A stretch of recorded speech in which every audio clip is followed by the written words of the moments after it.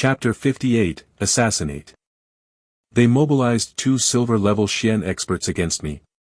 You are giving me quite a high evaluation. Jun Xie laughed bitterly in his heart. To send this kind of expert against a mere debauchee, it seemed that the one who organized this assassination was quite the generous person. 2 gold-level experts and 7 silver-level experts, a total of 9 highly capable Xian Qi experts. For this group of experts to go against the princess' defenseless entourage which had no experts accompanying them was simply as easy as breaking an egg on a stone. 2 swords, which shone with silver brilliance, stabbed forward. The 2 pair of eyes behind the masks emitted bloodthirst and cruelty. Their strike was meant to kill in one hit. Facing these 2 attacks, a variety of methods to deal with them flashed within Jun Xie's mind. But no matter which method he chose, it would end up exposing his true strength. Jun family's current state was one that gave the emperor assurance. With the Jun family in decline, Jun Wui paralyzed from the waist down, Jun Moxie an incapable debauchee, signified that the Jun family had no successor. This in turn would mean that the aged Jun Zhantian could have no secret ambition. It was only due to this that the emperor would be willing to leave the authority over the entire military in the hands of Jun Zhantian. But if his majesty were to find out that Jun Moxie was actually a dragon amongst men, the trust within his majesty's heart would turn into an enormous suspicion. After all, Jun Zhantian's position within the military was simply too terrifying. If Jun Xie were to reveal his strength before the bodyguards of the princess, then it would be tantamount to forcing his majesty to take action against the Jun family. Thus, he could not. In an instant, Jun Xie made his decision. Jun Xie showed an extremely flustered face as he retreated in a confused manner. Suddenly, his feet seemed to have tripped over something and he tumbled backwards. Seemingly unintentional, this action caused one of the incoming swords to simply graze off his scalp. At the same time, he channeled the art of unlocking heaven's fortune to protect his internal organs, and then forcefully twisted his body, allowing the other sword to pierce sideways into his chest. The wound seemed serious, but in truth, it failed to hurt even his bones. The art of unlocking heaven's fortune circulated through his body, the thick white mist immediately charged into his limbs and every meridians as it quickly restored his body. At the same time, the other assassin delivered 2 flying kicks at Jun Xie. 2 peng were heard as it both landed upon Jun Xie's chest, causing him to groan and cough out a mouthful of blood. Jun Xie fell to the ground while facing the sky, after which he rolled over, causing his white robes to be speckled with blood. After rolling over once, he laid there with his face planted on the ground, showing no signs of movements or breathing. The 2 assassins glanced at Jun Xie, who was not showing any movement at all, then they rushed towards the besieged sedan chair of Princess Ling Meng.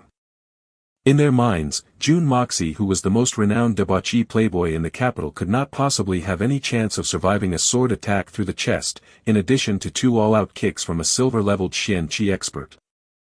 As of now, all of his internal organs should have been crushed, leaving no hope for survival. Thus, neither one of the 2 men had any interest in him after giving him a glance. Neither one of the 2 men noticed that as the 2 kicks landed on Jun Xie's body, a strange pulse burst out from Jun Xie's chest before he fell to the ground. When the 2 kicks landed, his chest area burst out with at least 6 pulses, dispelling a majority of the force behind the kicks. Princess Ling Meng's bodyguards today were the most common amongst the palace guards. Only the 2 leaders were comparatively stronger than the rest, but they were only at the silver level. Under these unprepared circumstances, they had to deal with the attacks from 2 gold-level experts and 7-inch silver-level experts. They could only become flustered. Even though the number of bodyguards outnumbered the assassins, they were of little use. Strangely, the sedan chair had exhibited no movements or sound since the black sword struck into it. It was unknown whether Princess Ling Meng remained alive nor not. The bodyguards standing before the sedan chair fell one after the other. The 2 masked men in black leading the charge leaped through the air as one, their body radiating a golden glow as they glided through the air akin to an eagle about to snatch up a rabbit, heading towards the sedan chair. The bodyguards became alarmed and shouted loudly. They rushed forwards desperately without any consideration for their own lives, hoping to stop them with their lives. Unfortunately, their opponents were 2 gold-leveled Xian Qi experts, how could they with their humble level of cultivation stop the two experts? The gap in strength between them were simply too high, and the bodyguards were pushed back to the left and right, like a sea being parted in half. Instantly, the two masked men in black arrived atop the roof of the sedan chair. Four hands lashed out with a brilliant golden glow, its brilliance burst out in a flash. The magnificent roof of the ornate sedan chair was torn apart, strips of its colorful adorning cloth danced in the air. Under the night sky and the golden light, this scene was a remarkable sight, beautiful yet sorrowful. A black glint flashed as the black swords that were fired into the sedan chair suddenly emerged like a poisonous dragon, shooting out towards the two men in black who were still hovering in the middle of the air. With the flash of swords, the sounds "ka" could be heard as the black projectiles were cut down. At this moment, a slim figure appeared amongst the strips of adorning cloth. The figure, wrapped in a glittering silver radiance, moved with haste and grace. Within Princess Ling Meng's eyes, anger and unwillingness could be seen. Both her hands were equipped with short swords glowing in a bright silver glow, which she used to stab towards the two men in black. This princess, which had the appearance of a weak slender woman, was actually a silver-leveled Xian Qi expert. Unexpectedly, the princess who was only so young could have such a high level of martial talent. In terms of cultivation, she was comparable to the other martial genius Dugu Xiaoyi. The two men in black gave a snort as they unleashed their sword attacks. "Tu peng" could be heard before the three of them fell down towards different directions. Princess Ling Meng fell onto the ground, her beautiful face turned bright red momentarily before turning pale. It was obvious that she had suffered from internal injuries. No matter how talented she may be, she is still merely at the beginner stage of the silver level. Even if the two gold-leveled Xian Qi experts had exhausted their strength, a sneak attack by Princess Ling Meng would still end up with her suffering from a bitter loss. An intrinsic difference in quality existed between the silver and gold level. It was not something which could be compared. After enduring the recoil, the two masked men in black charged forth once more. With a step upon the ground, they caused a honk sound and two indentations to appear as they shot forward, traversing through a pace of 30 feet. Their long swords radiated with a golden glitter as they flew mercilessly towards Princess Ling Meng's tender body. Princess Ling Meng had just emerged from the earlier fight with a considerable internal injury, but she had no chance to regain her composure. Having no other alternative, she squeezed out every last ounce of strength to dodge backwards, but was still unable to escape the two incoming swords. In addition, as she tried to force out whatever strength she could muster, the Xian Qi within her body became chaotic, going completely beyond her control. It all came together in a random manner, causing a pain comparable to having a sword skewering through her. This resulted in her having no more strength within her body. All of a sudden, she could not help but fall into despair. Could it be that this is how I die? A mournful look of confusion floated upon her beautiful face as she stood quietly, watching the two swords advancing upon her without even trying to dodge any more. She no longer possessed the strength to dodge. A silver-leveled Xian Qi expert going against a gold-leveled Xian Qi expert, in this case too. Even if she was not injured, even if she was in possession of superb dodging skills, all would be in vain. The swords had closed in on her to the point where Princess Ling Meng could clearly see the cruel expressions of delight upon the eyes of the two men in black. It appeared that those two feel highly satisfied to have the chance to personally kill such a divine beauty. "Your Highness." Several bodyguards howled loudly as they rushed out without a care for their own lives. Unfortunately, it was too late. Was it truly too late? As long as they kill off this beautiful woman, their assignment would be complete. Naturally, they would be able to enjoy an unimaginable amount of wealth and status. All that was required was for this sword of theirs to push forward a little more and everything would be over. Even if she was the daughter of the owner of Qinshan Kingdom, even if she was a rare martial talent, she would be left without a single breath in her body. The two men in black were well-trained first-rate assassins. As gold-leveled Xian Qi experts, their hearts were poisonous and black. The act of killing was something they do without emotions. However, their current target was a princess, causing a look of ecstasy to leak out from their eyes. As of now, everyone's attention was focused onto Princess Ling Meng. As such, none of them realized that Jun Xie, whom everyone had assumed to be dead on the ground, made a slight motion. A flash shot forth from his fingers, moving upwards through the sky. After flying for a space of 5 feet, it made a 180-degree turn, and emitted a dazzling blue radiance as it whistled towards the space between the assassins and Princess Ling Meng. Chapter 59, Sky Xian. TL, I have decided to change the Supreme God Xian rank into Supreme Divine Xian rank. I will change those in the earlier chapters later on. Seeing the assassins heading towards him earlier, Jun Xie had already thought of a method to get out of this situation. As he was falling down in a seemingly miserable manner, he exercised every ounce of skill and focused it upon his chest. Through the empowerment of his internal energies, his outer and inner robes bulged forward, forming 2 delicate layers of protection. The heavy kicks from the assassin seemingly connected with Jun Xie's chest, but was in fact interfered with by the pulsing outer robe, causing its momentum to dissipate by a large margin.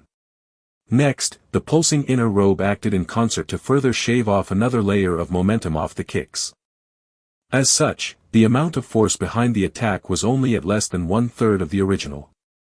By the time the kicks landed on his chest, the momentum behind it had been mostly spent, leaving only a minor force behind it. Despite that, a sword wound and 2 kicks were not something the present Jun Xie could easily endure. It was in fact quite difficult. At the same time, Jun Xie channeled the art of heaven's fortune to force all the blood from his injuries into a mass of blood which he then sprayed out. It seemed like a scary amount, but was in fact nothing severe. The sword wound was cocooned by the powers of the art of unlocking heaven's fortune. With the art's mysterious prowess, the wound could only be considered a flesh wound. The 2 kicks on the other hand was a different matter, causing him no small amount of pain. If these men had waited for Jun Xie to leave before dealing with Princess Ling Meng, or perhaps if they had ignored Jun Xie in their assassination mission, then Jun Xie would have simply walked away in a calm manner by now. At best, Princess Ling Meng was only Jun Moxie's dream lover and not Jun Xie's. Thus, this senior had no scruples at all about not caring for her. Heroes will step forth to protect beauties, but in order to obtain and protect beauties, one must first have a sufficient amount of strength. It just so happened that strength was what the 3rd young Master Jun was lacking at the present. Instead, these assassins decided to include him in the target list, causing the evil monarch's fury to rise to the skies. Disregarding the possibility that something like this might happen again in the future, Jun Xie would never forgive them for what they did this time around. Against all those who harmed me or those who attempted to harm me, I have always dealt with them preemptively. Since you wanted to kill me, then you better watch it. I may not be able to kill you now, but I sure can disrupt this plan of yours. Even though this would be a non-beneficial transaction, I will still have to do it for once. Therefore, Jun Xie, who should have left, decided not to. Witnessing Princess Ling Meng in her critical situation, he utilized his unlocked meridians to mimic the chi of a Sky Xian ranked expert. He poured the chi into his flying dagger before shooting it out with a swirling maneuver. The 2 assassin leaders were about to push their swords forward and finish off Princess Ling Meng when they suddenly felt something off. A blue radiance flashed before them, causing everyone to squint their eyes due to its extremely dazzling brilliance. Dark blue. A small flying dagger which had seemingly appeared out of nowhere, struck down in between the 2 swords of the assassins and Princess Ling Meng's body. This small flying dagger had seemingly brought with it the entirety of the dark blue aspect of the night down upon the ground. The dark blue color upon it caused everyone's soul to palpitate with fear. Amidst the darkness of the night, this dark blue radiance was simply dazzling. This Sky Xian expert. The 2 masked men in black cried out in fear, an expression of extreme horror flashed within their eyes. They lost all thoughts of killing Princess Ling Meng, hastily retracted their swords and retreated quickly in an awkward manner. Their expression after seeing the flying dagger was akin to seeing a deadly viper. That was a strength that they simply could not defy. Indeed, when facing Princess Ling Meng, who had the strength of Silver Xian, the 2 of them were like an adult fighting a child. However, in the face of a top existence known as the Sky Xian ranked expert, a Gold Xian expert were at best a baby, if not an ant. There were not many Sky Xian experts within Tianshan Kingdom, how could one suddenly appear at this crucial moment? Although the flying dagger was imbued with an azure blue color, it seemed to be lacking any force behind it. It gently fell to the ground, inserting itself between the two men in black and Princess Ling Meng. The thin flying dagger stood like a willow branch, swaying gently. The azure blue radiance upon it remained without dispersing. After a moment, the flying dagger was finally restored to its original color.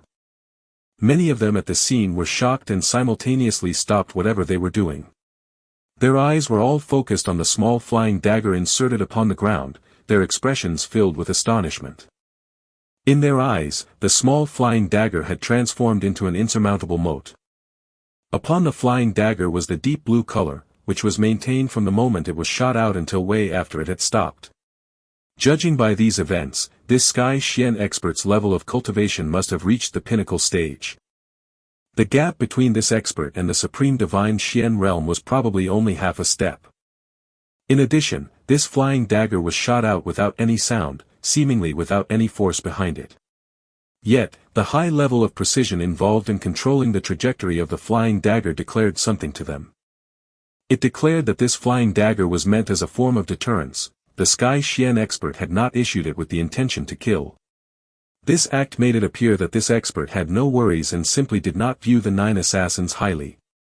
It was obvious that the expert had absolute confidence in his ability to kill them all in an instant if any of them tried to make a move against Princess Ling Meng.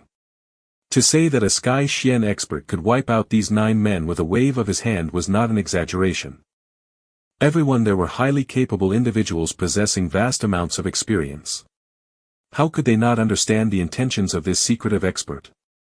As the 2 assassin leaders were about to stab Princess Ling Meng, a figure draped in blue clothing suddenly radiated an oceanic blue glow. This person who was hidden within the dark eaves of a house situated beside the street was about to make his move when he saw the flying dagger appear. He became startled and his body which was about to fly out abruptly stopped, his eyes covered in shock. Within the eyes of this man in blue was a light blue shine, signifying the beginner stage of the Sky Xian rank.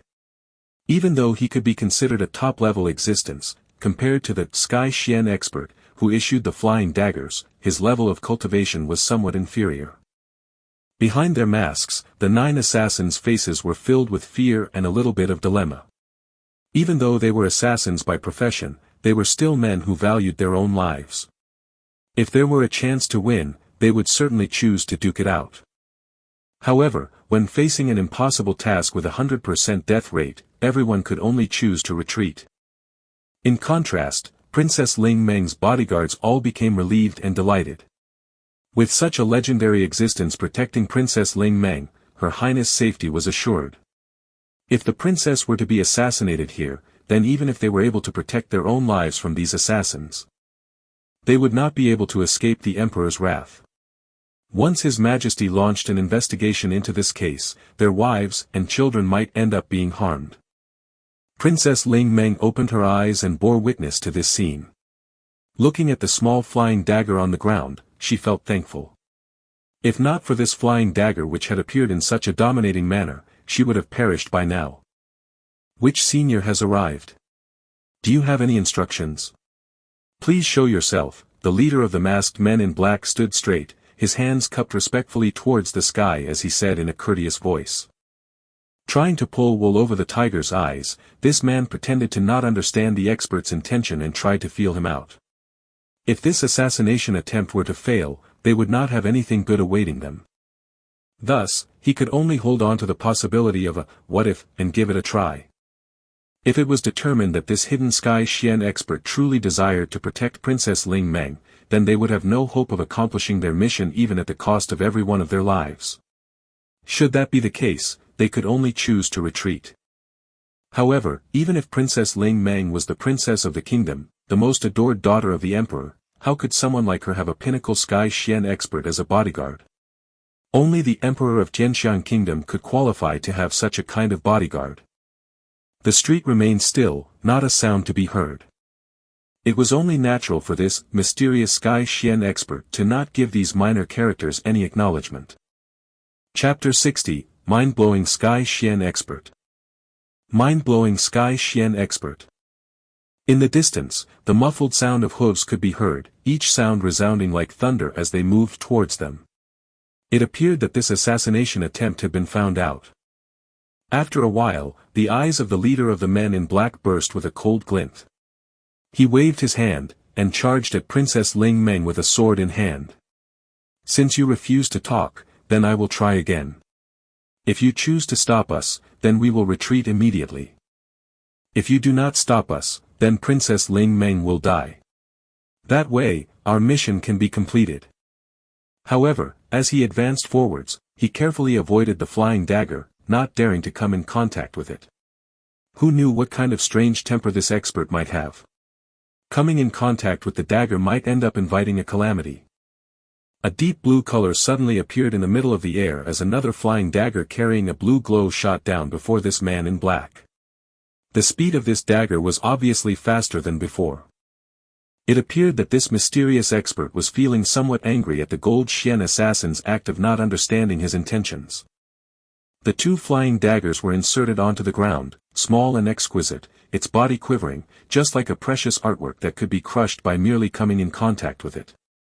It seemed as though it would be blown away by the winds at any moment.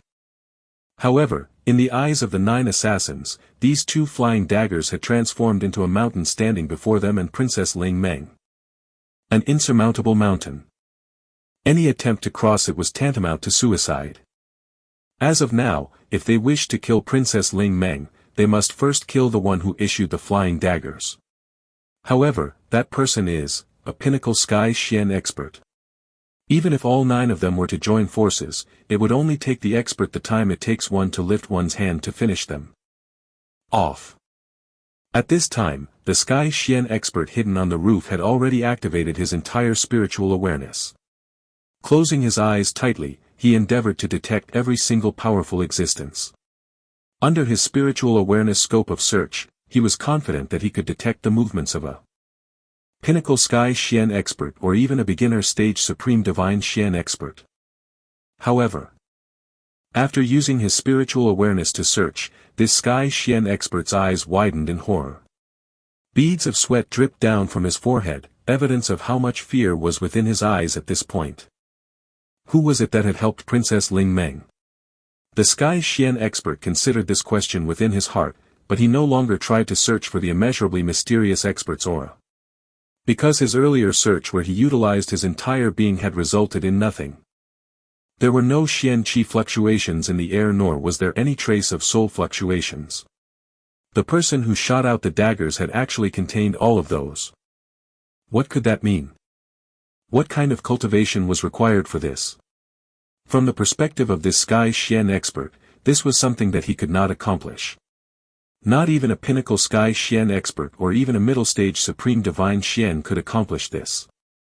Could it be, for this mysterious expert to have such a high level of ability, could it a pinnacle Supreme Divine Xian expert? Isn't that an invincible being? That is simply an existence that belonged within myths and legends. Oh, my God! When he recalled how he who was merely a minor little beginner stage Sky Xian had tried to detect the whereabouts of this powerful existence, the Sky Xian expert became drenched in sweat.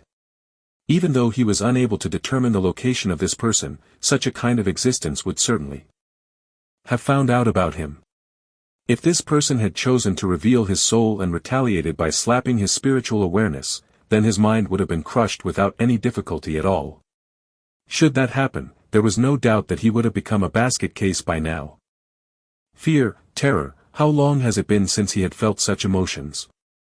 But at this moment, the heart of this Sky Xian expert could not help but feel fearful. A look of gratitude appeared within his eyes as he silently saluted the empty air. His manner was respectful, as though he was seeing his ancestors. He knew that the other person was able to feel and observe his current actions. How could he have known that this pinnacle Supreme Divine Xian existence within his mind was currently sprawled on the ground like a motionless, dead mutt? As for the matter of him failing to detect any powerful soul, that was simply a matter of course, the Xian Qi soul power of this pinnacle Supreme Divine Xian expert, that was lying on the ground like a dead dog was not even at the silver level, it was simply too weak. Back then, even though he had detected his presence, he had completely ignored it, it was simply too weak. Of course, there was the question of why the pinnacle supreme divine Xian expert would use the cultivation level of a sky Xian to deter these assassins. This was a very easy question to answer. The radiance of Xian Qi would return to its original state once the supreme divine Xian rank was attained, and the Xian Qi used would have no color at all. If this person had used his true abilities to issue the daggers, those assassins would have simply ignored it, not knowing what kind of meaning it held. Wouldn't that be unsightly? And if he were to personally come forth to stamp down those few ants, that would simply be too demeaning for him. On the other hand, the highest possible cultivation level that could still radiate color when using Xian Qi would be the pinnacle sky Xian rank, which radiated a dark blue ocean glow. Even those who have no Xian Qi cultivation would be able to notice this. Evidently, this senior was a very compassionate and thoughtful person. Moreover, he was also a man of great benevolence, his heart was simply too thoughtful. The sky Xian expert lamented as his heart was filled with admiration. It was no wonder that this person could achieve such a high level. Just by observing this senior's level of cultivation, this kind of disposition, the sky Xian expert felt himself to be far inferior. This senior is a true master. If these thoughts within his mind were to be known to the pinnacle supreme divine Xian expert, who was lying on the ground, he would likely spew out a mouthful of blood and faint, "You are simply giving me too high of an evaluation." In the street below, the leader of the assassins revealed an expression of resignation on his eyes. His expression changed for a bit before finally looking up and shouted. "Since senior would not permit this junior to be presumptuous, this junior will leave." After waiting for a while, there was still no response. Realizing that the sky Xian expert had no intentions of revealing himself and hearing the sound of horse hooves getting closer, he waved his hand. "Withdraw." The 9 men retreated simultaneously, together their golden and silver light flashed out as they prepared to escape far away. But just as they were about to do so, a cold voice suddenly spoke out. "After killing so many people, you want to leave by just saying that? Did you think you could get off that easy?" Following these words, a blue figure suddenly appeared in the corner of the street, blocking the escape path of the 9 men in black. This man's entire body was covered in blue radiance, his eyes akin to a pair of light blue pearls, his body tall and lean. Standing in the midst of the darkness, those who saw him could not help but feel a sense of loneliness within their hearts. Loneliness, dismal, solitude, bleakness, embodied within this man were all these negative emotions that would cause anyone to feel extremely sad. Even the slender long sword held within his hand seemed to be exuding an aura of loneliness. Princess Ling Meng's face lit up as she cried out. "Uncle Yi, it is really you. Menger feels so happy." The expression of the 2 assassin leaders suddenly underwent a great change, their eyes contracting at the same time as they coldly asked. "Solitary star of the horizon, Yi Guhan. It turned out to be you. Isn't your weapon of choice the sword? Since when did you start to use flying daggers to mystify people?" "It does not matter what I use, it will be more than enough to kill you pieces of trash." Yi Guhan glanced over the 9 assassins before looking at Princess Ling Meng. His eyes revealed a rare expression of warmth and affection. "Little Meng is misbehaving again, going out of the palace secretly. Now you have encountered a dangerous situation, are you frightened?" "With Uncle Yi here, Mengya will definitely be safe," Princess Ling Meng smiled lovingly. Before this world-famous solitary figure, solitary star of the horizon, Yi Guhan, Princess Ling Meng did not appear to have any resemblance to a royal princess. Her bearing was more towards a little girl who had just met her dear uncle, her face showing an incomparable amount of respect and dependence. Chapter 61, Yi Guhan. Yi Guhan, he is a solitary top-rate expert who traveled alone, and a sky Xian expert. Everyone knew that he had never become close to anyone. He possesses a solitary nature and is ruthless. Once his sword is drawn, those he fought against would usually end up dead. However, they do not know something. This solitary swordsman was once a handsome and passionate young master. There is an even bigger secret that no one knew of. Yi Guhan and the current empress, Murong Xiuxiu, were childhood sweethearts. However, for some unknown reason, Yi Gohan's family declined overnight, his family name removed from the capital henceforth, and Yi Gohan became a penniless nobody. Back then, the Murong family was a sky-encompassing powerhouse. Naturally, they would not allow their family's daughter to be married to a penniless nobody with only a cultivation of silver-level Xian Qi. The Murong family flagrantly obstructed them and finally caused the two lovers to part ways. Dejected, Yi Gohan left while Murong Xiuxiu was left in distraught. Murong Xiuxiu attempted to commit suicide several times but was saved from the brink of death. Eventually, there came news of Yi Gohan's death, causing Murong Xiuxiu to fall into an abyss of despair. Under the constant persuasion of her parents, she finally decided to accept her family's arrangements to enter the palace and marry the emperor. A few years later, she became the empress of the kingdom. Yi Gohan left for 10 years, his pursuit of swordsmanship was successful and his Xian Qi cultivation had advanced to the Sky Xian rank. Feeling that he was finally qualified to marry Murong Xiuxiu, he rushed back in excitement. Unfortunately, his lover from back then had become an empress, and Princess Ling Meng at the time was already 7 years old. Standing opposite one another, tears flowed down from both of them, an unspeakable feeling of pain ripping through both of them. Entering the ocean-like palace gates, since the day Yi entered the way. Heaven's will is unpredictable, yesterday is not today. Heaven toys with the will of men, such is the decree of time. Yi Gohan became disheartened, his hair turned white overnight and his character was greatly altered, becoming heartless and extremely ruthless. However, he remains affectionate and loving towards his former lover's daughter, Princess Ling Meng. Since then, he vowed not to see Murong Xiuxiu again. But he would frequently visit Princess Ling Meng to play with her.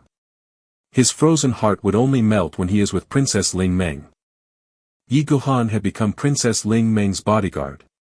It did not matter whom, even if the current emperor wanted to chastise Princess Ling Meng, Yi Gohan would still wantonly unsheath his sword.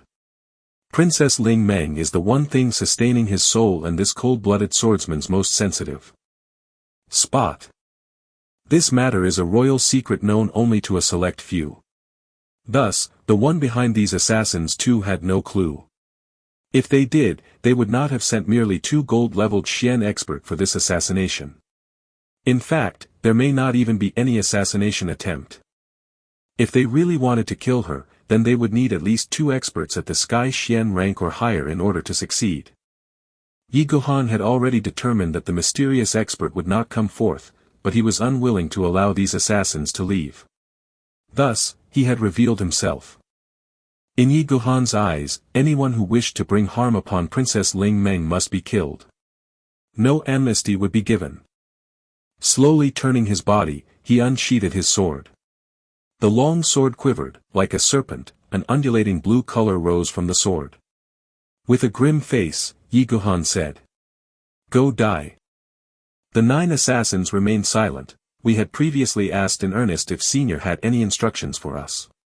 The reason we asked that was to probe your intentions, and yet you remained silent. Now that we wanted to retreat, you decide to come forth and stop us. Aren't you just messing around with us? Naturally, they were unaware of how wrong they were. Those 2 were simply 2 different persons. Yi Gohan. If you want to kill people, you need to use swords. Mouth alone will not cut it. The 2 assassin leaders became enraged as they recalled what happened. Even if your strength is far stronger than us, do you really need to toy with us? They were aware that they have no luck in winning, but their courage were ignited and they taunted him verbally. Yi Gohan remained motionless, his appearance as cold as ice, his gaze as intimidating as an incoming arrow.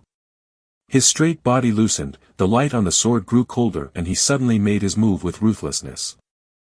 The pale blue light exploded like fireworks and enveloped the area, signifying Yi Gohan's agreement with the assassin leader's words to use sword to kill them. It was pointless to waste his strength on words. After all, talking nonsense with a bunch of people who were about to die was probably a stupid idea. The sword shone brilliantly, bringing with it a pale blue radiance. When the sword struck out, it created an illusory dreamlike feeling. However, within this wonderful radiance was a rich flavor of heartbreaking sadness. The awe-inspiring sword radiance exuded the same atmosphere as Yi Gohan, bleakness and solitude. Yi Gohan turned his body and struck out with his sword. A light line suddenly appeared on the throat of the silver Xian assassin closest to him. A mist of blood gushed out, blending with the pale blue radiance that covered the sky. The blue and red color suffused with one another, creating a beautiful yet heart-breaking imagery within this scene of carnage. The sword breaks the heart, the horizon remains elusive. Loneliness.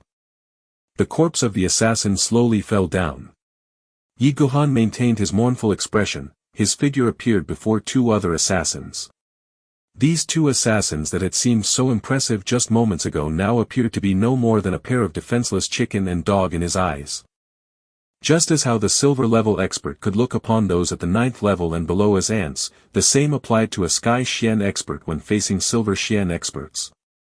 These two men were but little babies in face of a sky Xian expert. Two more jets of blood sprayed out, Yi Gohan's face retained its grimness. Amidst the blood-filled skies, he brought a dream-like pale blue light with him as he moved about, just like a ghost.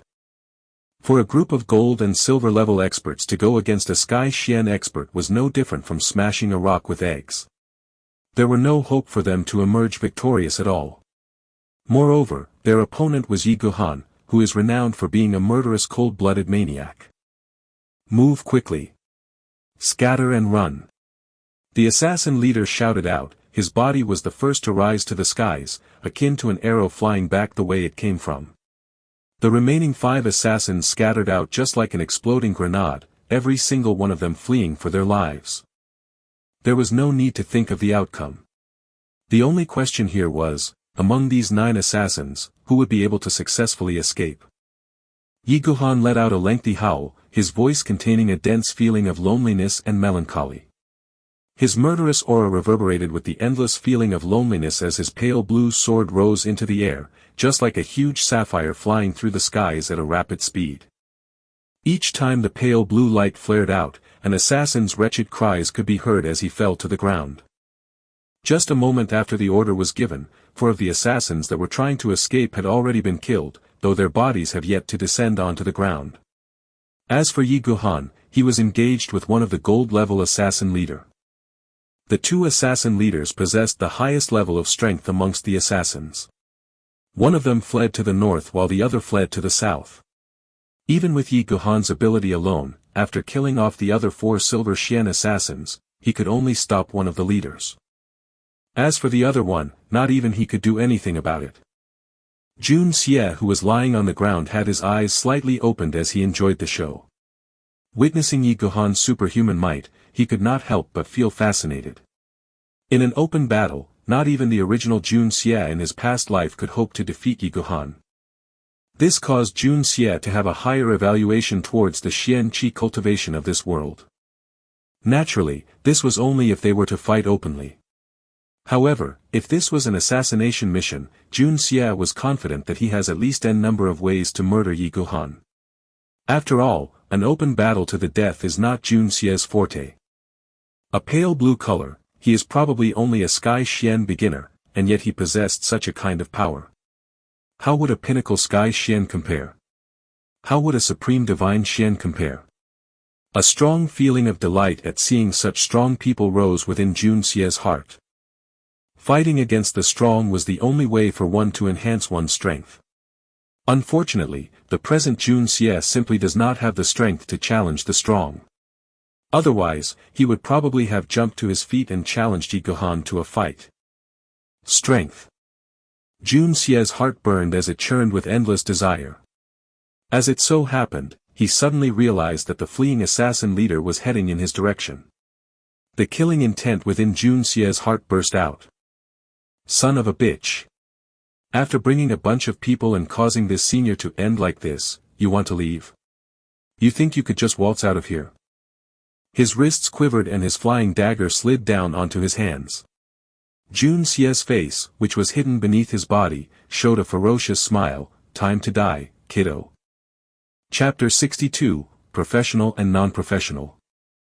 Professional and Non-Professional. Sponsored chapter. Sponsored by City Caramania from Indonesia. Great thanks to the sponsor for the support. The assassin leader saw that Yi Gohan was temporarily unable to catch up to him and let out a sigh of relief. As he was running away as quick as he could, he looked around and noticed that the debauchee, Jun Moxie, had at some unknown time shifted his position to instead lie on the ground with his face facing the sky. Jun Moxie's eyes seemed to be slightly opened as well. He could not help but felt surprised. Could it be that this brat is still alive? Turning his head, he saw that Yi Gohan had already pressured his partner to the road of death. Judging by what he could see, Yi Gohan was trying to catch his partner alive, and was unable to spare any attention towards him. Considering all this, he felt himself getting somewhat more courageous. We failed to kill Princess Ling Meng. But if Jun Moxie were to die, the capital would fall into chaos as well, right? The assassin leader suddenly slowed down as he moved in to deliver another sword strike into the body of this debauchee.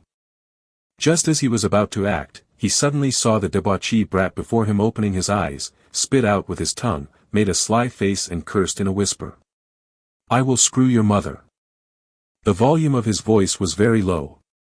Amidst the incoming rumbling sound of hooves, the other people who were situated several zhangs, 3.04 m, away were simply unable to hear anything. Not to mention, none of them were currently paying any attention to this place as they were closely watching Yi Gohan's battle. Thus, only the assassin leader who had fled and was close to Jun Xie could hear his words clearly. Instantly, he became enraged, his eyes bulging out. Just because this senior was not able to deal with a Sky Xian expert, did you think I cannot kill a prodigal debauchee like you? Someone like you actually dare to curse at me? He charged down, his sword stabbing viciously as his heart cursed inwardly. This senior will take you down. It was then that a jade blue color flashed outward, as though the azure ocean had appeared before his very eyes. As though in a dream, a deep blue flying dagger mysteriously appeared before the assassin leader. Its aim was the assassin's throat. Sky Xian, the assassin leader became shocked, his hands and feet became frozen all of a sudden. Under the extreme shock, in addition to his earlier action of rushing downwards, he lost his composure and fell. However, before his body reached the ground, the deep blue flying dagger had already struck into his throat, penetrating inside by at least 3 inches. Even at his moment of death, the assassin leader remained confused. Yi Gohan was clearly 30 zhangs, 91.2 m, away from him, so why did the flying dagger appear here? What was going on? This question caused the gold-level assassin leader to remain confused, his eyes bulging widely in death, just like a scholar in seek of knowledge. The injuries Jun Xie suffered earlier were not light, causing his movements to be less nimble. Even though the sword wound had been wrapped up, there were still the 2 kicks from the silver-level assassin. Now, Jun Xie watched as the gold-level assassin fall to his death with a puzzled expression on his face. However, what was alarming was that even in death, his hands remained tightly gripping onto his sword.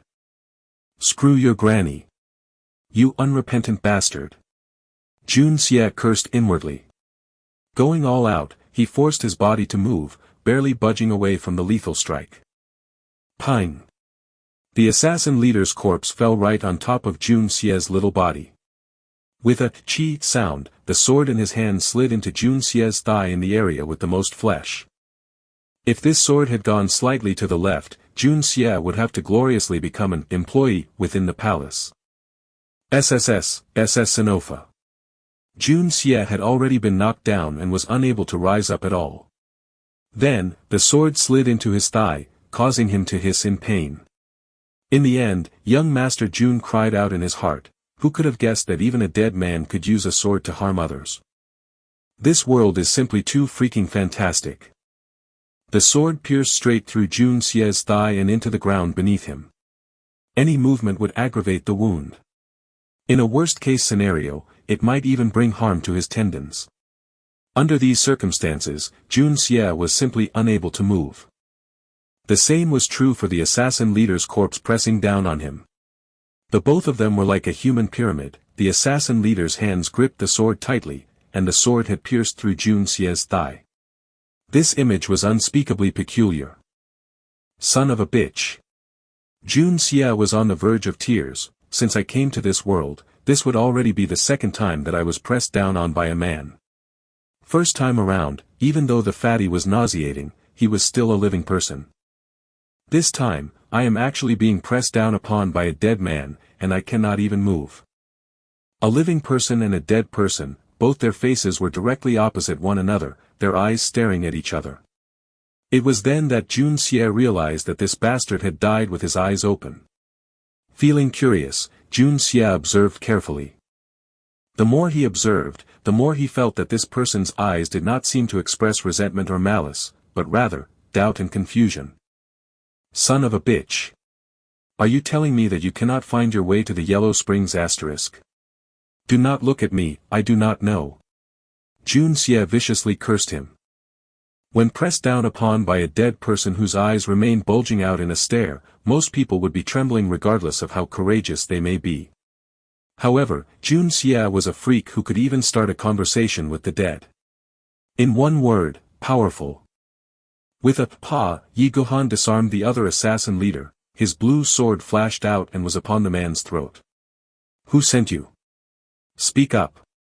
Yi Gohan was enraged. If he did not ferret out the person behind this assassination attempt, who knew if this would happen again? He could protect Princess Ling Meng once or twice, but he may not be able to protect her forever. The next time this happened, what could he do if a Sky Xian expert was sent to hold him down? The assassin leader coldly stared at Yi Gohan, the color of despair evident within his eyes. Suddenly, he laughed out.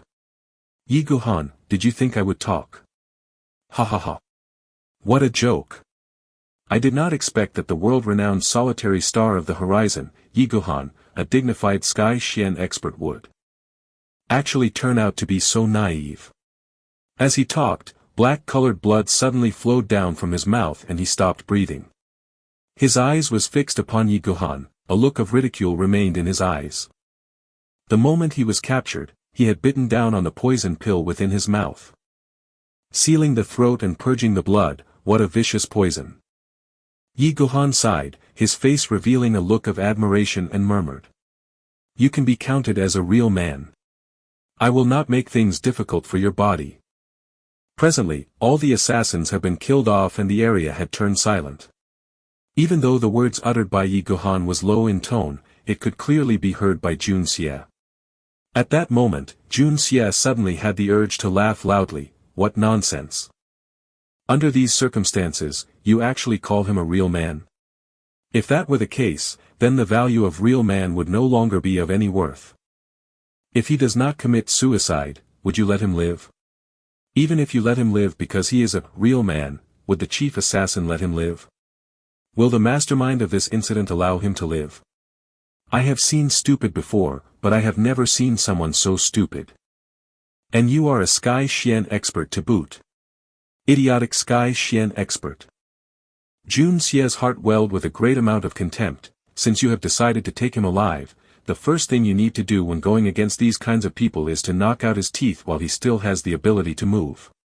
This is the absolute basic. As for the blocking of acupuncture points, breaking the inner chi and all those. Hey! Do I really need to elaborate for you? Noob. Simply too unprofessional. The professional assassin within Jun Xie was greatly upset. Amid the field of blood, Princess Ling Meng frowned, seemingly unable to stand the thick scent of blood. She walked forward. Uncle Yi, when did you learn this wonderful flying dagger technique? Once we go back, you must teach me, please. Once the flying dagger was mentioned, Yi Gohan suddenly recovered himself. He immediately cupped both his hands ceremoniously as he faced the sky and spoke in a clear voice. Thank you, Senior, for extending your aid today. This Yi feels highly grateful. Princess Ling Meng's experience is shallow. If she somehow offended Senior, I hope Senior would be benevolent and not pay it any mind. If Senior have any request of me, please say the word. This Junior would certainly endeavor with all my might to accomplish it in order to repay Senior's favor. In his heart, Princess Ling Meng was like his own daughter, and had become the one reason for him to live. For the mysterious expert to save Princess Ling Meng was equivalent to saving him. Thus, he did not mention whom it was that had been saved. Regardless of whom, he still felt grateful. TL, Yellow Springs equals Underworld. Chapter 63, Heartache. Also, upvotes on manga updates would be most appreciated. Manga updates link. With Princess Ling Meng's level of cultivation, it was difficult for her to distinguish between a Sky Xian rank and the one above it. Her words earlier may have offended the mysterious expert. Thankfully, the mysterious expert was open-minded and chose not to pursue the matter. This was a good thing because once such a powerful figure becomes enraged, the consequences would be most disastrous. Yi Guhan, who understood the severity of the situation, had naturally come forth to remedy the situation for Princess Ling Meng's sake. Naturally, considering Yi Guhan's temper, he would never have spoken out such words if not for the sake of Princess Ling Meng. He would not do so no matter how grateful he personally felt. Everything remained silent, seemingly indicating that the mysterious, pinnacle supreme divine Xian expert had left. Yi Guhan gave out a sigh. This was something that he had expected. Considering the person's identity as a master from outside the kingdom, would he lower himself to stand before a mere princess? Uncle Yi. What are you talking about? Princess Ling Meng stared at him curiously with wide-open eyes. Menger, those words of yours were too careless. Those words are a great offense to the one who saved you. The senior who issued out the dagger to save you is someone else. In addition, this senior's level of cultivation far surpasses mine. No, it would be more accurate to say I am unable to even compare with someone like him. Yi Guhan told her in an imposing manner. That dagger is the pinnacle of blessings. It is not something that I could send out. Ah! Princess Ling Meng cried out in surprise, her delicate hands covering her mouth. Something like that actually happened. Since uncle is already a Sky Xian expert, then that would mean the senior is an even higher form of existence. That is the absolute truth. Yi Guhan nodded seriously. Princess Ling Meng gathered herself, turned to face the skies and gave a deep salute of respect. Princess Ling Meng here thanks senior for rescuing me. My nonsensical words earlier was a blasphemy against senior, and yet senior was generous enough to forgive me. I wonder if senior would be willing to come forth, so that Ling Meng could apologize and thank you in person. The space remained still, not a sound could be heard. For someone who was a Sky Xian expert or higher, why would they care for the thankful gesture of a mere princess? And if this was a pinnacle supreme divine Xian expert, he may not be willing to appear even if the other person was the emperor of Tianxiang himself.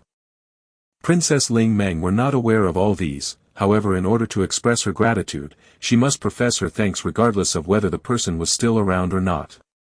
Since her uncle Yi had told her that it was the truth, then it must surely be the truth.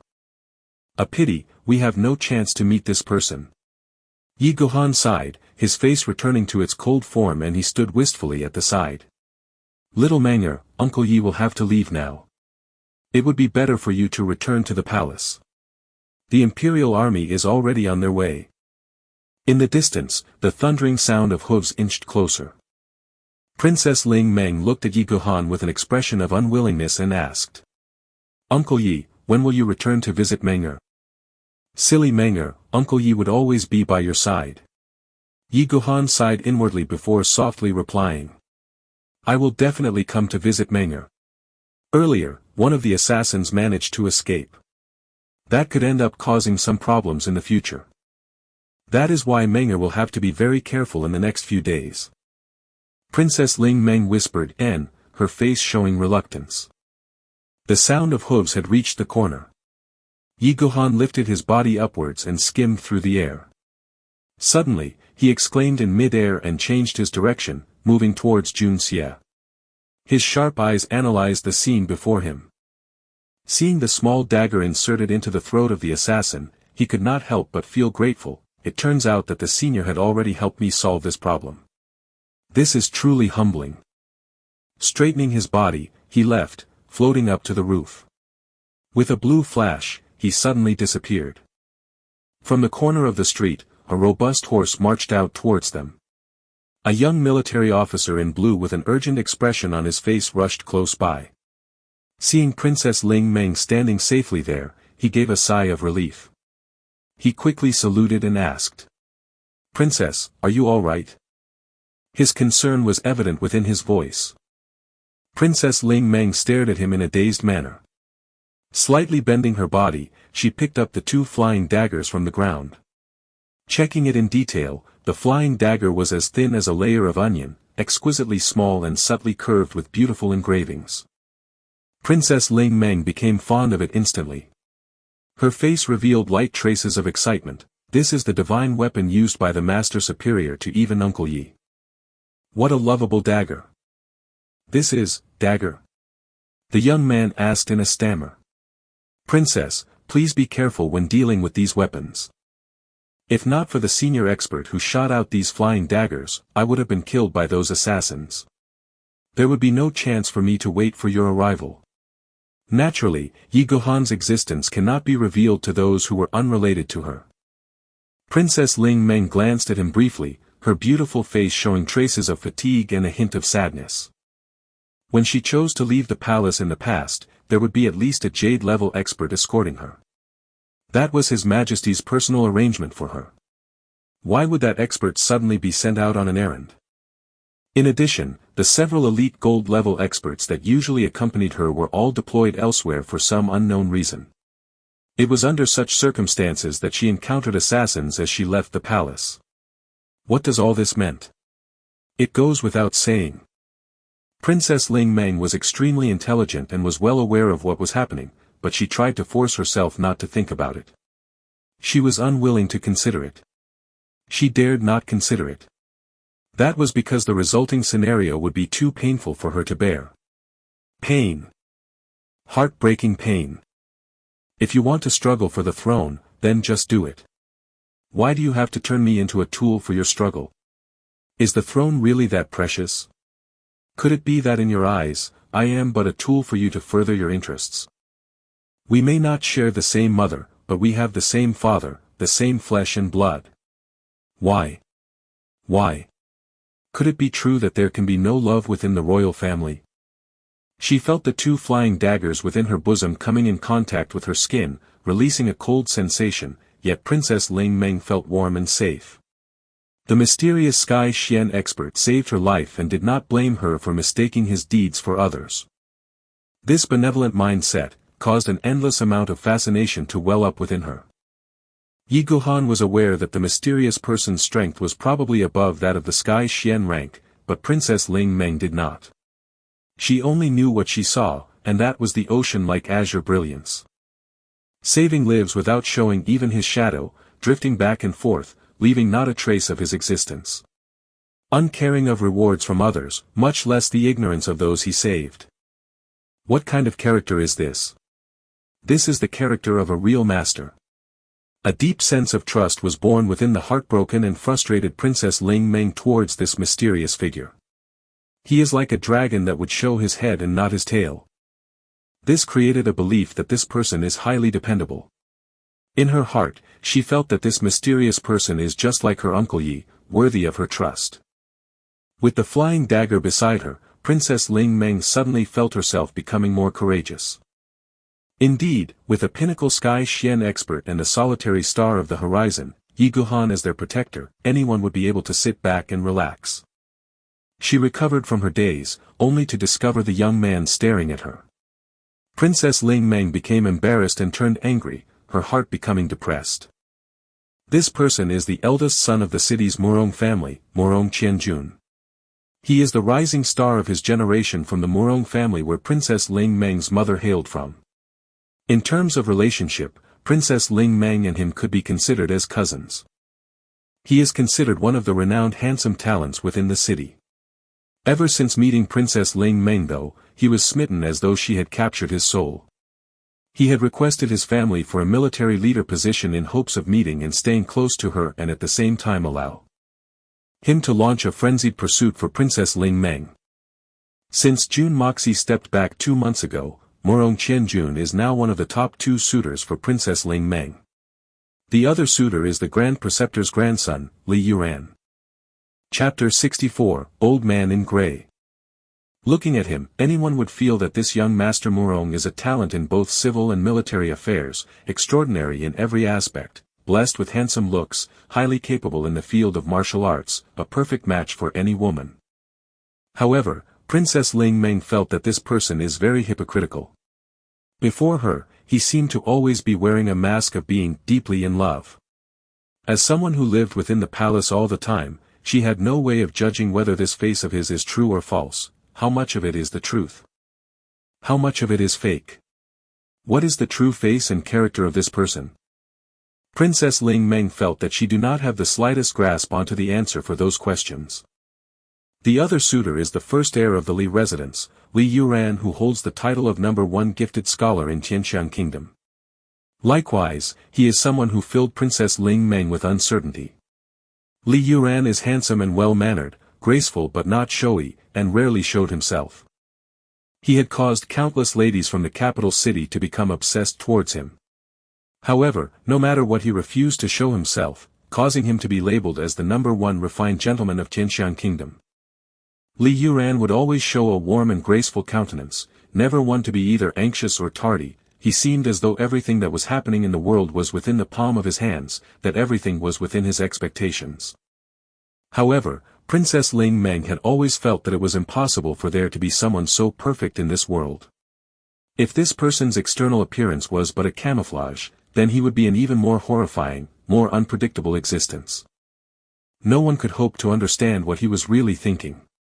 Whenever she was together with this person, Princess Ling Meng would often be visited with an inexplicable feeling of dread. This feeling warned her that this gentle-looking youth before her is an extremely dangerous person. By comparison, the original Jun Moxie is someone who wore the greasy countenance of a rogue.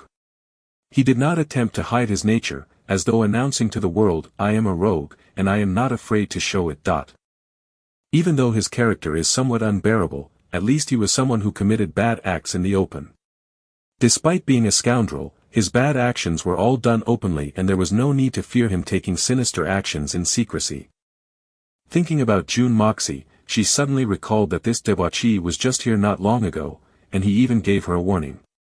Regardless of whether it was on purpose or unintentional, it was at least a gesture of goodwill. However, it seemed that the assassins had already killed him off from the very beginning. When she considered this point, she quickly asked. "Quick, go find third young Master Jun and see how his condition is at the current." She could not help but feel anxious within her heart. Although her life was saved, she feared that Jun Moxie might have been killed off. That would cause Grandpa Jun to fly into a fit of rage. The resulting storm would likely be far worse than if she was the one killed. It appeared that the city was about to be plunged into a turbulent storm. Hopefully, her 3 brothers would not take advantage of the ensuing chaos by the angered Grandpa Jun and create an even bigger problem for the kingdom. Although she did not witness it for herself, Princess Ling Meng believed that Jun Moxie was most likely dead. After all, 2 of the assassins had appeared from Jun Moxie's direction. At that time, he had already fallen to the ground. If he had not died, would the assassin have left him alone? Several bodyguards went forth to search, but after searching all over, they were unable to find Jun Xie. That was because Jun Xie was currently being pinned down by the assassin's corpse to the point where their bodies perfectly overlapped with one another, leading to the bodyguard's failure to notice them. A rough-looking bodyguard rushed to report to the princess. "Princess, we could not find third young Master Jun's corpse. Perhaps the corpse stood up and ran away by itself." Listening to those words, Princess Ling Meng's face turned black to the point of puking blood. What nonsense is this? You could not find the corpse, so maybe the corpse stood up and ran away by itself. A corpse can run away by itself? Murong Qinjuan's face turned dark. What are you talking about? The guard panicked and started stammering. I meant, we failed to find third young Master Jun's corpse, maybe it left, no. I meant. Enough. Stop talking. Murong Qinjuan's face turned black. If you cannot find the corpse, that means you cannot say that he is dead. Even more so, you cannot call it a corpse. You should have said, the third young Master Jun's body had disappeared. Understand? The bodyguards all complained inwardly, weren't you the one who said that he is dead?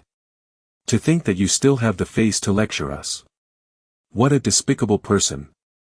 Princess Ling Meng felt helpless and said. Go search again in detail. If you find third young Master Jun's body, quickly send it to the Jun family. Under their influence, Princess Ling Meng almost blurted the word corpse herself. After searching again, they were unable to find anything. Thus, Princess Ling Meng arranged for a bodyguard to report this matter to the Jun family. Not long after the bodyguard had left on horseback, a grey figure rushed out before them. This figure turned out to be a small, thin and withered-looking old man. Murong Qianjun unsheathed his sword and asked in a stern voice. Who? I am looking for someone. The little old man's face was a mask of depression, as he looked everywhere. His face filled with anxiousness, he turned a deaf ear towards Murong Qianjun's question. Murong Qianjun was greatly infuriated and shouted. Take him. Considering that an assassination attempt had just been carried out against the princess, this weirdo's appearance was a very suspicious event. The surrounding soldiers voiced their affirmation and was about to rush forward when they saw the old man suddenly becoming exulted. I finally found you. Ha! Why don't you run now? Your grandmother's little bastard. You have a sword piercing through you, huh? Let's see if you still dare to run away again. He shouted out in a gloating tone. All they saw was him kneeling down before an assassin's corpse and was in the process of pulling out a sword. He is in league with the assassins, take him down. Murong Qianjun became overjoyed. He felt that this person was really stupid. All the assassins here had already died and yet he chose to enter this place, which was surrounded by the army to find a corpse. Surprisingly, the old man threw away the sword after pulling it out. Then, he lifted the corpse of the assassin and casually flung it away, just like how one would throw a sack, without a care in his actions. Bending down, he picked up a bloodied body. Princess Ling Meng hastily restrained Murong Qianjun before observing the body in detail. It turned out that it was Jun Moxie. He was covered in blood on both head and body, looking as though he was about to lose his life in a moment's notice. Suddenly, Jun Xie's eyes moved about, causing Princess Ling Meng to become shocked. It turns out that this bastard is still alive. May I ask this senior's identity? Princess Ling Meng asked. I do not have time to chat with you, little girl. This old bag need to hurry up to help him take care of his injuries. Otherwise, he might really kick the bucket. The old man picked up Jun Xie's body and with a flash, appeared before Murong Qianjun. Staring at Murong Qianjun, he scolded. Little bastard, next time, watch your language. Pulling back his head, he disappeared like a puff of smoke. Murong Qianjun was about to retort in anger when the old man before him suddenly disappeared without leaving a trail, causing him to fume in rage. However, with Princess Ling Meng here, he needed to maintain his graceful image and could only grit down heavily on his teeth. In his heart, he had successively cursed the old man's 18 generations of ancestors. This is bad. Princess Ling Meng's face changed. I have just sent someone to report to Senior General Jun. Now that Jun Moxie has been taken away, things would turn ugly if the Senior General becomes furious. Murong Qianjun stepped forth to comfort the princess. Princess, please be at ease and just return to the palace. I will immediately arrange for someone to go to the Jun family and report that Jun Moxie, this Yusul, this person is still alive. Princess Ling Meng let out a sigh of relief. That would be for the best. Turning her gaze, she suddenly noticed the flying dagger inserted into the throat of the assassin leader. She gave a cry of surprise. It turns out that the senior had already helped me take care of this future problem, and here I was being ignorant about it. She walked over and pulled out the dagger. Checking it, she found that it was indeed the same as the other two. She could not help but wonder, this person is a true peak-leveled master. I wonder when I will have the opportunity to meet him in person to give my thanks. Princess Ling Meng turned her head to see the miserable state of her team of bodyguards. She sighed, with things as they are, how could I hope to go to the Duga residence? Recalling Yi Gohan's advice for her, she spoke out. Return to the palace. List down the name of those who died, report it to the inner palace and ensure that their families are compensated generously. No longer able to bear the sight of carnage before her, Princess Ling Meng closed her eyes and slowly shed 2 drops of tears. These men all died, for her sake. Chapter 65, Unexpected. As the carriage was destroyed, Princess Ling Meng leaped onto a horse brought over by one of the bodyguards and slowly headed back. The atmosphere was unusually somber. Murong Qianjun immediately ordered the army to escort the princess, forming a protection detail with Princess Ling Meng in the middle. He himself rode atop his horse. Turning his head, he thought to himself, that bastard Jun Moxie seemed to have suffered from some serious injuries. I wonder if he will make it. It would be for the best if he dies. Every time I see him, I feel like smashing him down. He is just a typical scum waiting for a beating. He wanted to court Princess Ling Meng with that kind of character. He truly is a brat who does not understand his own abilities. Grunting, he urged his horse forward and watched the graceful figure of Princess Ling Meng who was proceeding before him. He could not help but feel dazzled, his heart absolutely captivated, his soul ascending the confines of his body. He completely forgot to send someone to report the earlier matter to the Jun family. I say, old man. You have been following me like a ghost for a good 3 days. Could it be that I am so handsome to the point where you have taken a fancy to me? The old man was carrying Jun Xie, similar to how one would carry a baby in their arms. The old man's body was very withered, it seemed that there was no flesh on his entire body. This caused Jun Xie an unspeakable feeling of discomfort, as though he was lying on a cobblestone ground. Knowing that this old man would not harm him, he threw away all notions of courtesy and started speaking sarcastically. Pooh! You think this senior was following a prodigal wastrel like you voluntarily? You kept scurrying around randomly every day. I do not even know what kind of hidden tactic you used to escape from my sight. But look at you now. This is retribution. If not for the fact that your grandfather spent a great sum of. How did you know I have been following you for 3 days? The old man was indignant, he felt that being together with this debauchee was something shameful. Just as he was about to grumble, he suddenly realized something wrong, something very wrong. How did this useless brat realize that I have been following him for 3 days?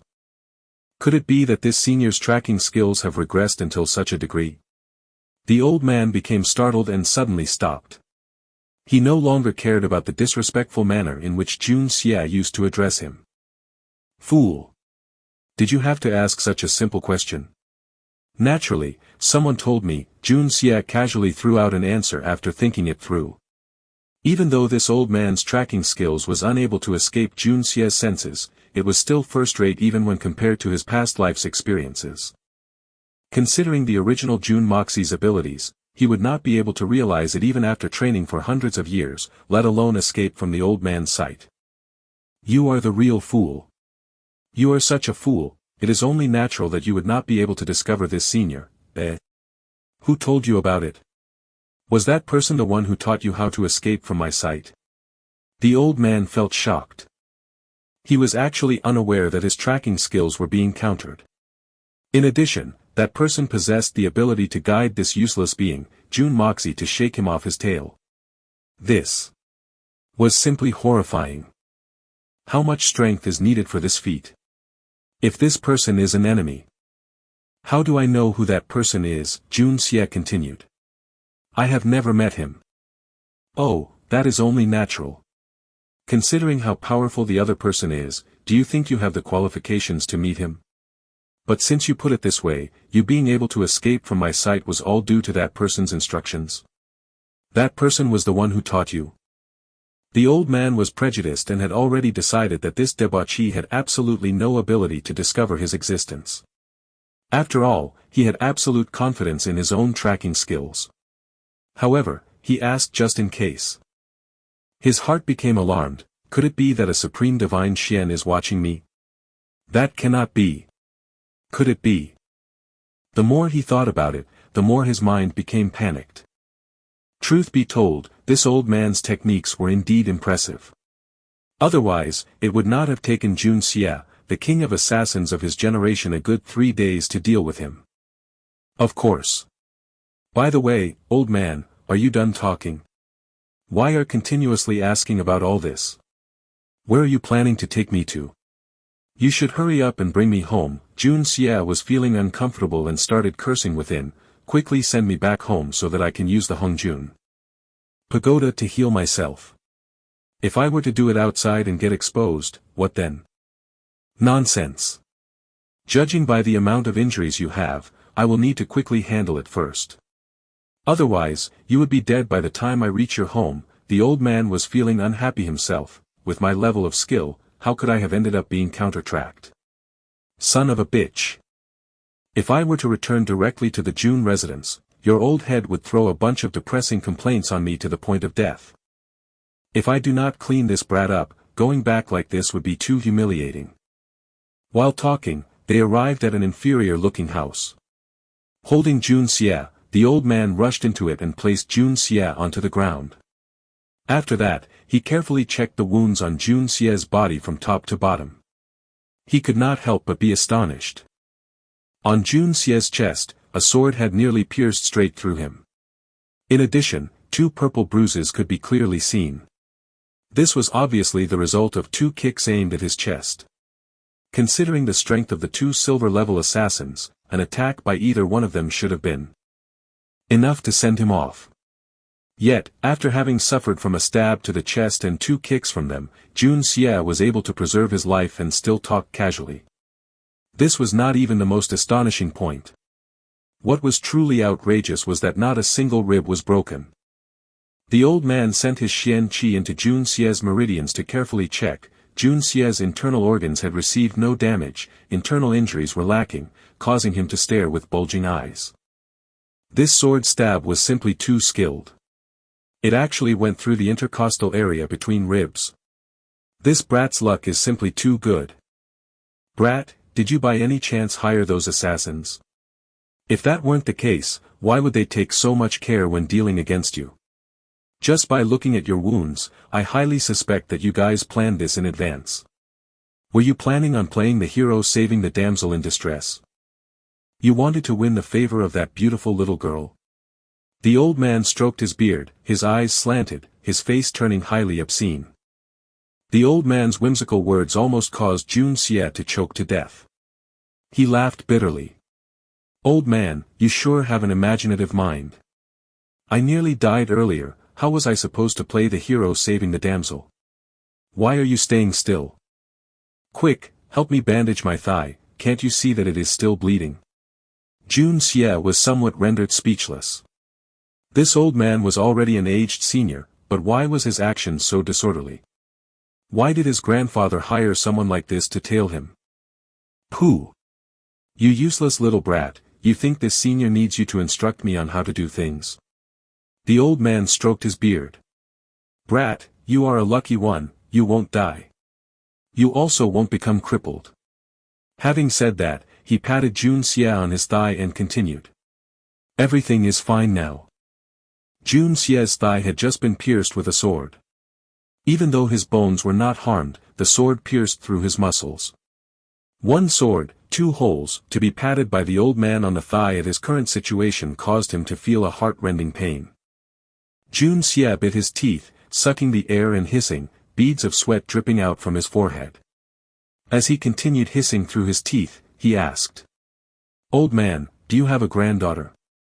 The old man suddenly stared at him with vigilant eyes. What do you want to do? He forgot to think why this brat had asked him to treat the thigh first. By his observation, the wound on the chest took precedence. If you have a granddaughter, I will rape her and then kill her. I will send you to your death by breaking your heart, you old bastard. Jun Xie cursed inwardly, can't you see that I am seriously injured? Yet, you actually violently slapped down on my wound. Oh, I meant that it would be better to let a woman do this kind of job. The person was just before him, how could he not lower his head? Unacceptable. The old man shook his head. You are a pervert, this is something known to everyone in Tianxiang City. Jun Xie was completely speechless. Why are you calling me a pervert? The real pervert is Jun Moxie, not me. By the time the old man finished treating Jun Xie's wounds, it was already late at night. Of the two, one of them wanted to use the Hongjun Pagoda to heal his injuries so that he could get better immediately. However, he did not have the opportunity to do so, and was endlessly irritated. The other one kept thinking to himself, who exactly was it that could discover my existence and counter my tracking skills? These two insensitive creatures actually forgot to report this matter to the Jun family. As for Murong Qianjun, who had vowed to Princess Ling Meng that he would send a message to the Jun family, he had long since thrown this negligible matter out the window. Neither of them considered the fact that Princess Ling Meng had, before the old man appeared, sent a message to the Jun family, bringing the news of Jun Moxie's disappearance, death. They did not consider that this delay could lead to grandfather Jun Zhantian's fury soaring all the way to the 9 heavens, almost causing the entire capital to become a sea of blood. Incidentally, just when night arrived, the same time that Princess Ling Meng had encountered the assassins, the forces within the Tang residence began moving. Chapter 66, Northern City Clan Under Siege. Northern City Clan Under Siege. Grandfather Tang's face was sullen as he stood before the main door, his eyes flashing with a faint trace of hope. He finally found a trace of something, which may or may not be a clue. However, Grandfather Tang could no longer wait. Sending forth his forces in the day would cause too much of a ruckus, but now that night had fallen, he had assembled all of Tang family's experts. 246 men. 2 mid-stage Earth Xian ranked experts, 4 Jade-leveled Xian experts, 12 Gold level, 36 Silver level, with the rest at the pinnacle stage of 9th level Xian Qi cultivation. For this time's movement, Grandfather Tang Wanli had assembled the Tang family's forces from inside the city and out. Within the short time span of one afternoon, Grandfather Tang had mobilized these men, who were the strongest within the Tang family. These were the foundations of the Tang family. No mistakes were allowed in this operation. For today's operation, the objective is the Northern City Clan. Tang Wanli addressed everyone present with a sullen face. Keep in mind that no one from Northern City Clan should be allowed to escape, especially those with the position of Hall Master or higher. Do not kill, do not be rash, capture them all. Understood? Understood. The crowd answered in unison. They do not know the reason for going against the Northern City Clan. They also felt that this level of mobilization to deal with a mere Northern City Clan was somewhat of an overkill, but seeing the grim expression on Tang Wanli's face, none of them dared say anything. Today's operation will be directed by this senior. If any of you were to let slip a member of Northern City Clan, then just send your head to see me. Grandfather Tang gave out a strict command, then slowly scanned everyone present. Seeing everyone became more alert, he waved his hand. Move out. 246 men in black garbs silently headed out the door. Grandfather Tang's cloak billowed in the night wind as he strode towards the door. Although he was old, he was still robust, his every step exuded intensity and signified his indomitable determination towards tonight's operation. Wait. I will go as well. Following the voice, a figure in black rushed out from the inner courtyard. This figure was wrapped in black cloth and resembled a human-shaped black meatball. Even though Tang Yuan do not have the required body shape for nocturnal activities, he still wanted to join in the fun. However, due to his body shape being overly that, he finally decided to simply wrap himself in black cloth before rushing out. Roll back to your room. Watching the human dumpling rolling towards him, Grandfather Tang became furious. He performed a flying kick, which resulted in the 400 over Gene, 241 kilograms, body of Tang Yuan to shoot back from the courtyard into the room, breaking the door of the room in the process. With a tearing sound, the black cloth tore open, revealing white buttocks and thighs. His round stomach resting upon the ground, his hands and legs were hanging in the air, just like a tortoise that had fallen upside down. He waved his limbs in the air several times with nothing to leverage himself off the ground. After rolling over twice, he finally managed to stand up by grabbing the door. He looked out with a disheartened expression. The courtyard was black and empty, not a soul in sight. A grand residence in the middle of the dark night. Within the residence was the leadership of the Northern City Clan. Grandfather Tang's beard fluttered about as he arranged his men. Over 100 high-level experts were arranged here, causing the huge residence to become filled. Everyone remained breathless as they waited quietly for Grandfather Tang to issue his command. As for the other 100 men, Grandfather Tang had them separated into 4 groups, each assigned to cover the 4 doorways of the Northern City Clan, their subordinates, the casinos, brothels and all other places that were connected to the Northern City Clan, even the houses of all the leadership of Northern City Clan. Grandfather Tang intended to sweep them all up from the outside to the inside, leaving not a single one. The leadership of Northern City Clan would be left for the last. With over 100 high-level experts surrounding the residence, the people inside were completely trapped with no hope of escape. Anyone who came out would be captured. In addition, he could utilize this type of blunt knife attack to probe the attitude of Northern City Clan. If Northern City Clan remained passive, placing themselves at his mercy, that would mean that Northern City Clan had nothing to do with the Tang residence's theft case.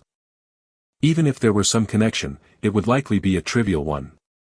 However, if Northern City Clan were to fight back desperately to the point of death in order to break out, Grandfather Tang believed that would signify him catching a big fish. Even now, Grandfather Tang felt doubtful towards this information provided by Tang Yuan. It would be more accurate to say he was very skeptical towards it, a clue found by the renowned debauches, Jun Moxie and Tang Yuan. No matter how I look at it, the credibility is simply too low. If I were to say it out, who would believe it? Alas, I can only blame myself for getting too carried away. After all, I am simply too desperate right now. I will just consider this an act of helping the common people get rid of some scourge. However, if I were to find out that this matter is a trick from those 2 debauches trying to settle their personal scores. Even if Jun Zhantian tries to stop me, this senior will capture both Jun Moxie and Tang Yuan and give them a good beating. I will beat Jun Moxie until he becomes fat and beat Tang Yuan until he becomes thin. Let their body shape change, hein. Grandfather Tang's face was a mask of volatility as he gritted his teeth. Watching the alley before him, he saw sacks of tied-up captives increasing one by one like dumplings. Grandfather Tang let out a sigh, having made up his mind to return home and give those 2 debauches a good lesson. Those 2 debauches have grown too daring. It had been half a long hour since this residence was surrounded. All the people coming out of this place were caught one after another, their inner chi sealed, their limbs tied up, their mouths stuffed and were piled up here. The number of men caught had become quite significant and should have caused some sort of response. However, there were still no response from them. Thus, Grandfather Tang believed that Northern City Clan had nothing to do with the theft of the Xian core. That actually made sense. After all, what can this Northern City Clan amount to? Could they have the guts to disturb the tiger whiskers of my Tang family? Silhouettes appeared from all directions as the experts from the Tang family all returned one after another, their hands carrying a few people, all of them captured and bundled. The raid against the outer side of Northern City Clan had concluded. Grandfather Tang was greatly disappointed, his face twitching, his heart cursing. Tang Yuan. Jun Moxie. This senior will never forgive you 2 bastards. You dared to come together to trick me into acting as your pawn. This senior swear that. Grandfather Tang did not have the time to consider what it was he intended to do because at this moment, countless dark figures leaped out from within the residential walls of the Northern City Clan. Each of them wielded projectiles which they let loose, creating a rain of projectiles to descend upon the experts from the Tang family's ambush team. At the same time, a shout was heard from within and people started charging out from the main door, back door and side door, akin to an exploding grenade. They dared to wage war without declaring their intent and did not even show any desire to negotiate things with Grandfather Tang. In addition, all of them were desperately trying to run away, as though resenting the fact that their parents only gave them 2 legs. What does this mean? Holy crap! The reaction turned out to be so intense. Was there any difference between their current actions with those of rebels? Grandfather Tang stared with bulging eyes, his eyes almost popping out. This sudden change in scenario caused Grandfather Tang's mind to lag for a bit. After a while, he fiercely slapped his own thigh. The pain caused him to exhale, his heart bursting with excitement. A show is coming. Several shouts were heard from the members of the Tang family's ambushing team. The change happened too quickly, in addition to the fact that there were differences in their level of strength caused no small number of them to be hit by the projectiles. The injuries caused by this sudden attack were not light. The remaining men separated and charged towards the members of Northern City Clan that were rushing out. The sounds of swords clashing could be heard as the distance between both sides closed. The brilliant colors of purple, black, silver and gold flashed out upon the entire area, painting a breathtaking view for the moment. The interval of time between the moment Northern City Clan members threw out the projectiles until the moment they rushed out to fight was very short. It could be said to have occurred simultaneously. Chapter 67, A Lucky Hit. Grandfather Tang's eyes bulged out in surprise, his face, which had been a mask of gloominess, had now turned into one of excitement, and his hands trembled agitatedly. Both his eyes glinted as Grandfather Tang, who had been a calm person for nearly half his life, burst out, "Oh, my God! There is actually a connection between them. In fact, this might be the jackpot. Screw that son of a bitch. How could I have guessed that Tang Yuan could actually make a contribution this time around? Who was the one who said that a blind cat could not bump into a dead rat? This senior will have to properly reward him when I return later." After thinking such, Grandfather Tang's face suddenly became awkward. He glanced around, just like a thief that had committed a crime. I should not have called Tang Yuan a son of a bitch, that is my daughter-in-law. Northern City Clan's reaction made it clear that it has a connection with the Tang family's theft case. Otherwise, would a mere Northern City Clan dare to fight against a Duke of the Kingdom and the family of the Minister of State Revenue? This family is a first-grade family in Jianxiang Kingdom.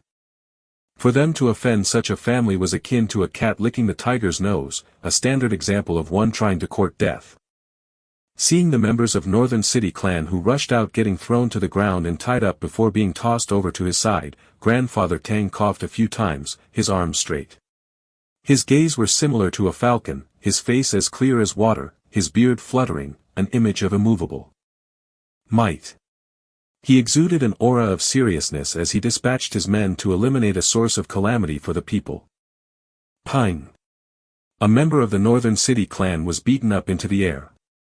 Before he could do anything, a rope shot out to encircle his waist. It continued to fasten around him a few times until he became a big dumpling and fell to the ground. The person was then greeted with a fist to the face and his teeth fell out as a result. Before he could scream out, a smelly mass of red cloth was stuffed into his mouth. Then, he was picked up and thrown some several zhangs, 3.04 m, away. The entire process was conducted in a smooth manner. When the person fell down, he realized that he was not alone and that everyone around him were acquaintances. Pine. Another one. Pine. The 240-plus experts of the Tang family slowly advanced from the outside into the inner area, not letting a single member escape, keeping a careful eye over every detail. 3 gold-leveled Xian Qi experts were surrounding the Northern City Clan leader Qin Hu. No matter which direction he took, no matter how much he tried to fight, no matter how hard he tried to run, he was unable to escape, his face was filled with despair.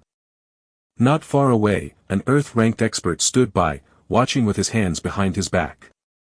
Qin Hu was unable to escape or retreat, he could not even kill himself. If not for the fact that the 3 of them were aiming to capture him alive, he would have been sent off to the Yellow Springs a long time ago. Qin Hu felt himself going crazy.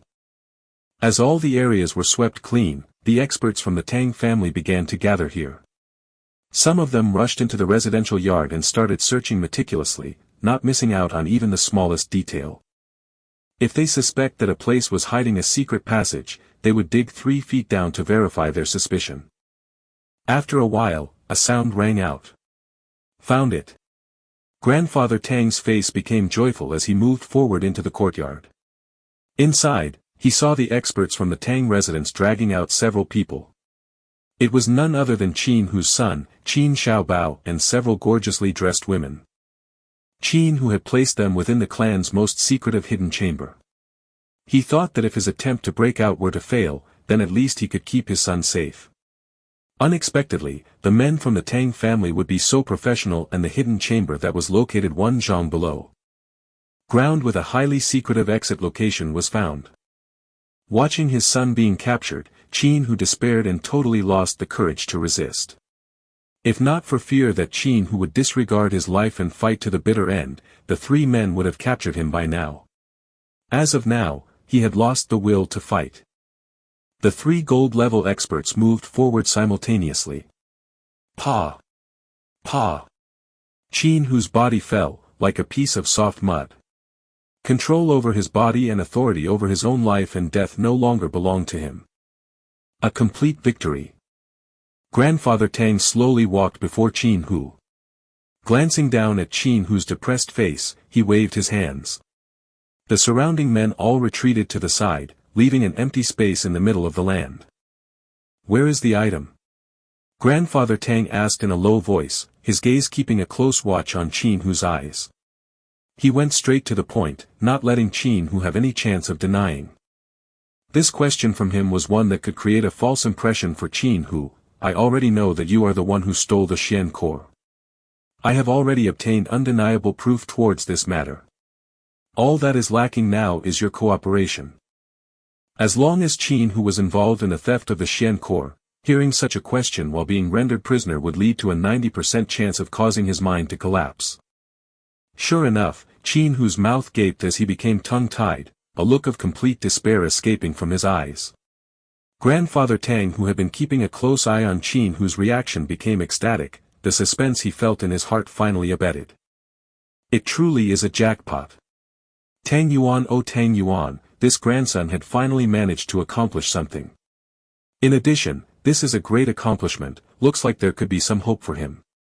Wait, this matter seemed to have been brought up by that Jun family's debauchee, Jun Moxie. Grandfather Tang suddenly had another thought. It seems having a bunch of debauches together is not necessarily a bad thing. At least they had proven useful at the most critical of moments. Back then, didn't everyone constantly say that I am just a debauchee? But, right now, realizing that his thought process had started going off the tangent, Grandfather Tang collected himself. In his heart, he decided that regardless of whether he could find the Xian core today, his Tang family now owed the Jun family a great favor. It seemed that he will have to improve their relationship with the Jun family. I do not know anything about the Xian core, Tang. Boss, why would you suddenly do this to us? Qin Hu answered in a fluster, his eyes flashing, hoping that he could get lucky. You little brat sure can talk. When did this senior ask anything about a Xian core? He. It is all right if you do not know. I will let you remember soon enough. Grandfather Tang laughed out in a compassionate manner as he waved his hand. An expert from the Tang family came forth carrying Qin Xiaobao's body. Throwing Qin Xiaobao on the floor, he turned around and left. Qin Hu, I hear that this is your only son. I promise you, as long as you tell me everything, no matter what happens to the Northern City clan, your son will not be harmed. I will protect this last remaining heir of your Qin family and ensure that no harm befalls him. Grandfather Tang wanly laughed affably, giving off a very amiable attitude. Naturally, if you are still unable to remember anything at all, I believe you will have to witness your own son's suffering soon. But, when that happens, everyone would not have a pleasant ending. You understand what I am saying, don't you? Father, save me, Qin Xiaobao cried out miserably. This year had proven to be a very disastrous one for him. Back then, he had chanced upon a beauty in the streets and only spouted out a few flirtatious remarks. But in return, he was captured, his dantian broken and his Xian Qi cultivation destroyed. After his body was better and he could finally move again, he went to a wine shop only to have a snot smack him on his face. Back then, he only let out a few curses but was rewarded with a beating and even had his leg broken. After having cried his way back home, he thought he would finally be able to start nursing his injuries. Unexpectedly, something like this happened instead. He was carried out and thrown on the ground despite his broken legs. Qin Xiaobao was currently drowning in a whirlpool of fear, nervousness and pain, sinking deeper into a pit of sorrow. Grandfather Tang slowly extended his hand, his withered hands gently stroked Qin Xiaobao's neck, just like how one would try to placate a frightened little puppy. However, everyone knew that if Qin Hu's answer could not satisfy Grandfather Tang, those withered hands would transform into the token of command from the King of Hell. Qin Hu suddenly let out a sigh and lowered his head. "You win." Grandfather Tang smiled proudly and replied. "Qin Hu, you are truly worthy of being a clan leader. You understand how to grasp the situation properly, not bad." The sarcastic comment stabbed deep into Qin Hu, his face turning red. This humiliation caused his face to turn extremely ugly. After mumbling to himself for a bit, he finally said, "I believe that Senior Duke already understand that this matter was done under someone else's orders. Otherwise, even if I had a sky-piercing courage, I would never dare to steal something from the Tang residence. That would be no different from courting death. Even if we wished to do so, we do not have the capital to, we really could not." Continue talking, Grandfather Tang's eyes flashed. TL, Yellow Springs equals Afterlife. Chapter 68, In the Night. In the Night. A big thank you to the sponsors. Thank you for the support. Grandfather Tang is a veteran in the matters of the world. Considering the strength of Qin Hu's Northern City clan, there was no way he would have dared to act presumptuously against a great power like his Tang family.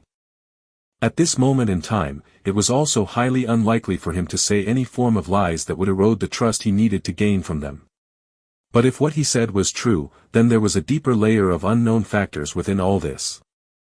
Grandfather Tang's reaction caused Qin Hu to feel that Grandfather Tang had chosen to trust him.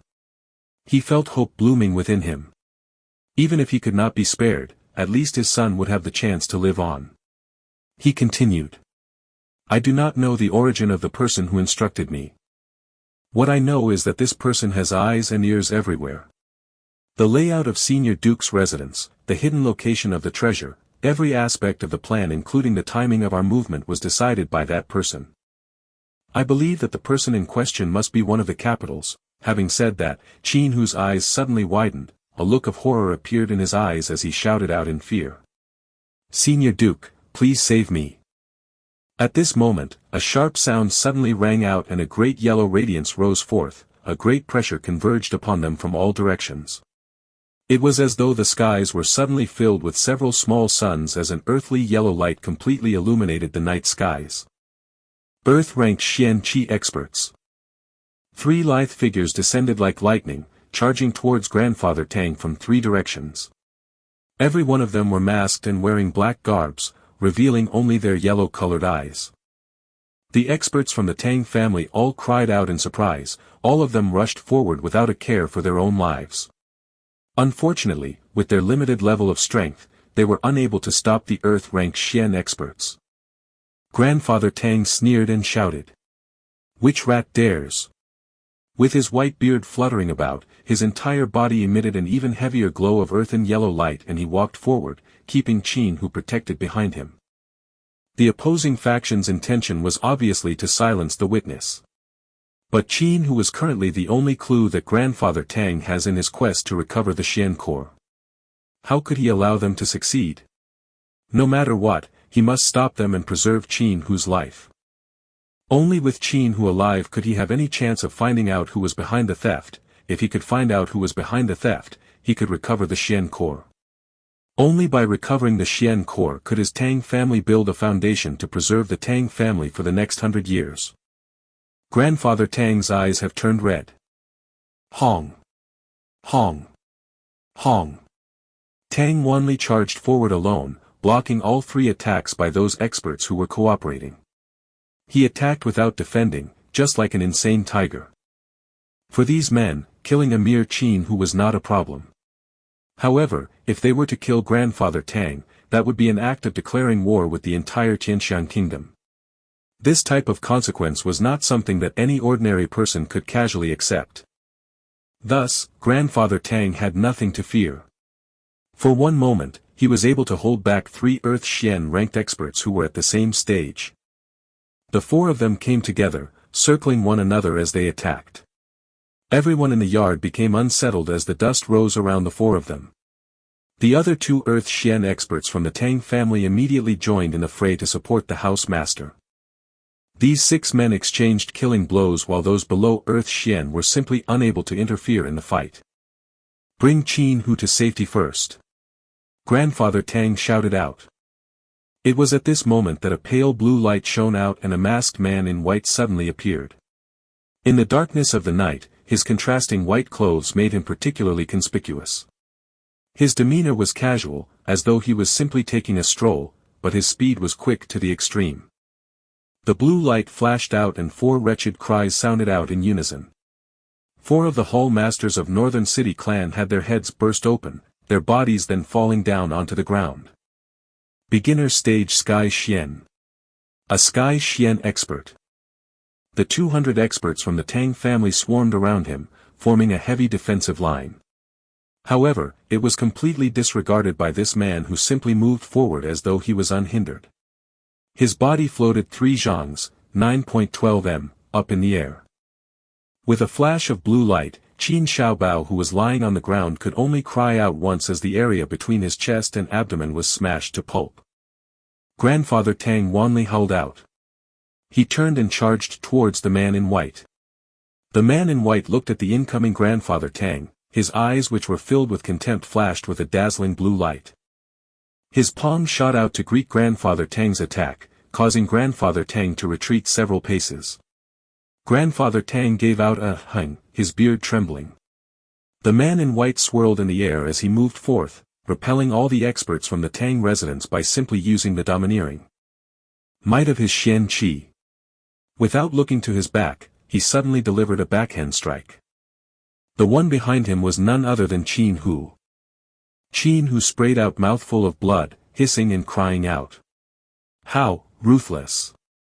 Senior Duke Tang, this is the one who," before he could continue, he suddenly cried out miserably, his body falling softly onto the ground, not a single piece of his bones were left intact. "Hee," the man in white lightly laughed before shouting in a low tone. "Let's move." The blue light burst out, causing all the men from the Tang residence to stagger backwards. The 3 Earth Xian ranked experts moved quickly towards the wall. With a flash of yellow radiance, all 3 men leapt over the walls and disappeared. The man in white however remained standing on the wall, his white robes billowing gracefully in the wind. He cupped his hands and said in a refined tone. "Senior Duke Tang, I had no choice but to offend you today. Your nobility is renowned, I hope you will not take today's incident to heart. May we meet again." He laughed out. With a flash of blue light, his body rose to the skies and the night sky regained its dark tone. Grandfather Tang clutched his chest and coughed out a number of times. He could feel that the man in white strength was truly impressive and had been going easy on him. Otherwise, the earlier palm would have been sufficient to deal a serious internal injury to him. Even though he realized this, Grandfather Tang could not help but tremble with fury. Observing the corpses of Northern City Clan's Qin Hu and his son and that of the 4 Hall Masters whose heads were burst open, Grandfather Tang felt his hands and feet turning cold. A Sky Xian expert like this should have appeared in my own family. I am unable to accept it. It was not easy for them to find this major clue. And yet, during the moment of success, someone suddenly appeared to cut it off. He had assembled the strongest 200 men from the Tang family. However, they could only stand and watch as their witness was silenced. Grandfather Tang himself had to accept a humiliating act of mercy from the enemy. This was simply intolerable. Watching Grandfather Tang gasping for breath, the surrounding men from the Tang family all lowered their heads in shame. Suddenly, a deep, imposing yet mournful pounding sound reverberated out throughout the sky from somewhere far away. It was like the billowing waves of the horizon, the muffled sound of thunder from the edge of the world. It slowly spread out with each beat bringing an image of storm-crushing and world-trampling momentum. As this sound rose out, the atmosphere throughout the world seemed to have transformed into one of grievances and bloodshed. Even the darkness of the night was no exception, as it became even heavier. The towering sound that had appeared so suddenly did not become slower due to the passage of time. It instead became louder and louder. Eventually the sound resonated out from all 4 directions within Tianxiang City. It had begun as a slow deep pounding before growing in intensity, again and again until it turned into a huge flood, drowning all of the world within its rampant sound.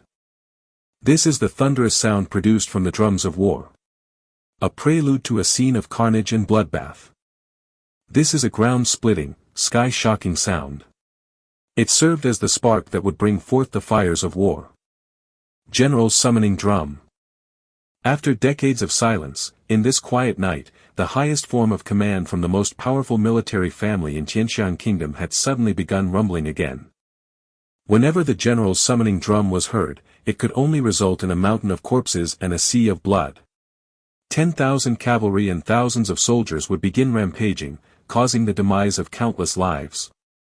It also meant that a portion of these soldiers would close their eyes forever while a small number of them would traverse the sea of blood and climb the mountain of corpses to claim a position of power.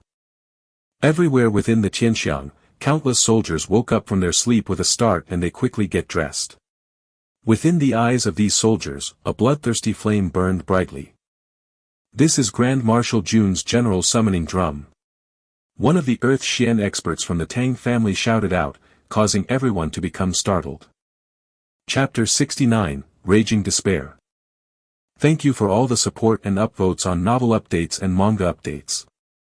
Here is 2 bonus chapters. Tang Wanli stood there in absolute shock, his eyes opened wide, his mouth gaping. This sudden sound from the drums of war had caused him to forget about the humiliation and unhappiness that was just roiling about within his heart. His entire being had only one thought: Jun Zhantian has gone mad. This old bastard. Why is he going crazy? He is going to go mad while his Jun family is at its weakest. Everyone is to return to the Tang residence immediately. Those who serve in the military are to return now and report after changing. As for the rest, without my orders no one is allowed to take even a step out of the residence. Grandfather Tang acted decisively, giving out one order after another in succession. Instantly, dozens of them ceremoniously saluted before turning around and running away hastily. Their movement speed had exceeded the fastest speed that they could muster. The moment that the general's summoning drum resounded, it signified that the situation had reached a highly critical point. There was no doubt that any officer who dared to show up late would end up being decapitated. The strictness of Jun Zhantian was known to all in the military. Right or wrong would be decided with a finger. Those who violate his command, regardless of status, be they royalty, generals, children from the first-rate families, child of a phoenix or even the grandchild of a dragon, all shall be killed without exception. The sound of horse hooves striking the ground could constantly be heard from all directions. Like the waters of a raging river, all of them surged towards the military field within the city center. Everyone's armor was distinctly clear, their faces filled with eagerness as they urged their warhorses forward. Duke, what do we do with the rest of them? One of the experts from the Tang family asked, indicating the remnants of the northern city clan. Bring them all home and question them all carefully. Grandfather Tang knew that this would not bear any fruit, but decided to hold on to the hopes of a what-if. As the warhorses galloped forth one after another, the military forces within and outside the city all gathered within their barracks in a state of urgency. The military trumpets of the barracks were blaring out at full force as every soldier maintained the highest state of readiness. They were ready for their superiors to return and accept their orders. Once their orders were received, they would all move out. Grandpa Jun has gone mad. These words were not false in the slightest. By the time Princess Ling Meng sent someone to the Jun residence, it had already been half a long hour since the assassination attempt took place. Then, Grandpa Jun was reading in his study, his old face was smiling, expressing satisfaction. His grandson had turned over a new leaf. In addition, the level of strength and perseverance that he had shown was far beyond the young masters of the noble families in Qianxiang City. None of them were worthy of compare. Seeing such a hope appear at the moment when the Jun family was slowly dying, how could Grandpa Jun not feel elated? As he was feeling highly elated, the housekeeper old Pang gently knocked on his door. With a heavy face, he walked in and informed that Princess Ling Meng had sent someone to report a matter to the housemaster. Jun Zhantian immediately had the man sent in. But when he met the man, he saw that the man was covered in blood.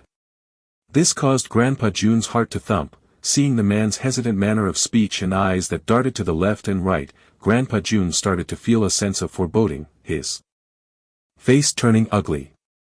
Old Pang, who was standing behind him, was wearing a strange expression, causing Jun Jiantian to further feel that something was wrong. Under the constant pressure of questioning, the bodyguard finally said. The third young master Jun's corpse had disappeared. It was a simple and short sentence. But for Jun Jiantian, it was like the booming sound of 10,000 thunders from the 9 heavens roaring out in unison. His body trembled a few times, his face turned pale, and the atmosphere around him turned silent in an instant. Old Pang was surprised, but thankfully he was prepared. He immediately pinched and slapped Grandpa Jun on his chest, allowing Grandpa Jun to recollect himself. The bodyguard trembled as he knelt on the floor, not daring to move in the slightest. Everyone knew how important the debauchee, Jun Moxie, was in Grandpa Jun's heart. Any mistake in dealing with him would end up inviting a terrifying disaster. After Grandpa Jun recollected himself, he coughed out some blood, his face turning grayish-white, his pair of eyes turning dim and hazy. However, his mouth did not lose its strength as it asked in a deep voice. What exactly happened? Tell me everything slowly, do not miss out on even a single detail. Even though his voice was low, the words carried a heavy feeling to it, akin to a huge mountain, pressing down with immense force. The bodyguard had already been scared stiff, his face deathly white. He slowly described the details of what happened. As he was talking, Grandpa Jun's face turned into a scowl, not uttering anything at all. After the bodyguard finished talking, Jun Jiantian weakly waved his hands and said, "You can leave now." The guard reacted as though he had just received amnesty and retreated while shivering. He then realized that his whole body had been soaked with his sweat. In the study, Jun Jiantian closed his eyes and raised his head upwards, his Adam's apple rolled up and down for a bit. A tear slipped out from his wrinkled eyes. If Jun Xie had been the same as the original Jun Moxie, an unbearable and misbehaving debauchee, Grandpa Jun would not be in such pain due to this matter. Because he had already given up on him, even if such a tragedy had occurred, so what? The demise of the Jun family was a foregone conclusion. For it to come earlier was no big deal. But the problem lied in the fact that Jun Jiantian had just witnessed his own grandson's incredible transformation. He had finally seen a dazzling light, a brilliant radiance of hope. He had become excited and had begun to imagine how the Jun family could climb back up when this unexpected news suddenly came, throwing Grandpa Jun into an abyss of despair. Considering the situation, for Grandpa Jun to not go crazy on the spot was something that required quite the respectable amount of self-control. Moxie had died for the sake of warning Princess Ling Meng. This was Grandpa Jun's first inference. The assassin's goal was Princess Ling Meng, and the only ones with such an outrageous amount of courage would be either the 3 princes or the hostile forces from the other kingdoms. However, the current position of Crown Prince remained vacant and the 3 princes were in the midst of competing against one another for it. Under such circumstances, the other kingdoms would not choose to make such a radical move. Thus, the most probable suspects were the 3 princes. This was his second inference. Thirdly, the princess was supposed to be the main target of the assassination attempt. But Moxie had died while the princess did not. This had revealed something strange within this matter. Could it be that it was Moxie's enemies, the Li and Meng families? Did they hire the assassins to create such a scenario? Was the assassination attempt on the princess just a camouflage for their real target? This was the third inference. Moxie had delivered a warning but ended up dying while the princess who was the target of the assassination remained alive. This meant that although Moxie had delivered the warning for the princess, she did not send anyone to protect Moxie and had instead focused on protecting herself. Thus, Moxie had been easily killed. This was the fourth inference. The more Jun Jiantian thought about it, the colder his face became, and the sharper his eyes shone. Eventually, it had become a ferocious visage.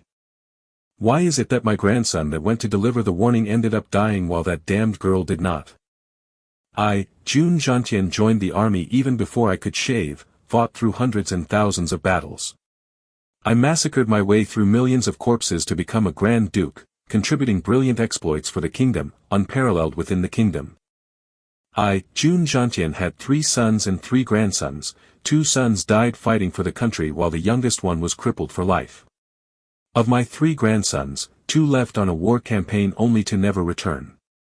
Now, my only heir died for the sake of the princess. Is this how my family of valiant warriors would end? If such is the case, what else do I have to live for? Since it would come to an end either way, I might as well drag everyone who is trying to take down my Jun family with me. Jun Xie began to laugh, a bitter and sorrowful laughter, louder and louder, his face filled with tears. He suddenly sprang up violently, his eyes emitting sparks of lightning accompanied by a red shade of blood. Glancing coldly at the night outside the window, he turned and walked slowly to stand before the portrait of his late wife. He stood upright, gazing at it for a long while, his mouth moving as though he was about to say something but in the end chose not to. He extended his hand, stroking the air as though trying to feel something, as though he was trying to say goodbye for one last time. Grandpa Jun narrowed his eyes slightly, as though he was trying to forcibly hold something back. He abruptly turned away and lifted his sword that had been left on the walls for a long time. His white hair flowing in a desolate manner, he strode out without looking back. The moment he turned away, 2 drops of tears fell onto the ground, breaking into countless pieces. On the portrait hanging off the wall was the image of a benevolent and motherly-looking old woman. Her smile remained everlasting. But her eyes seemed to reveal a sense of sadness. A wind blew into the room through the window, causing the portrait to flip back once, showing how powerless it was. Chapter 70, Rising Thunder.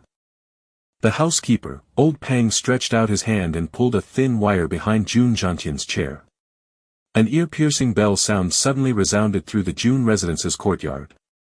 After that, he followed Jun Xie silently, his face cold and decisive. He had already deduced what Jun Xie would do next, but he did not intend to stop him. Moreover, he had decided to accompany him. No complaints. No regrets. Downstairs, a wheelchair was resting quietly. Jun Wui was seated upright upon it, his pair of sword-like eyebrows exuded a murderous aura, which soared through the skies. His face remained expressionless as he watched his father walk down the stairs. Their eyes revealed the same determination as they turned around without speaking. At this point, there was no need to say anything. Tens of dark figures rushed over from all directions, standing quietly in rows of 3 in the courtyard. They calmly looked at Jun Xie. No matter what it was that Jun Xie planned to do, they would follow him, until the very end. Within the shadows, countless others appeared like ghosts, assembling and awaiting their orders.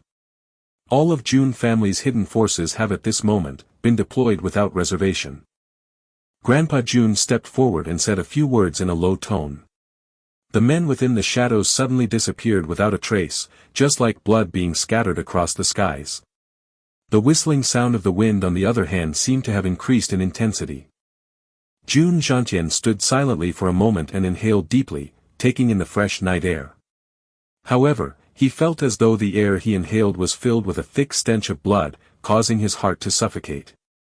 Turning, he got up on a horse, his face was cold as iron, his red cape fluttering about in darkness, seemingly infused with blood. The rest of them remained silent, each of them climbed up their horses and followed him. Jun Wui slapped his wheelchair with his hands and flew up into the air, landing on top of his horse. Flicking the reins, he urged his horse forward and followed them. Moments later, Jun Xie was seated upon the stage of the military grounds. Outside, the sound of 40 drums were slowly on the rise. As the drums boomed out, men constantly donned their military uniforms, armors, and helmets. Picking up their weapons, they galloped towards the military grounds on their horses. Once they reached the military grounds, they dismounted and stood as straight as a spear. The number of men on the grounds increased, but none of them said a word. They all stared attentively at Jun Xie, who was seated upon the chair of the Grand Marshal. Their eyes exuded an unmatched blaze of fanaticism. Old Marshal. It has been too long since we have heard the pounding sound of this general's summoning drum. The raging fires of 100 battles, we have missed it. The sound of drums stopped. The many generals stood attentively on the military grounds.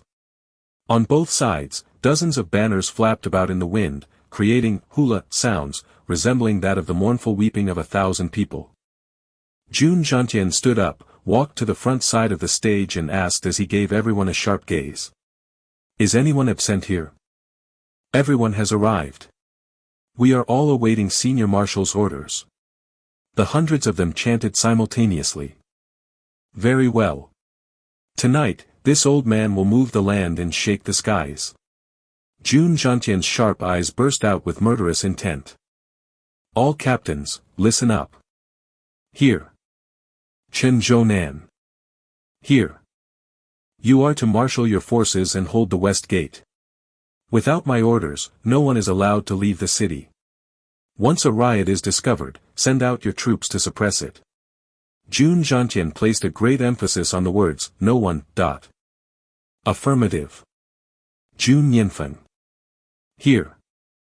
You are in charge of the east gate. Affirmative. Zhan Jitian. Here. North gate. Understood. Chan Linyu. Here. South gate. The rest of you will follow me. A series of commands were issued. Every one of them stepped forth to accept the token of command before turning and leave. Not a single one of them asked for a reason. All of them had served under Jun Xie before and made up the backbone of the Jun family's military power. They would obediently obey any orders from Jun Xie without question. Even if it meant their deaths. This was especially true for Chen Zhounan, Zhan Jitian, Chan Linyu, and Jun Yinfen. The four of them were Grandpa Jun's most competent great generals. They are also a group of wild, prideful iron-blooded war maniacs. The only one who could give orders to them is Jun Xie. Regardless of right or wrong, they would execute the commands to the end. These four form the backbone of the Jun family's military power. As the generals received their commands one after another, Jun Xie's eyes turned colder. Moxie, just watch as Grandpa takes revenge for you. Tonight, those that were your enemies, those that are suspects, all of them must pay. As the sound of the drums was resounding. Within the palace, the emperor of Qianxiang Kingdom, Yang Huaiyu woke up from his sleep with a start, and asked. What is that sound? His Majesty, the emperor who is at the prime of his life and had once been plagued with many military problems felt an inexplicable sense of crisis. It felt as though a sky-shattering event was occurring. Outside, a feminine voice replied. Reporting to your Majesty, it seemed to be, the sound of war drums. Sound of war drums? The emperor frowned, but suddenly became shocked. War drums. General's summoning drum. His face turned pale. He rolled out of bed and draped himself with only a cloak over his inner clothes before walking out of the room. He stopped and listened attentively, his face turning heavy. Jun Xie. With just a moment, the emperor was able to deduce that this was the sound of Jun Xie's war drums. Jun Xie's general's summoning drum was the only one within the city that could produce such a spectacular, yet tragic sound. It was also only Jun Xie's war drums that could produce such an imagery of power and influence, enough to shake the entirety of Qianxiang Kingdom. What happened today? What do I not know?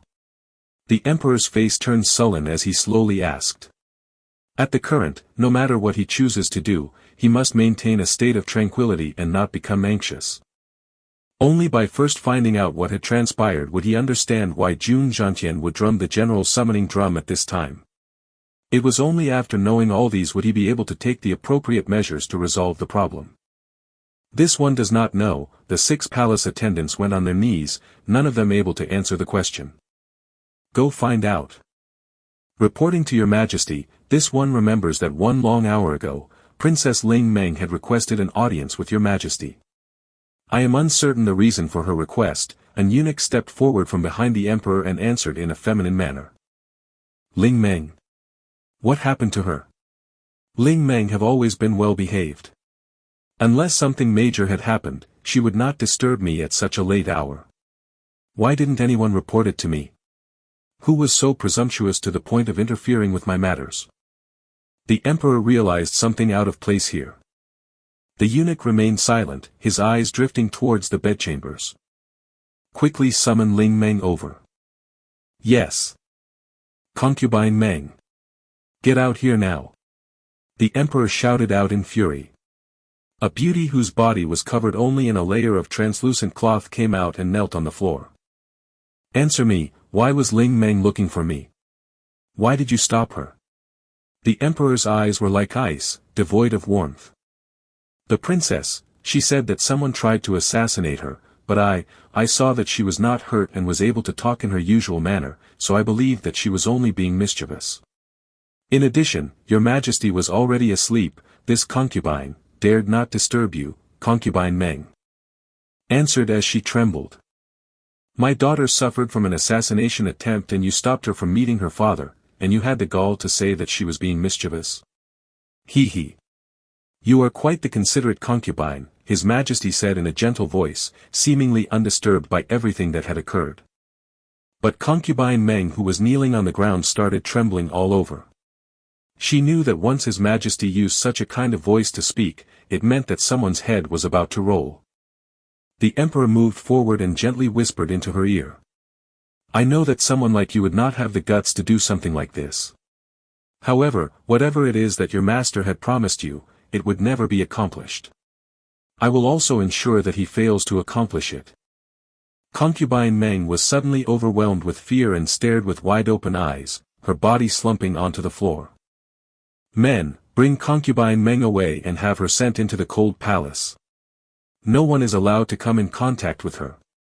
The emperor's face remained calm as he declared the fate of concubine Meng, who had once stood above thousands. Imperial father.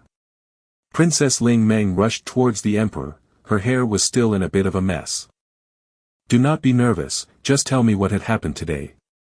Come, talk to your father, make sure you tell me every detail. The emperor smiled kindly as he looked at his daughter, as though nothing had happened earlier. The chilling coldness within his eyes was already completely concealed.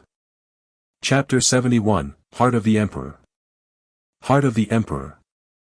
As Princess Ling Meng started describing what happened, His Majesty's face slowly became more serious, a chilling coldness accumulating within his eyes. His Majesty's head was lowered as he listened quietly without making even the slightest movement. This matter involved the safety of His Majesty's own daughter. In addition, it had also dragged in another crucial person. This person had often remained indifferent to political affairs, but his influence and the consequences that would result from his actions were simply too huge, so much so that the emperor himself may not be able to bear it. It could even be said that the emperor was unwilling to face it.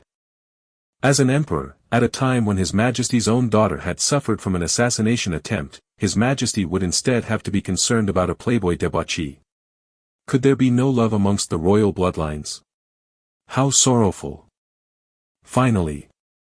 According to your story, Jun Moxie had went to deliver a warning to you before the assassination attempt occurred? The emperor pondered. Yes. Although I cannot be certain, I believe that there should not be any suspicions regarding Jun Moxie's movements. Maybe he found some clues regarding this incident, Princess Ling Meng firmly said in a low tone. Clues? Considering Jun Moxie's worthless character, how could he have any ability to find any clues? Never mind, these are all minor details now. At any rate, another master appeared and saved Jun Moxie before taking him away. In other words, Jun Moxie did not die, correct? The emperor's eyes turned mysteriously profound.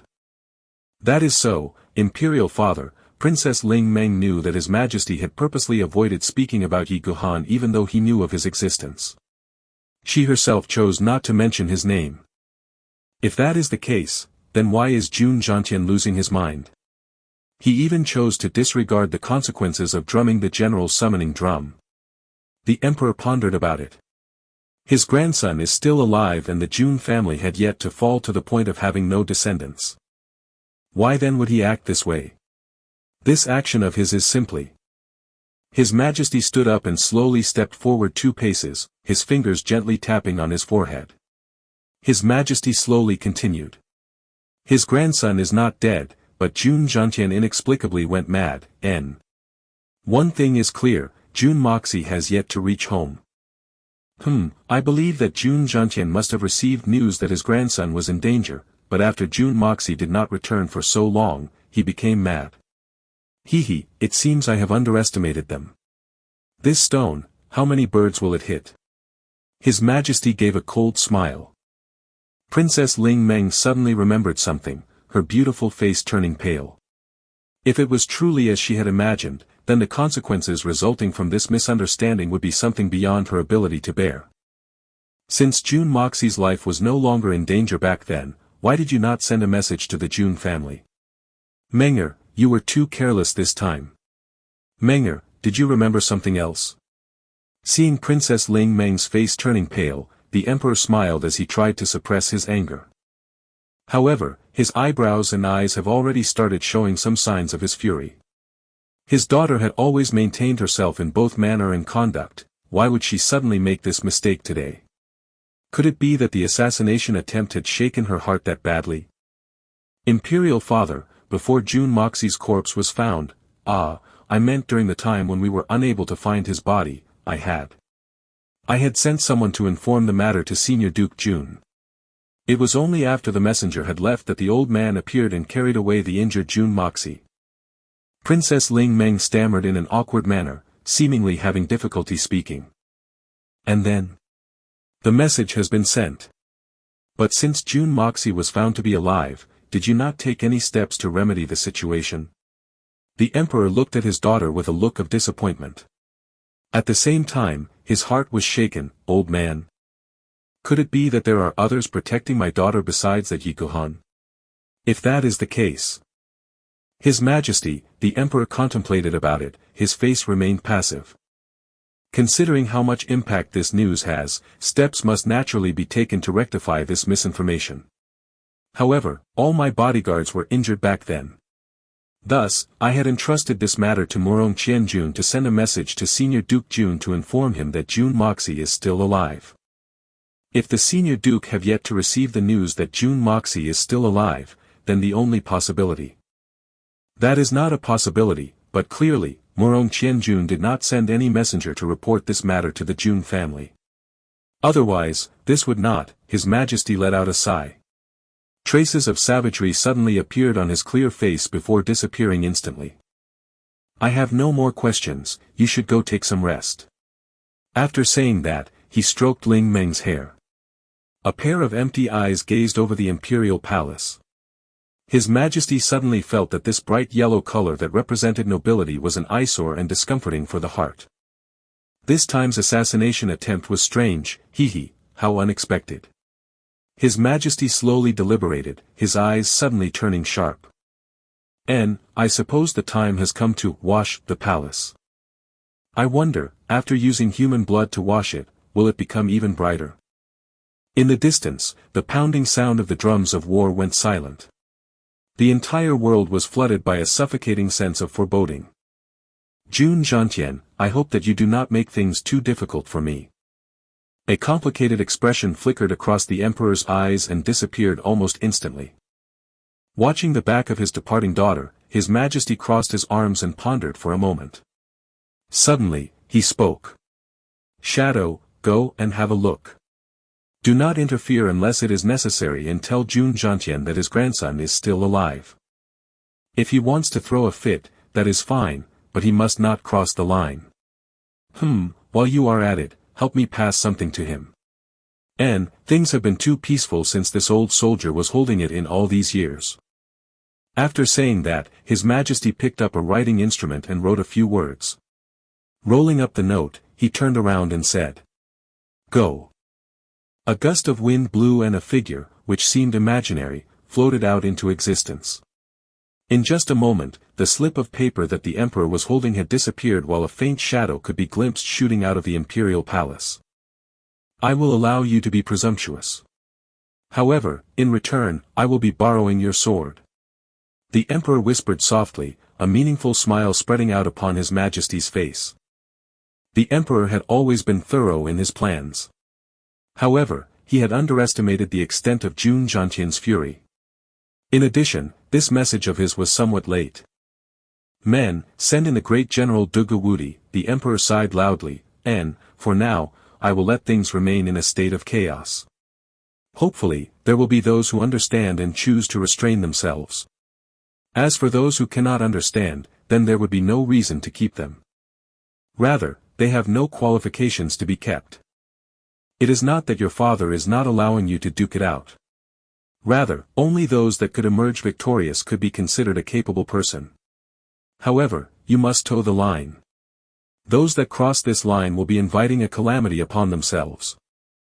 After Princess Ling Meng left the emperor, she returned to her own bedchambers.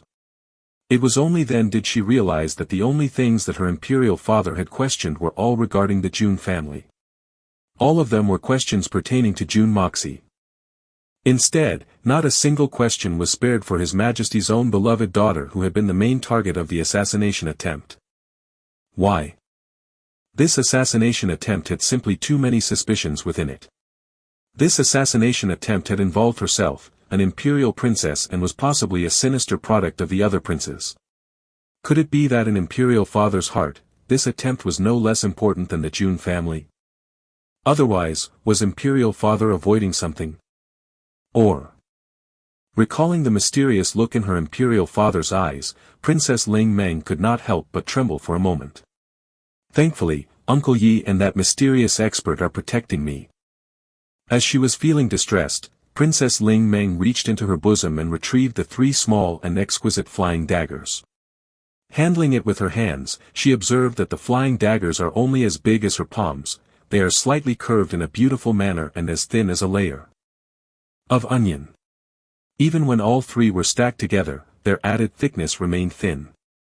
Princess Ling Meng felt curious. How could this little flying dagger radiate such a powerful presence, to the extent of forcing a group of murderous assassins to retreat without a fight? The flying dagger laid in silence, its body reflecting the light of her lamp, emitting a crystalline radiance, colorful and dazzling to the extreme. If one were to see such a flying dagger, they would naturally assume that this was a toy belonging to one of the kids hailing from rich families. Who could have imagined that this was a weapon used by an absolute master? However, I would definitely recognize this unique flying dagger if it should appear before me again.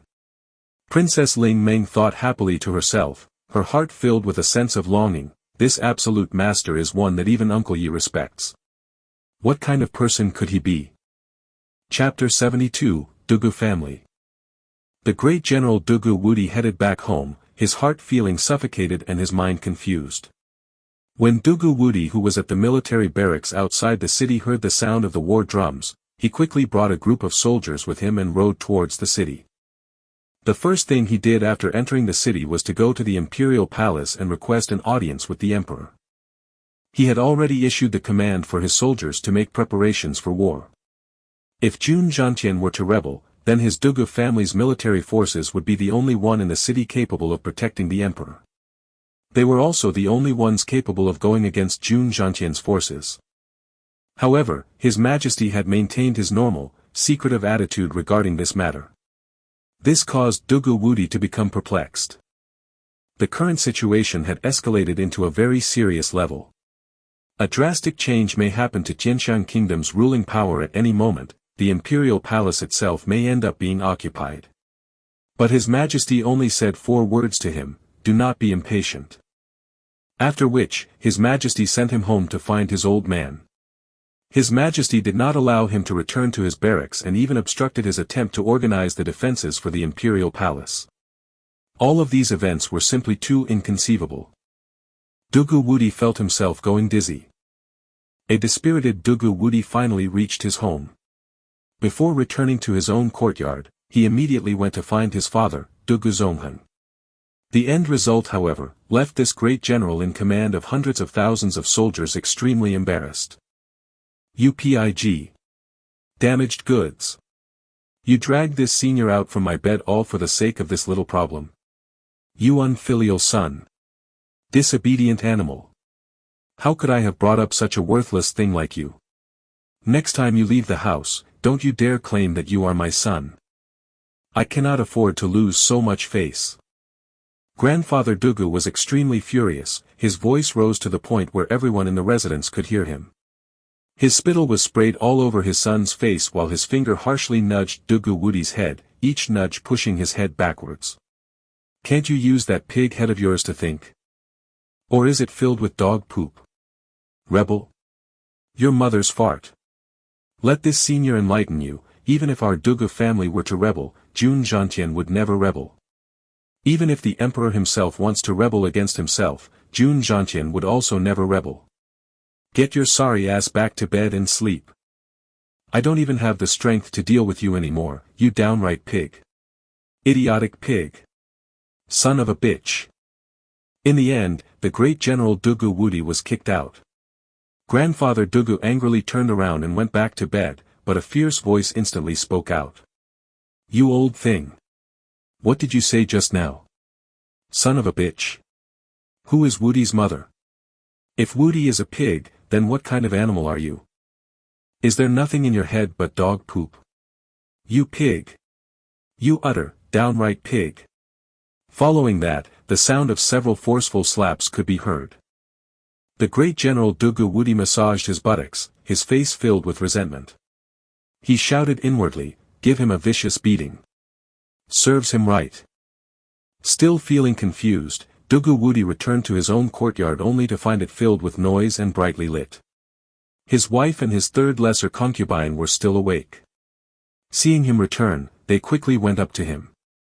After asking about it, he was informed that his daughter had ran back home while crying, her tears gushing down like a waterfall, and no amount of cheering her up was effective. After that, she locked herself up in her room, not stepping out at all until now. From the looks of it, someone must have bullied her. Dugu Woody, who was feeling highly dispirited, suddenly turned furious. Why is everything going awry today? In addition, who in Tianxiang City could have the guts to bully my baby girl? Watch as I mobilize my army to exterminate you. Accompanied by his wives, he broke into his daughter's room and started to coax her. After coaxing her for a long time, she finally stopped crying. After drinking a bowl of soup, she finally calmed down. Who exactly was it that dared to bully my daughter? Tell me their names. This senior will wipe them all out. A ferocious expression could be seen on Dugu Woody's face. Watching his dear daughter cry to the point where her eyes had become swollen, he could not help but feel his heart aching. A sound roared within him, I want to vent this fury. Father, Dugu Xiaoyi stared at her father and continued. You must help get justice for me. Dugu Woody was suddenly beset by a sense of foreboding, could it be that my daughter was? He could not help but become nervous. Who is it? Who else if not that stinking brat, Jun Moxie from the Jun family? Today, he provoked me to the point of death. Father, you must help me exact justice. Dugu Xiaoyi pouted and said in an aggrieved manner. Holding it in for a whole day, Dugu Xiaoyi had been waiting for her father to come back so that she could complain to him. After that, she would ask her father to bring her brothers together to beat up Jun Moxie and take back the meteoric iron while they were at it. She knew that asking these of her mother was pointless, as her mother would not agree. Thus, she did not.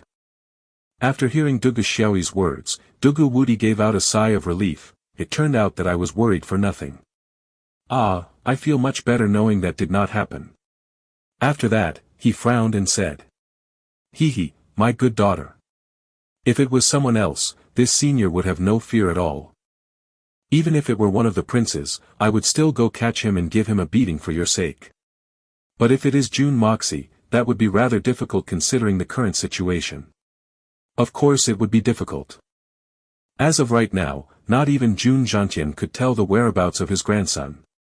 How could Dugu Woody locate him? Even if he successfully managed to locate him, he may not have the courage to lay his hands on him. That old thing had thoroughly lost it this time. Could it be that father is afraid of the Juns? My life is so bitter. Arg, I am so angry I could die. Dugu Xiaoyi started crying again. She turned her body and turned her face the other way. For some unknown reason, whenever she recalled Jun Moxie's face, she felt an urge to beat him up. An inexplicable fury would rise up from within her heart, giving birth to the desire to beat away the detestable smile off his face. Sigh. That is not the case. Watching his daughter cry out again, Dugu Wudi felt helpless and quickly tried to explain. The truth is, this brat. Sai, we do not even know if he is still alive or not. We cannot even find him. Let's wait until he is found before we proceed. Later on, father will definitely help my dear daughter get her revenge. We will take good care of that brat. Ah. You do not know whether he is alive or not. What happened to him? For some unknown reason, Dugu Xiaoyi felt a stabbing pain in her heart. She turned around, her wide-open tear-filled eyes gazed at her father. At the same time, a sense of fear welled up within her. What am I feeling fearful for? I heard that Princess Ling Meng had suffered from an assassination attempt tonight. That bastard who does not know his own limits tried to send a message to the princess. In the end, the princess was saved, but that debauchee ended up becoming the scapegoat. Dugu Wudi's face was a mask of exultation. He did not take note of the pale face on his daughter's face after she heard his words, her small hands clutched tightly together. Dugu Wudi continued. His chest was stabbed once. After that, a silver Xian assassin kicked his chest several times. In the end, someone took him away. As of now, we do not even know where he is. The way I see it, that brat's life is hanging by a thread. Dugu Xiaoyi gave a light moan as she became petrified. She suddenly felt as though her heart had turned into a void of nothingness. Her mind became a complete mess, not a single word from Dugu Wudi's mouth registered within her mind. Even his voice had seemingly become distant and unclear. There is no need to worry. If that brat is still alive, father will catch him and bring him here for you to personally beat his buttocks. Beat it till it is broken, ha ha ha, Dugu Wudi laughed happily. It was then that he realized something was wrong with his daughter's expression. He extended his hands before her and waved about. Xiaoyi. Xiaoyi. Ah. Oh. Dugu Xiaoyi became startled, as though she had just been awakened from her dream. Her face became calm as she slowly lied down upon her bed. Father, I feel tired. I want to sleep. Very well, have a good sleep. Once you wake up, everything would be all right. Father needs to go drink some wine to wash off this unpleasant feeling. Today has been a very bad day. Dugu Wudi shook his head and exited, absolutely oblivious to the fact that something was very wrong with his daughter. Dugu Xiaoyi pulled up her blanket, keeping her entire body concealed beneath it as she lay motionless. Her mother and some of her concerned aunts softly spoke a few words to her. However, Dugu Xiaoyi was not able to hear what they said at all. Her heart was in a state of chaos. She could not understand what was going through her mind, nor could she understand the reason for her inexplicable desire to cry. Her nose felt sour and her heart was throbbing irregularly. Tears flowed out silently from her eyes until the bed covers turned wet. She did not even realize when her mother and aunts left the room. Could he actually be, dead? But I have yet to. Chapter 73, Massacre in All Directions. Massacre in All Directions. Jun Zhantian's face was set with iron-like resolution, his entire being radiating killing intent. He left the military stage and went to his horse. There were a few places that he intended to personally see through. He must personally see it burn to ashes, only then could he comfort his grandson's soul in heaven. Suddenly, a part of the dark night seemingly moved, and a figure that appeared to be even darker than the night appeared mysteriously. Even though this person was standing before them, everyone was unable to discern the features on his face. Shadow. Why are you here? Did His Majesty send you? Jun Zhantian turned and asked. This is a present from His Majesty. Shadow raised his hand and a piece of white paper floated towards Jun Zhantian's hand. A smile seemed to appear on his blurry-looking face and he spoke out in a peculiar and terrifying voice. The voice transformed into an invisible thread, which then entered Jun Zhantian's ears. His Majesty said that your grandson should still be alive. His Majesty also told me to give you this word, moderation. His voice placed a certain emphasis on the word, moderation. His voice was dry and seemingly laced with a sense of unwillingness, as though he was not accustomed to talking this much. Moxie is alive. Jun Xie became ecstatic as he suddenly recalled that person he entrusted Moxie with. Could it be that he was the one who had saved my grandson? Jun Xie stepped forward and asked anxiously. Shadow, how is my grandson's injury? Shadow had already turned around and was about to leave, seemingly unwilling to stay. Even if the person before him is the most powerful general within the military forces, he had no interest in staying. However, after hearing Jun Xie's question, he reluctantly answered. Still alive, heavily injured. After saying that, he shook his head. He then stopped to gaze at Jun Wui who was beside Jun Xie. Giving out a "hein," he then disappeared without a trace. The spark of hope that had ignited within Jun Xie was suddenly extinguished by a pot of cold water. Jun Xie felt himself shocked senseless. The gaze that Shadow had used when looking at Jun Wui had seemed as though he was trying to send a message, even though Jun Moxie would not die from his injuries, his condition would not be any better than Jun Wui. Jun Xie's heart, which had been rendered lifeless, had just turned warm, but was now frozen solid. Could it be that the only heir of my Jun family would end up being a cripple? With these thoughts swirling within his mind, Grandpa Jun's heart exploded with raging fury. If he was not mistaken, the ones who would always go against his grandson back then were the Mang and Li families. Screw your granny. I do not care if today's matter have anything to do with you people, I will just throw all of you onto the chopping board. Consider this your unlucky day. Jun Xie cursed loudly within his heart. He jumped up his horse, gritted his teeth and shouted. Soldiers, follow me. We are going on a raid. The reason Shadow glanced at Jun Wui was not for the sake of giving Grandpa Jun any message. He simply had a different reason. This night was destined to become a bloody one. Jun Xie's sky-piercing rage would encase the entirety of the capital city in a rain of blood. Within the capital city, warhorses galloped back and forth. One after another, the residences of many high-ranking officials were set on fire. The sounds of weapons clashing and miserable screams filled the air. Before Shadow had appeared, countless men in black had started moving about in the darkness. Like ghosts, they infiltrated the residences of court officials one after another. Some of the residences had no opportunity to resist at all and the officials fell before their swords, blood splattering all over. Two assistant ministers of justice, Meng Jiyu and Li Qiao are both members of the Meng and Li factions respectively. They are also supporters of the eldest prince. They were usually very unfriendly towards the Jun family. However, tonight, their two families had to suffer greatly. As the war drums were still resounding, several men in black leaped into the residences of these two court officials. Beginning with the gatekeepers, these men left a trail of blood as they made their way into the main hall before breaking into their targets' bedrooms. The two pitiful court officials did not even get the chance to say a word before having their heads lopped off.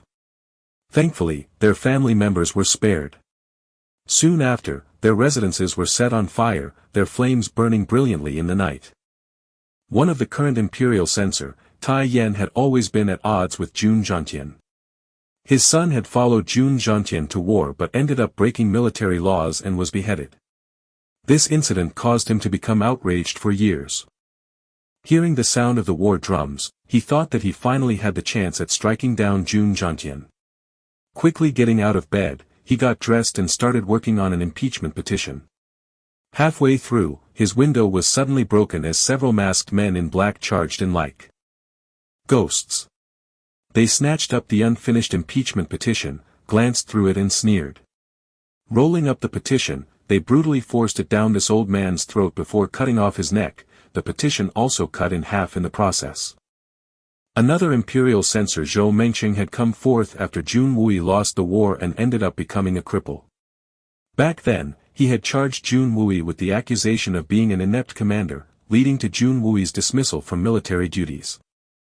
Tonight, he had drunk some wine and was sleeping together with one of his concubines. Unexpectedly, he would end up being snatched up in his birthday suit. Next, his prized possession between his two legs was cut off before being stabbed in the heart. After which he was hung naked from one of the great trees within his residence. His eyes, which had remained open onto death, stared silently at the flames devouring his residence. Another two families which had once been part of the Jun family's faction but had turned coat and joined the second prince's faction felt a sense of foreboding after hearing the sound of the general's summoning drum. Qian Wangguan and Wu Yun, these two men were well aware of how Grandpa Jun usually acts. Even though their residences were slightly far from the city gates, they made a wise decision: leave the city immediately. They quickly tidied up some of their belongings and proceeded towards the city gates, planning to escape in the middle of the night and lay low. However, when they arrived at the city gates, they found themselves surrounded by an army. The officer leading the soldiers shouted out orders to catch assassins, signaling for the archers to let loose their barrage. He did not give anyone the chance to explain themselves. At the south gate, over 100 members of the Qian family were transformed into porcupines, their faces becoming unrecognizable. At the west gate, the nearly 60 members of the Wu family were all killed, their corpses rendered into a bloody pulp. After which, their bodies were doused with oil and burned. The stench of burning corpses immediately rose up to the 9 heavens. Beside the corpses of the two families, 2 tall wooden signs were constructed: Assassin's Retribution. An unfortunate imperial censor had woken up in the middle of the night and entered the toilet. The next day, he was found with his bare buttocks hanging in the air, his head shoved deep into the excrement pit. One could only guess how long he had to suffocate before dying. These officials who held high positions had at this moment in time turned into a flock of lambs surrounded by a horde of ravenous wolves. On this night, it seemed as though the end of days had descended upon the entire capital. The raging flames of Grandpa Jun's fury completely engulfed the capital. The extent of what transpired had gone beyond what His Majesty expected. When His Majesty received the report, he immediately became furious to the point of smashing anything he could lay his hands upon. The Jun family's secret forces rampaged about just like a pack of bloodthirsty ghosts. Under the chaotic night and the unbelievable amount of bloodshed and death, the show of force from the Jun family's secret forces had shaken the prominent members of the capital city. Many of them were badly hurt while even more were shaking in fear. Every one of them shared one line of thought: against such an unstoppable force, what can they do? Perhaps they should consider organizing a new group of defenders for their homes. This was especially true for the 3 princes. Each of them had summoned their allies and called for an emergency meeting. The massive power held by the Jun family had caused the 3 princes' eyes to turn blood red, if only they were able to grasp such a kind of power. However, in the midst of their discussions, their residential palace suddenly caught on fire. Following that, countless number of decapitated heads were thrown inside, their blood staining the grounds. The 3 princes were scared out of their wits and immediately ordered their palace guards to search around. However, nothing was found. In addition, when they tried to search outside, they were forced to return by the patrolling soldiers. Naturally, there were exceptions amongst the many big families. For example, the Li family, Meng family, and Song family. Their foundations were deep and strong. When the masked men in black started their attacks, their family's experts quickly reacted to stop their attacks. However, the fire attacks on their family continued. In the Li family's secret chamber, there were several people who had wanted to head out after hearing the cries of battle occurring on the outside. One of them was dressed in white robes and over 30 years in age. His face was cold and prideful. Just by looking at his bearing and manner, one would be able to deduce that he was the Sky Xian expert who had killed off Qin Hu in front of Old Master Tang Wanli. The door of the chamber opened and the young Master Li Yuran walked in. "Yuran, let me go out. Among these men, the strongest should only be at around the Jade Xian level of cultivation. What is there to fear? Any one of us here is enough to put a stop to them. I really cannot understand. These men's attacks have reached your own doorstep, and yet you choose to remain indifferent about it. Since these men have a death wish, then we might as well help them fulfill it." The white-robed man frowned, his face expressing indignation. He had always been a proud and arrogant person. Since when did he become a coward that needed to hide away in a secret place? Chapter 74, This is my explanation. This is my explanation. A big thank you to the sponsors. Thank you. No. Absolutely not. At this moment, Li Yuran had actually let out a calm smile. I would rather have the Li residence burnt to the ground than mobilize you. His smile contained a peculiar mix of tenderness and chilling ruthlessness. As long as our people still lives, the Li family will also remain. But if you were to show yourself, what the masked men in black does no longer matter. One thing I can be certain of, we will end up attracting the attention of countless eyes. Once your identities are exposed, or even if your identities do not become exposed, the Li family would end up in hot soup. In addition, the rumors that the Xian core is in the hands of the Li family would spread out in all directions. When that happens, senior brother, please remain in this secret chamber for now and not come out. Once this matter settles, I will immediately arrange for someone to send you out of the city.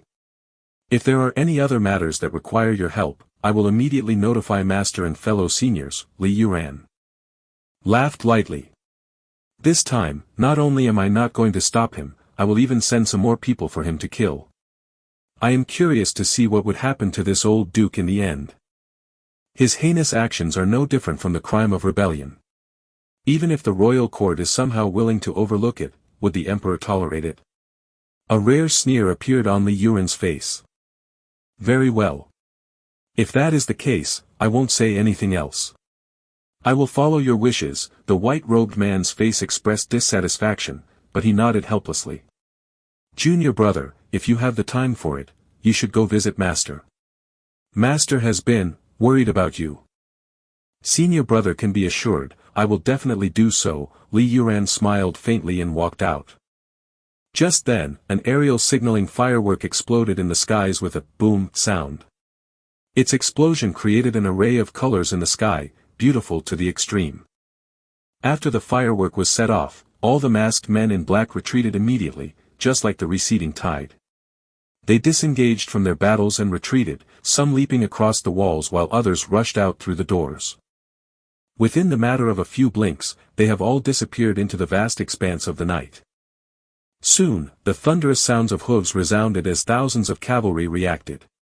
In an orderly manner, the cavalry units of the military rode towards the Li residence at best speed. In just moments, they had all arrived before the door of the Grand Preceptor Li's residence. A series of commands rang out and the mounted soldiers urged their horses to move, surrounding the Li residence. The main gate was smashed open with a boom and Grandpa Jun Xie stepped inside, his body exuding killing intent. His body was covered with a sky-blue glow, a result of channeling the sky Xian Qi within his body. Although it was likely that the Li family would not dare to do anything against him due to his identity, he must place considerations on what-ifs. After all, it is better to be safe than sorry. On either side, two teams of elite soldiers entered the area in 2 rows, their swords flashing. All members of the Li family, get out here. Assassins have appeared within the city and I am now conducting a search on the entire city. Grandpa Jun roared loudly, his voice shaking the entire residence. It turned out that old brother Jun had personally come. You honor my humble abode with your presence. The Grand Preceptor Li Shang's face was all smiles as he stepped out from the main hall. Step by step, he showed the eager demeanor of someone who had just been reunited with a long-lost twin brother.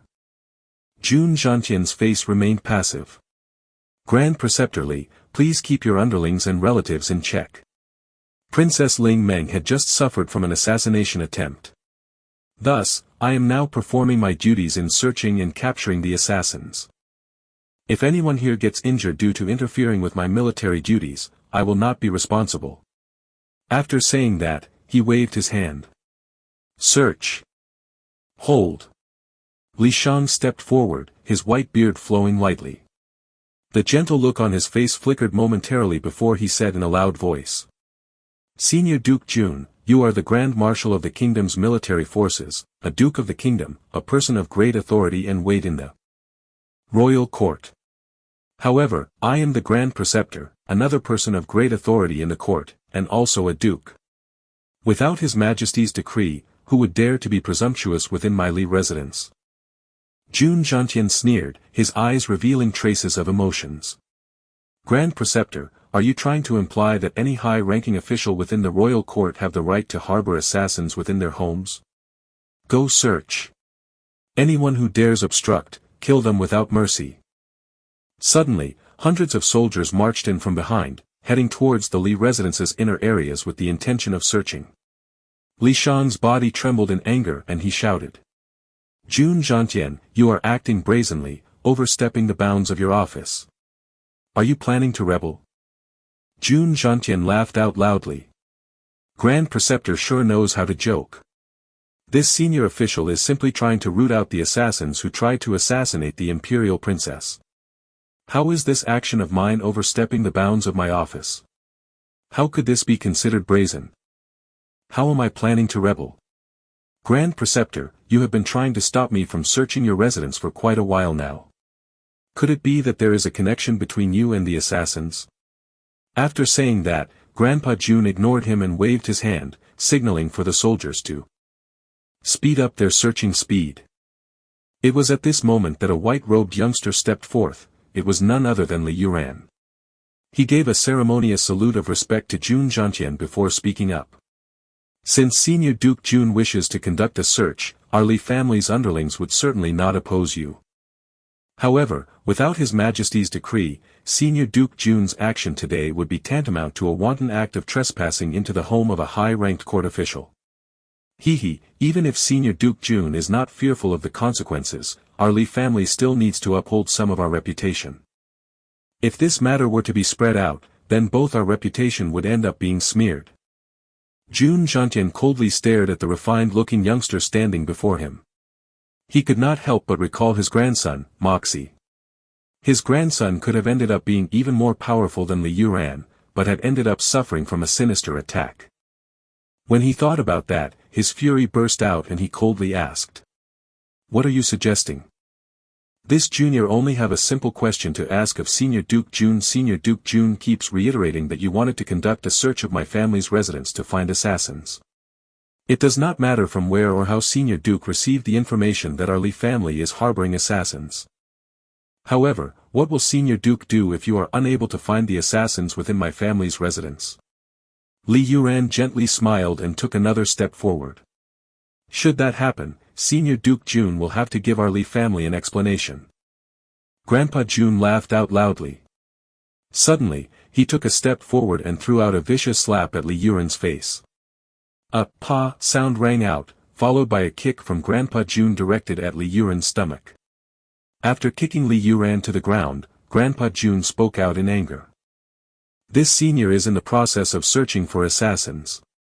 Not even your grandfather dared to fart in front of me, but you. What are you? You dare come out to start a debate and find faults with this senior? You want an explanation. This is my explanation. Pooh! Jun Xie spat out. What a joke. If we could not find the assassins, that would naturally mean that your Li family is innocent. If we cannot capture the assassins, then we will obviously have to continue searching. What else is there? I am more interested in asking you this. Your Li family, from the seniors down to the juniors, have been desperately trying to stop me from conducting a search for the assassins. What are you planning?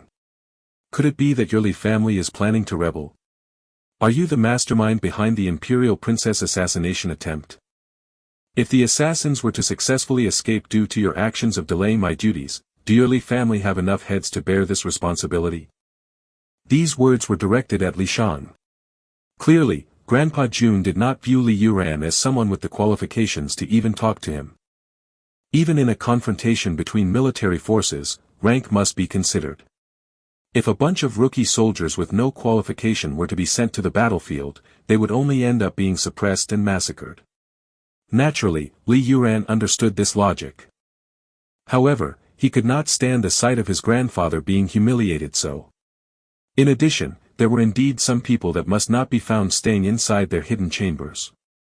If those people were to be found, that would be akin to having yellow mud smeared onto their underwear. Even if it is not poop, everyone will still think it is poop.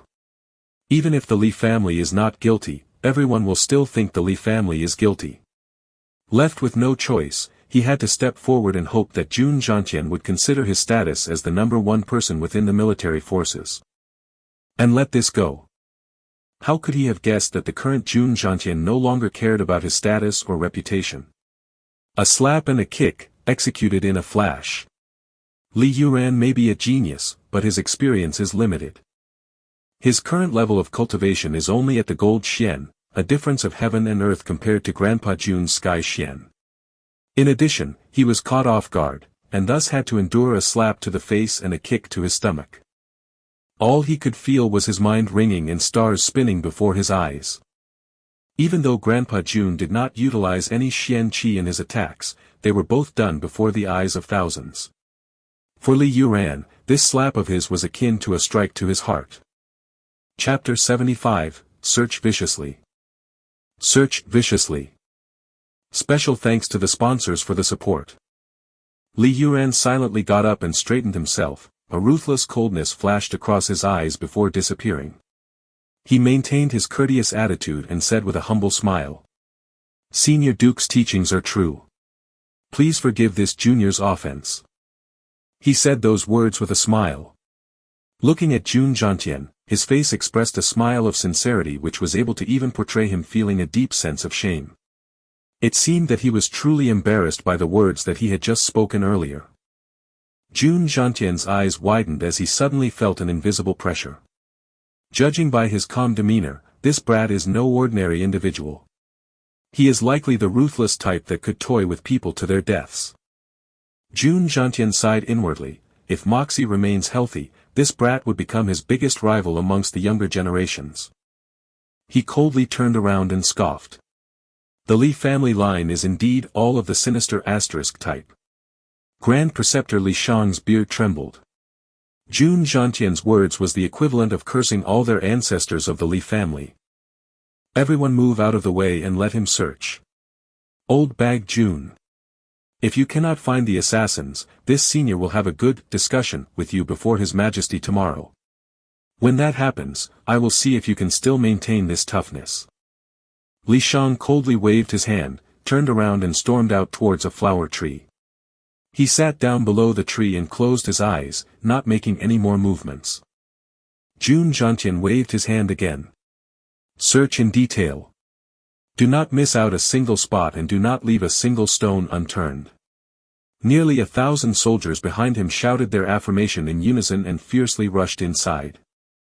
Instantly, the entirety of the Li family was turned upside down to the point of having chickens fly and dogs jump. On a spot situated some distance away from the Li residence was a normal-looking sedan chair. 4 figures stood around the sedan chair, their faces were filled with indifference. The curtains of the sedan chair were lifted to reveal a profound set of eyes observing the situation in the Li residence. The person's ears were focused on listening in on the conversations within. This person possesses a clear face which is somewhat squarish. However, both his eyebrows are slanted upwards, just like a pair of dragons soaring to the heavens. Even without moving or saying anything, he exuded a prestigious awe-inspiring aura. After listening for a bit, this person closed his eyes and murmured. The amount of stubbornness shown by Jun Xie against the Li family this time is indeed a little overboard. It is only natural for the Li family to have many secrets pertaining to the protection of their family that would prove dangerous if revealed. If these secrets were to be exposed, the Li family would disappear. Jun Xie would not let them off easily, but the kingdom still have need of the Li family. The person frowned, seemingly having a headache. Shadow, if anything unexpected were to happen, you will need to step forward to solve it. Not a single sound could be heard outside, but this person knew that his command has been received. He then closed his eyes, his fingers tapping a tea table made of jade. Both his eyebrows moved, seemingly coming closer and intertwined with one another. A thought suddenly flashed through his mind, this grandson of Li Shang is not just a talent, he is a very dangerous talent. Jun Xie's soldiers searched all the way as they moved, turning over containers and toppling cabinets, causing things to fall and crash. It seemed as though these men were not trying to look for assassins, but were here purely to carry out acts of destructions. Ping! A huge vase was thrown out and shattered into pieces.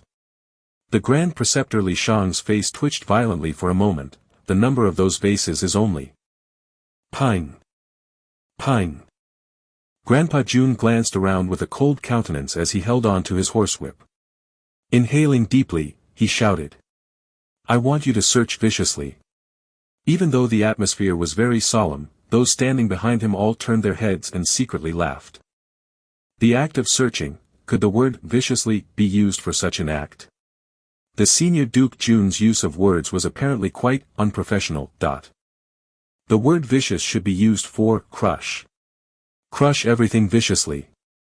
This old thing can be quite funny. It almost seemed as though he is afraid that people would not know that he is simply trying to create havoc. Let us observe for a little longer. The man in the sedan chair could not help but let out a smile. Hearing the word viciously, the soldiers proceeded to search with even more force. Nearly 2,000 soldiers poured into the Li residence, acting as though they had just broken through into the enemy fortress. Anything that can be thrown was thrown, anything that can be destroyed was destroyed. Every member of the Li family stared at this spectacle from the courtyard, blood dripping out from their hearts. All that is money.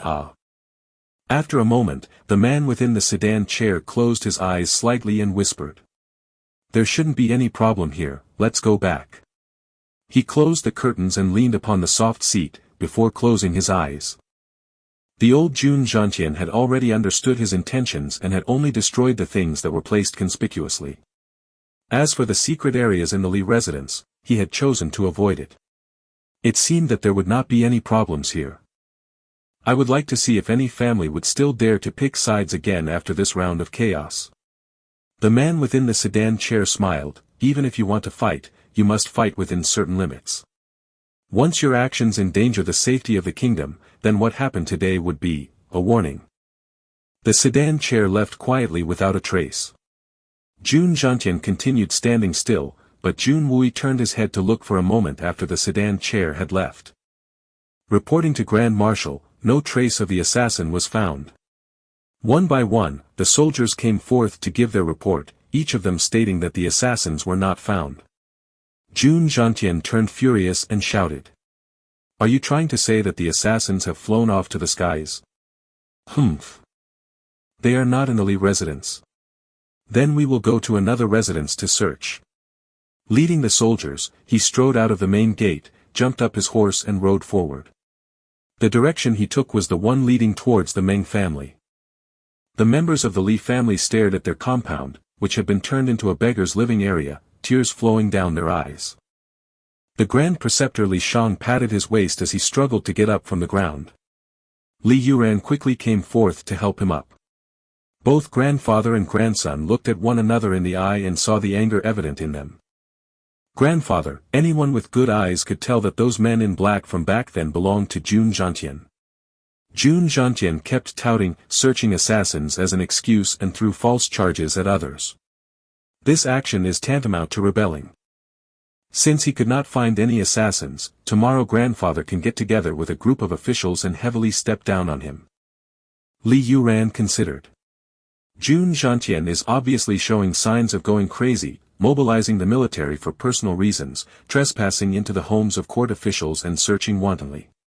If we could bring about the demise of the Jun family with the destruction of these properties, then that would be quite the acceptable transaction. On the contrary, if grandfather chooses to stay your hand, others might think that you have a guilty conscience. Li Shang frowned and gave a deep sigh. He spoke in a deep voice. Yuran, you are a talented genius, possessing a wisdom that surpasses the masses. Even in the area of strategy, you have proven yourself to be capable of identifying the enemy's weak points. Watching you become the number one amongst the talents of your generation, grandfather have always felt happy about it. However, you also have your weak points. One example would be the area of governance. You are still too young. As such, the things you could see is still limited. Governance? Li Yuran became puzzled. Are you saying that this amount of crime by Jun Xie is not enough for His Majesty to take action against the Jun family? Enough? No, it is not. It is far from enough.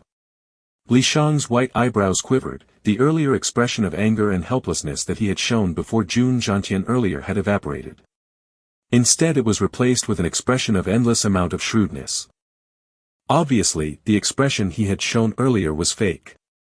You still do not understand just how much trust His Majesty have towards Jun Zhantian.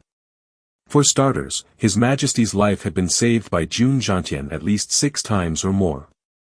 Back then, if Jun Zhantian had wanted to rebel or if he had even the slightest bit of secret ambition, then the seat of the emperor would have been his a long time ago. It is true that there can be no love within the royal family. However, one would never truly treat an absolute loyalist as a mortal enemy. This is also the main reason why the Jun family, which has fallen to the point of nearly losing all their successors, could retain so much power over the military. Simply with those few things that happened earlier, did you think it is possible to bring down Jun Zhantian? Li Shang laughed out for a bit. Did you really take Jun Zhantian to be such a brainless person who would offend our Li family to a bloody end? Furthermore, based on his earlier movements, did you think that he had forced us into a road of no return? Li Yuran was a brilliant person. In just moments, he had gained understanding of many of the points spoken. His face changed greatly and he said, "Could it be?" *TL, the word "in" should mean sinister in this context. However, it could also mean feminine, moon or hidden. Chapter 76, Change. A heartfelt gratitude to all the sponsors for your support. Li Shang smiled wryly. Hein. If His Majesty was not behind what happened today, then our Li family would be nothing but a land of corpses by now. Not a single one of us would be left alive. That should have been Jun Zhantian's original intention. If that were not the case, he would not have gone to the extent of mobilizing the army. Somewhere in between, something must have happened to change his mind. As for the one who could cause Jun Zhantian to change his mind, there is only one such person in all of Tianxiang, the emperor. Oh, there is another, his grandson, Jun Moxie. Earlier, you told me that the debauchee had already died. It seems that may not be the case. If Jun Moxie had truly died, then even His Majesty may not be capable of holding Jun Zhantian back. Thus, I conclude that Jun Moxie should still be alive. In addition, Jun Zhantian should have only received this information just now. Thus, Jun Zhantian actually had very little influence about everything that had happened today. Even though we seem to have fallen into misfortune for no reason today, I believe there would be others far worse off when compared to us. Li Shang laughed. The assassination attempt on the imperial princess has provoked His Majesty. Thus, His Majesty has decided to make use of Jun Zhantian's anger to rearrange the power base of the 3 princes. All the families or officials that had chosen to side with the princes would receive a warning tonight. Some would even be exiled or harshly dealt with. As for those within the imperial palace, the rearrangement has probably been finished by now. A pity, all our preparations. Jun Zhantian going mad today was unexpected, but it was also an inevitable occurrence. If we had grasped onto Jun Moxie back then, this old man would probably have gone mad a long time ago. Thus, His Majesty decided to take advantage of Jun Zhantian's act of madness to, His Majesty would take this opportunity to weaken the Jun family's military power, and then suppress the powers of the other big families like ours before suppressing this incident. The mastermind behind Jun Zhantian is none other than the emperor himself. The emperor is also the one with the most understanding of what had happened tonight. So then, do you think we could do anything to that old Jun? Li Yuran felt somewhat shocked. He could never have imagined that his grandfather's mind had already seen so far ahead. He had even clearly understood the thought process of those involved, especially the thoughts of the one standing upon the highest position within Tianxiang Kingdom. His Majesty, the Emperor, is a man of great talent. It is only natural that he does not wish for his successor to be an incompetent person. Thus, His Majesty allowed the 3 princes to compete. However, His Majesty also does not wish for matters to escalate beyond control. That is why once the 3 princes' actions went overboard, His Majesty would clear the board and restart everything again for them. This is the biggest reason why the great families with true power within the city would never join the struggle between the princes. Remember, let go of everything that had happened today. Until the situation had stabilized, never take action. Just look there, Li Shang pointed at the heavy amount of smoke billowing up into the skies. All those who chose to take actions in advance have all been sent on their merry way to heaven. If that is the case, does that mean that we will have to do nothing after everything that had happened today? Li Yuran asked. How can we simply do nothing? Even if we want to, His Majesty would not want to, Li Shang smiled craftily. That is why we must still lodge a complaint tomorrow.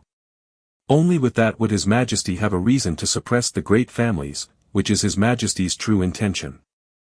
If we do not go along, we would be in trouble in the future. Li Yuran entered a state of deep contemplation. He is a smart person, a genius in both civil and military affairs. However, listening to those words, he came to realize just how lacking he was in the understanding of political affairs. Gently stroking the part of his face that was slapped by Jun Xie, his eyes flashed with a chilling glint, just like that of a poisonous snake. Jun Xie, I will never forget this slap of yours. TL, Li Yuran will remember this. Meanwhile, the Meng residence was currently having their dogs jump and chickens fly. When compared with the Li family, the Meng family had it far worse. Their homes had been searched to the point of being demolished. And yet, Jun Xie felt only depression within him. Because this was not what he had intended to do, nor was this the results he had intended to achieve. After this incident, the capital will turn calm for a long period of time. At least, that was how it would appear externally. Since His Majesty had said that Moxie is still alive, then this senior will become a spear for His Majesty. Doing so is quite worthwhile, although the ending is somewhat anticlimactic. This senior's original intention was to kill off all these people. Although a large number of them had been finished off, the most important ones could not be killed. At this moment, a hasty sound suddenly rang out. Jun Xie, you ignorant old man. Stop it. Jun Xi's body suddenly shook, as though he could not believe what his ears was hearing. Slowly, he turned around, his eyes staring straight, his face revealed a mad look of joy. A thin, withered-looking old man appeared, his arms carrying someone to his chest. The old man shot out and appeared before Jun Xie, panting and sweating profusely. However, Jun Xie paid him no attention. He quickly dismounted off his horse and rushed towards the thin old man. Jun Xie retrieved the person being held close to the thin old man's chest and spoke in a trembling voice. Moxie. Coincidentally, these two people returned just as everything was about to be wrapped up. Jun Xie's expression of surprise clearly showed that he had just escaped from the clutches of absolute despair. He held on to Jun Xie as though he was holding on to the world's most precious treasure. The deep wrinkles of his face harbored the intense amount of concern he was feeling. This is the ecstatic feeling of finding something that one had thought to be lost forever. His fingers trembled in concert with his body while his eyes had turned red from excitement. Watching all this, Jun Xie felt his heart shaking. This is a commander of 1,000,000 soldiers, a resilient iron-blooded man who had returned victorious after hundreds of battles. But, seeing his own grandson alive at this moment made him surprised, his bearing suddenly transformed into that of a frail and ailing elderly person. This is an emotion born deep within a person's flesh and blood. At this moment, Jun Xie felt something well up from the bottom of his heart. It was a feeling, an aching feeling that gave him a sense of warmth and comfort. In addition, he felt his nose turning sour. Jun Xie suddenly felt that it had become hard to breathe, his nose had seemingly stopped working. A feeling which made him feel a desire to cry out. Is this the affection that he had once desired in his dreams? In both past and present, is there any who had shown so much care for him?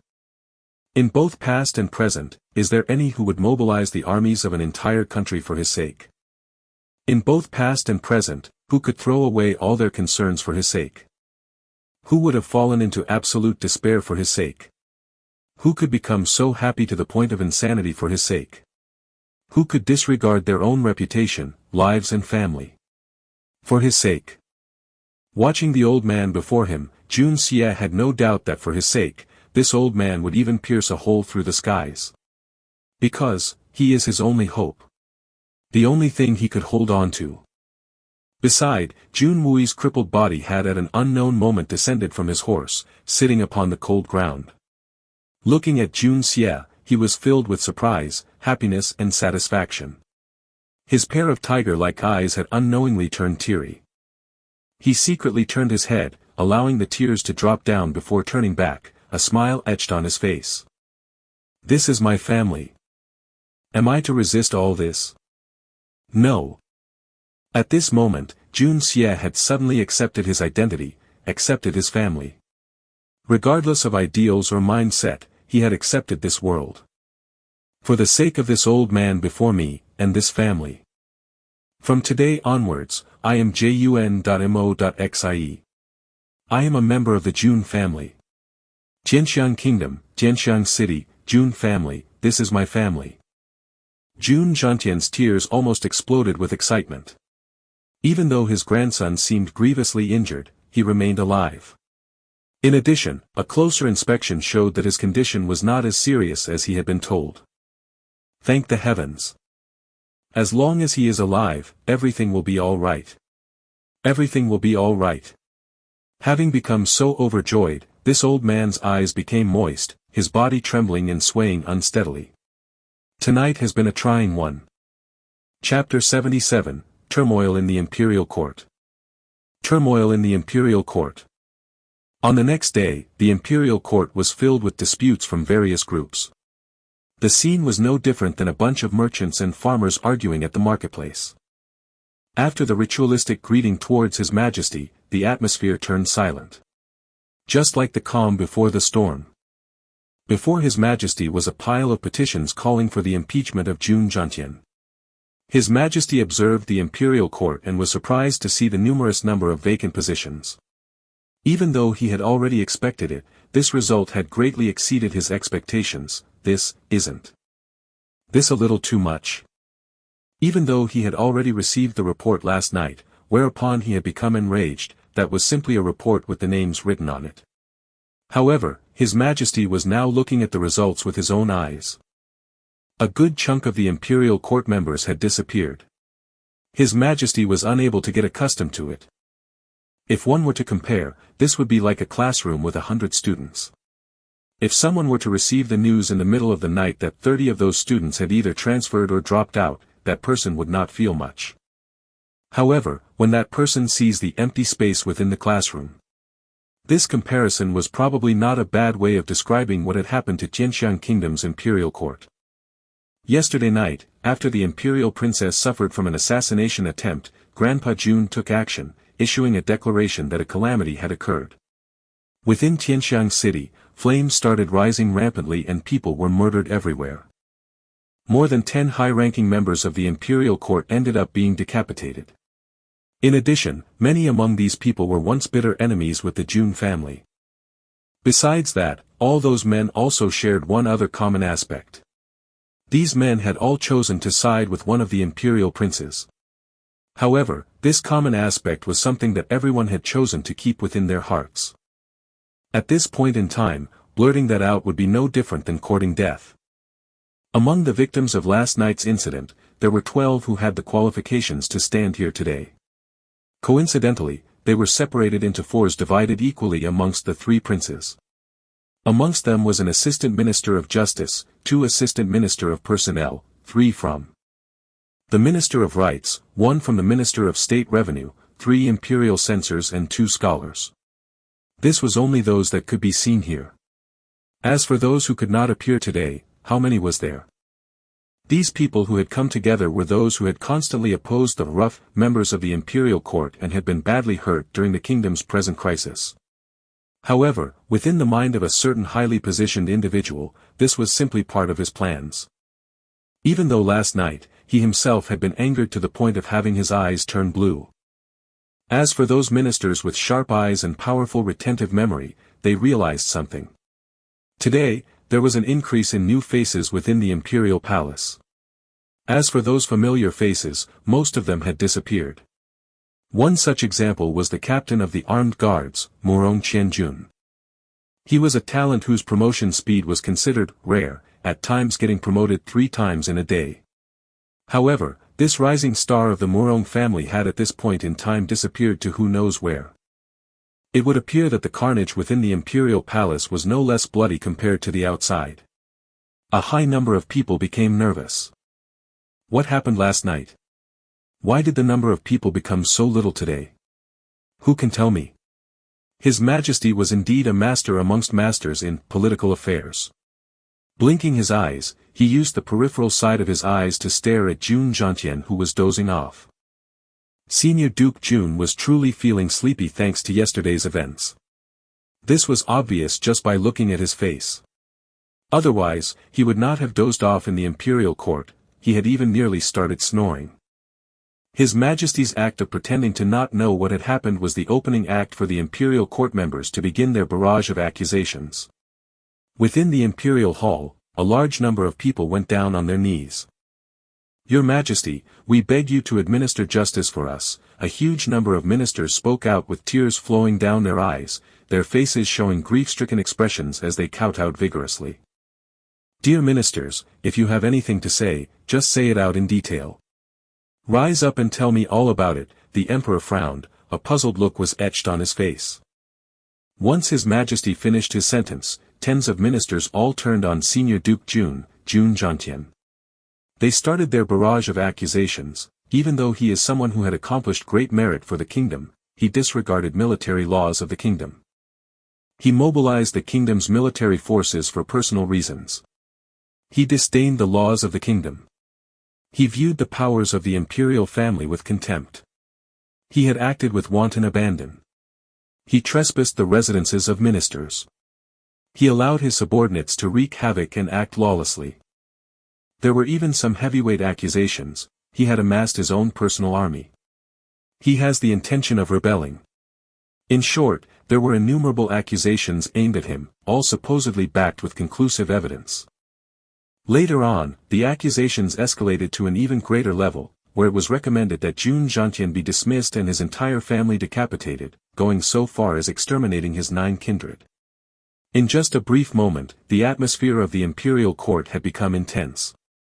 Everyone's face were flushed red, each and every one of them were filled with indignation. In the end they all chorused out. Not killing Jun Xie equals endangering the imperial family's powers. Not killing Jun Xie, the people would not be appeased. Jun Xie turned his gaze up, his eyes slightly closed. Watching the performance by all the ministers in the imperial court, he could only think of his grievously injured grandson. He was contemplating on how to ask His Majesty to loan him the best imperial doctor. Jun Xie. You old thing, you actually dare to act in such a brazen manner. What do you have to say for yourself? His Majesty questioned him in a very harsh tone, seemingly furious. Your Majesty, yesterday, this minister received news that the princess had suffered from an assassination attempt just outside the imperial palace. Thankfully, the princess' luck was good and she managed to escape unscathed. However, hearing that those criminals dared to act so wild, going so far as to profane the dignity of the imperial family, this old minister felt a bottomless anger spout out from within my heart. This minister then received further news that the assassins may harbor the intention of following up by trying to assassinate the members of the imperial family and high-ranking officials of the imperial court. This old minister fears that any delay would bring about irreparable disaster.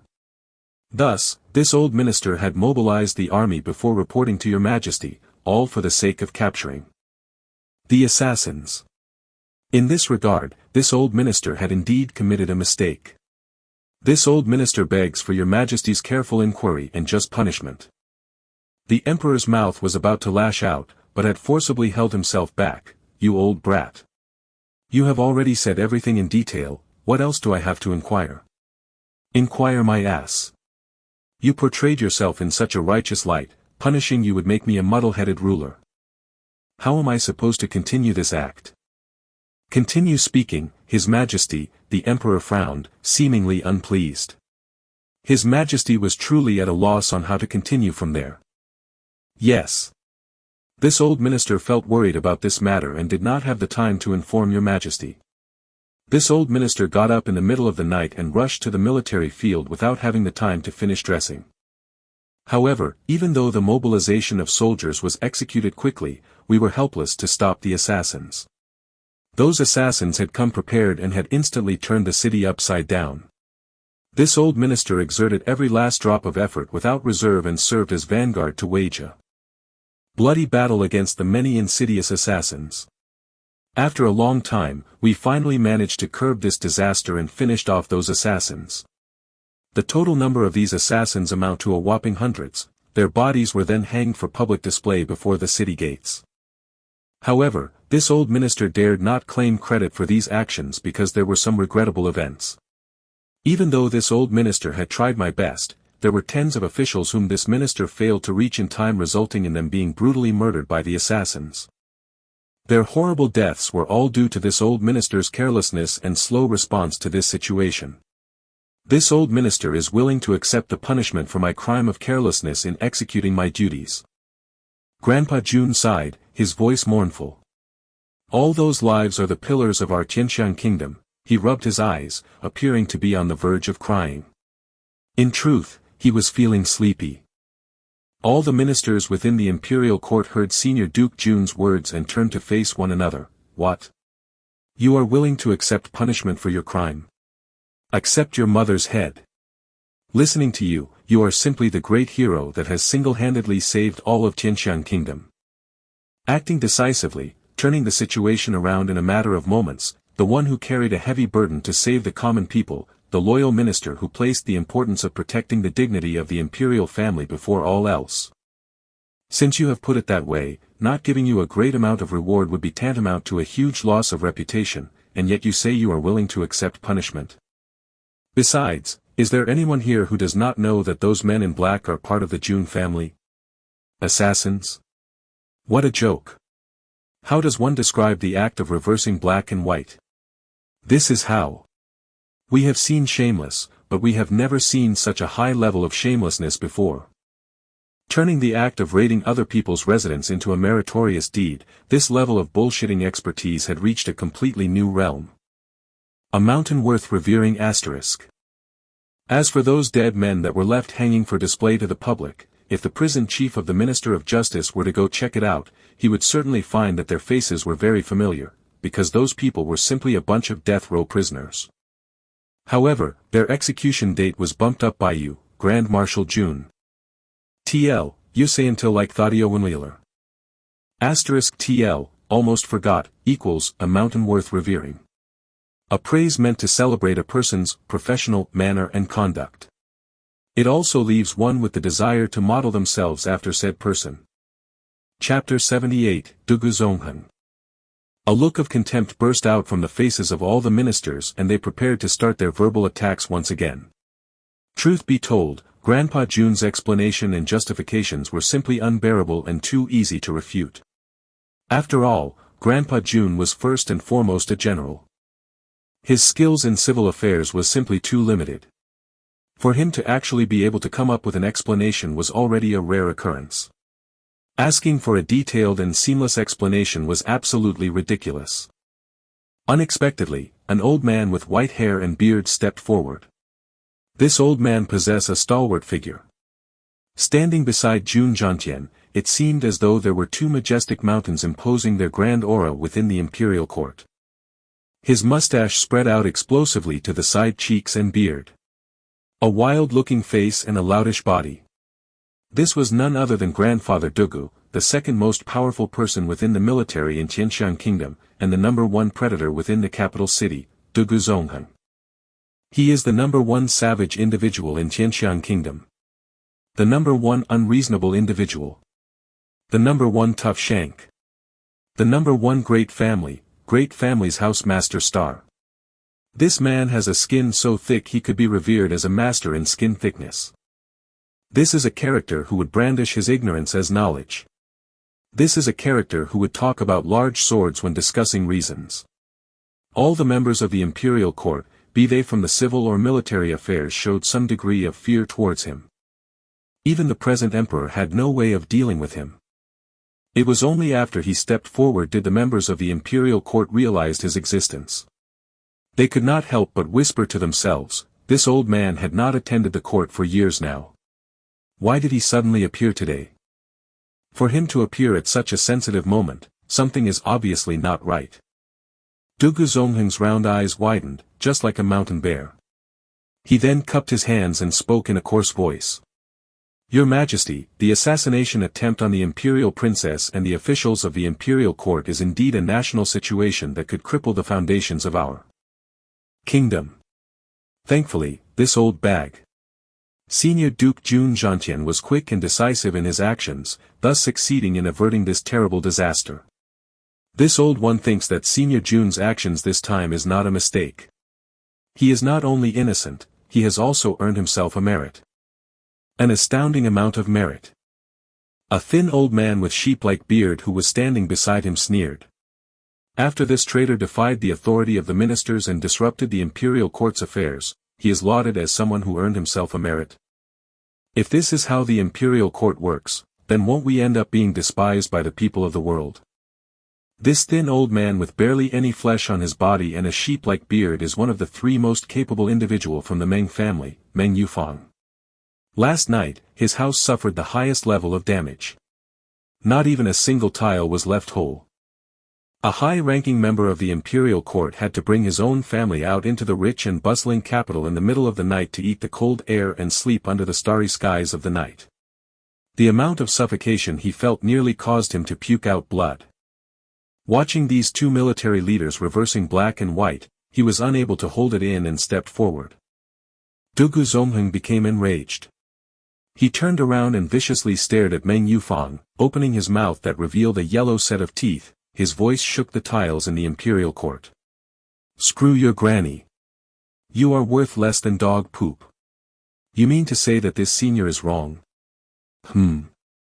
As if acting in concert with his fury, his beard exploded out, his facial hairs standing upright.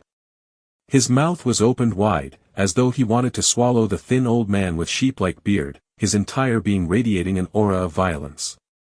Beside him, the great General Dugu Wudi immediately stepped forward to support. Meng Yufang, what are you trying to do? My father is in the middle of a conversation with His Majesty.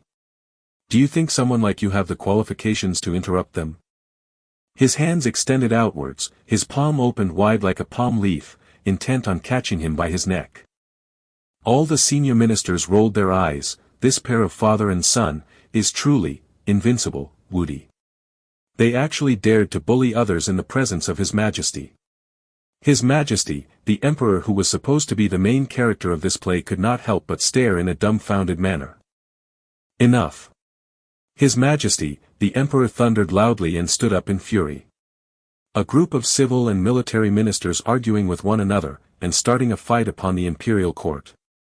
What do you plan to do next? Are you going to start throwing obscenities around?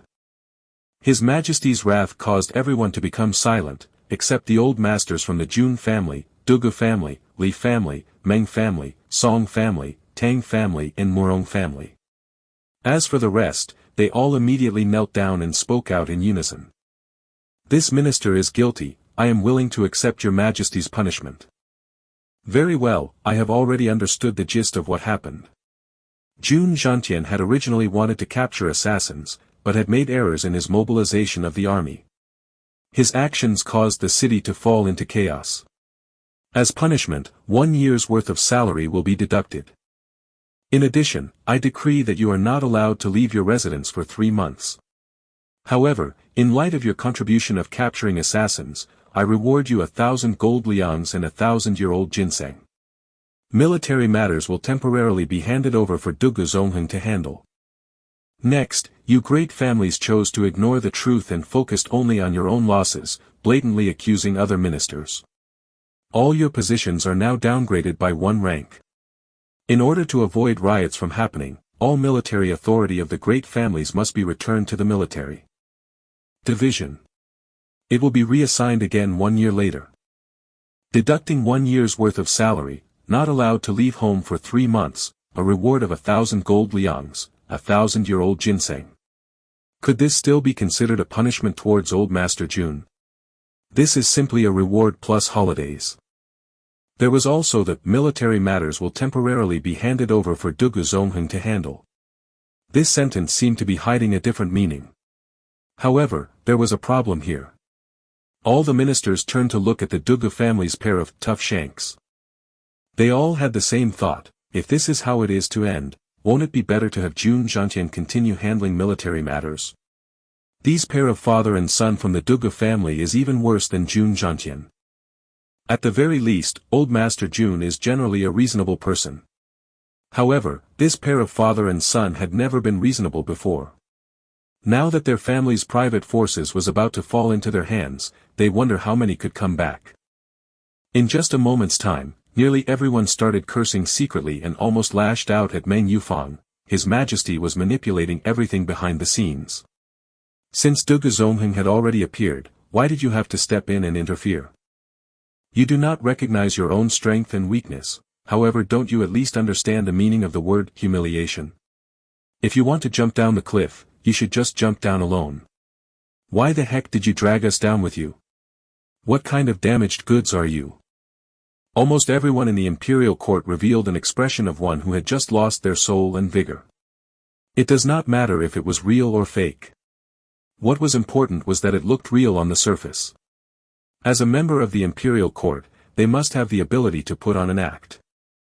Otherwise, it would be hard for them to continue serving for long. However, there were around 10 or so people within the imperial court who lowered their heads, anger etched upon their faces.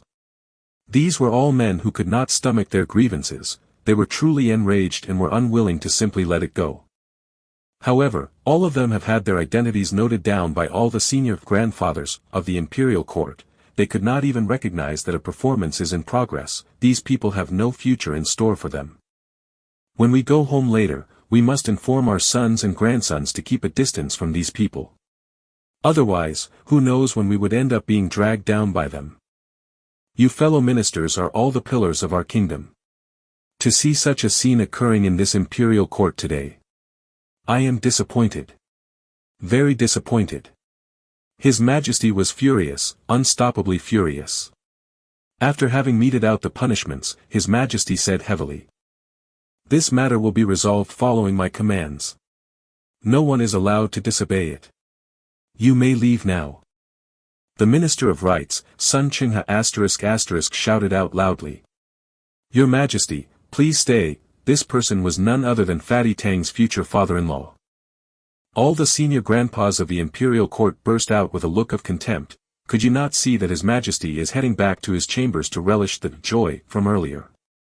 Ever resourceful, overlooking the world as its sovereign, delightfully manipulating everyone within the palm of his hand, suppressing all the great family's influence and authority in one fell swoop, bringing stability to the entire capital city. How joyful would such an experience be? However, you actually chose this moment to restrain His Majesty. Do you not want to live a good life anymore? What a silly idiot. What do you wish to discuss? His Majesty's face was a mask of fury. His Majesty's fury had originally been staged, but after having been restrained his false countenance of fury has started turning real. Your Majesty, please understand, this one is in charge of ceremonies. However, today is the day for the annual Gifted Scholars Autumn Festival Feast.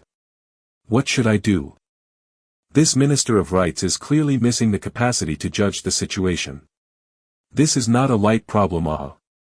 All the ministers in the imperial court sighed inwardly. Could you not see what kind of situation we have here?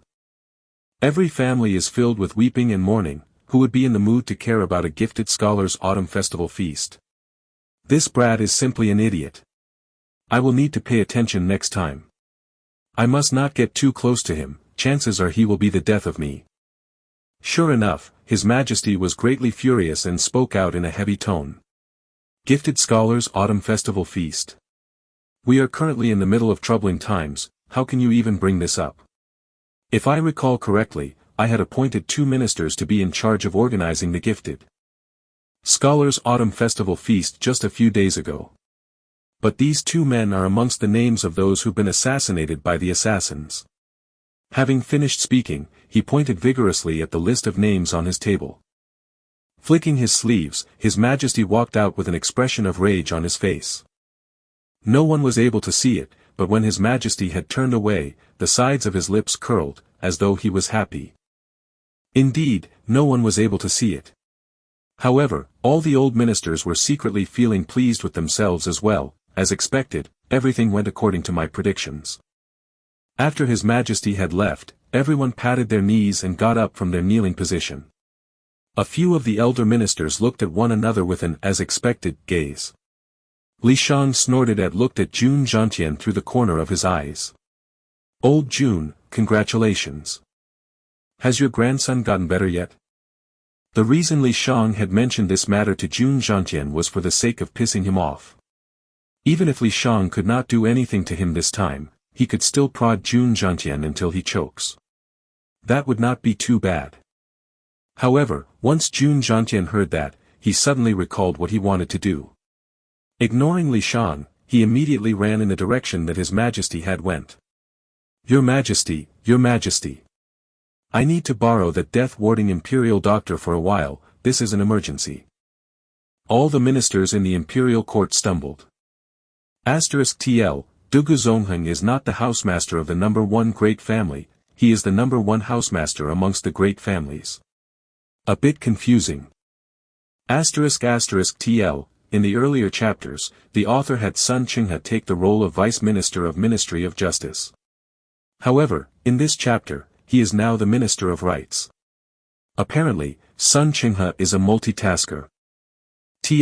Tough shank is used for, /guandaoro, which means a person who is hard to deal with. By the way, I am not Japanese. In fact, my grandparents had to live under Japanese occupation. If they are still alive, I doubt they will have anything good to say about Japan. Chapter 79, A Blessing in Disguise. A Blessing in Disguise. Dugu Zongheng squinted his eyes as he looked on with contempt. Look at this old bastard. Just because his grandson was a little hurt, he became so anxious. He does not have the bearing of a great general at all, how disdainful. For someone like me to be outranked by such an ordinary man, what a worldly tragedy. Dugu Wudi curled the corners of his lips and spoke out in support of his father while nodding his head. Indeed, how despicable, a worldly tragedy. All the ministers shook their heads in unison as they looked at them with utter contempt. A mere scratch would have been enough to cause you people from the Dugu family to raise a sky-shaking havoc. And yet you actually have the gall to despise Jun Xie, how shameless. However, the words that grandfather Dugu spoke today seemed rehearsed. It seemed one of the head clerks must have helped him out with the script. Could it be that he had rehearsed this for a long time? That is a shocking revelation. Could it be that something is going on in the military division? Thinking about this, all the old foxes in the imperial court felt shocked. Seeing his son supporting him with complimenting words, Dugu Zongheng laughed happily. Stroking his beard, he said. In the end, my family is still the best. Producing nearly 10 heirs in one go, each of them are skilled dragons and fearsome tigers, unlike the Jun family which only have a single fur. Dugu Wudi nodded like a chicken pecking down at grains of rice. Indeed. A wave of contempt burst out from the crowd again, with just one sentence, you started bragging about your family foundation. Producing nearly 10 heirs in one go?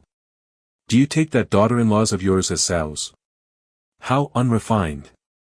Besides, your 3 sons have a total of 20 wives but only nearly 10 grandchildren, you think you are qualified to brag about this? Ignoring the prideful pair of father and son, they all shook their heads and left as they headed home. Let us just assume that everything that had happened in these 2 days as an exhilarating farce. If only we knew it would end like this, sigh. A while later, the palace guards saw Grandpa Jun triumphantly escorting an old man with white hair and beard who was carrying a medical chest out the palace. On the horse that Grandpa Jun rode on, there was actually another seat prepared. It turned out that even before entering the palace, Grandpa Jun had already prepared a seat for the doctor. Truly, a detailed plan. What kind of person could be called a master? This is what you call a master. The great young master Jun Moxie was lying in bed, putting in every effort to appear ill. But in truth, he was inwardly feeling joyful. The Lolita, little cook carefully served him, scooping spoonful of sweet bird's nest soup for him. There were also ginseng soup, 8 treasures lotus soup. As long as it is nourishing, it would be prepared for him. The only thing which made him unhappy was that Grandpa Jun would occasionally prepare a generous sum of 6th level Xian beast's blood. According to him, this was a rare nourishing stuff. But, Jun Moxie would have to cover his nose and pour it down his throat or pour it down the bucket beside his bed. It is simply too hard to stomach. I am not a barbarian. Is it worth it to give me blood to drink? How unhygienic is it? Would my stomach even survive?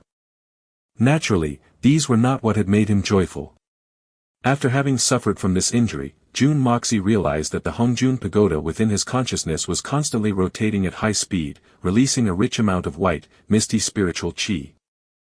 The qi swept through his body's meridians again and again, focusing onto the damaged area. In less than a day, the sword wound on his chest had been fully healed.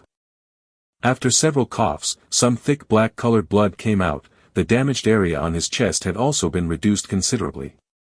As for the wound on his thigh where one could see through to the other side, it only seemed serious.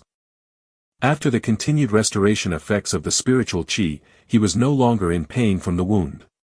The only thing that gave Jun Moxie some discomfort was the waves of itchiness and numbness, which occurred every now and again.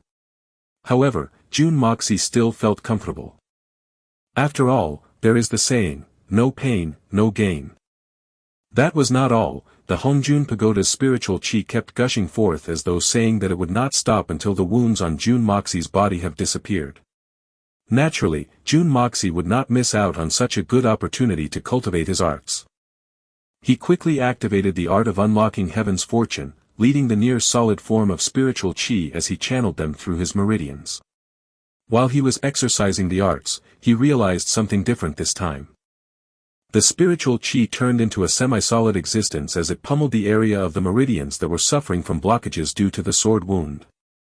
Almost instantly, the blockage was burst open. After that, he could clearly feel the qi flow within his meridians expanding bit by bit, becoming thicker bit by bit. Under such circumstances, the Hongjun pagoda would usually stop releasing the spiritual qi. At this moment, however, it did not show any signs of stopping at all. Jun Moxie became elated. He gave up on his plans to restore the damage from the sword wound and focused obsessively on leading the spiritual qi in order to increase his qi flow, secretly becoming joyful over this fortunate event. Jun Moxie suddenly felt that his behavior was similar to those of scammers. Others were being kind to help you treat your injuries, and yet you took advantage of this opportunity to increase your own strength. This was just like the act of making profit from other people's kindness.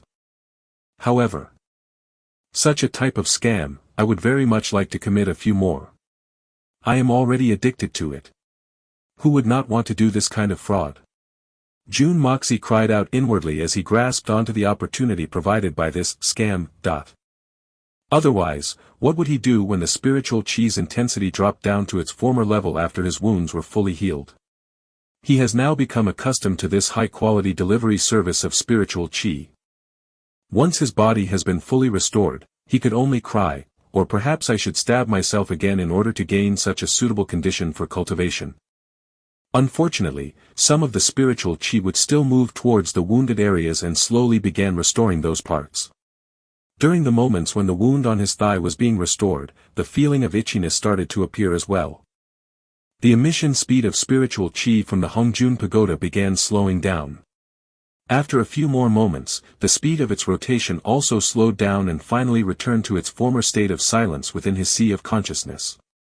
Jun Moxie woke up with a start and gave a sigh within his heart. I still have not had enough. This fast rate of cultivation is simply too alluring.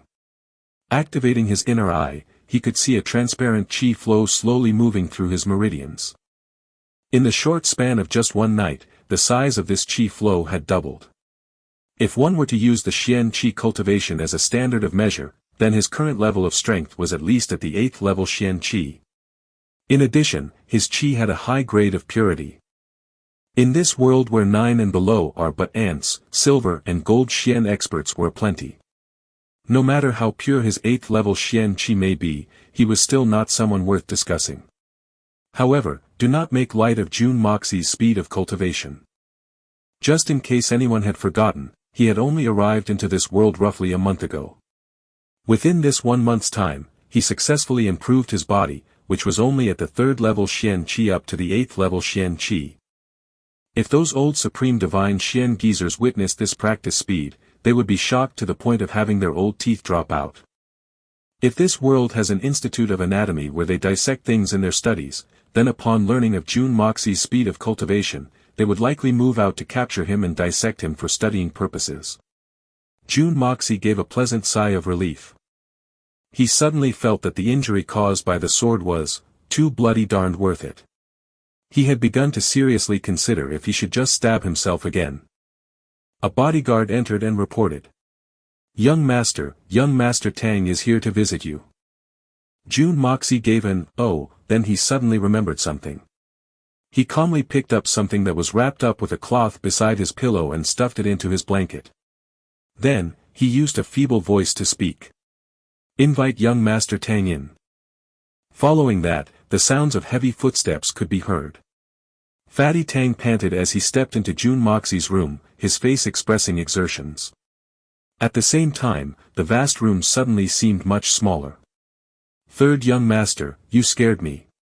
Tang Yuan's face was a mask of shock. "I heard that you were killed and cried for the whole night. If we brothers were to be forced to part ways forever, then how am I supposed to live?" Jun Moxie stared weakly at the fatty before him. He had the urge to jump out and kick him out. However, he was currently playing the part of a heavily injured person. He will have to spare him for now. His eyes on the other hand was spouting flames. Chapter 80, Gifts from Fatty.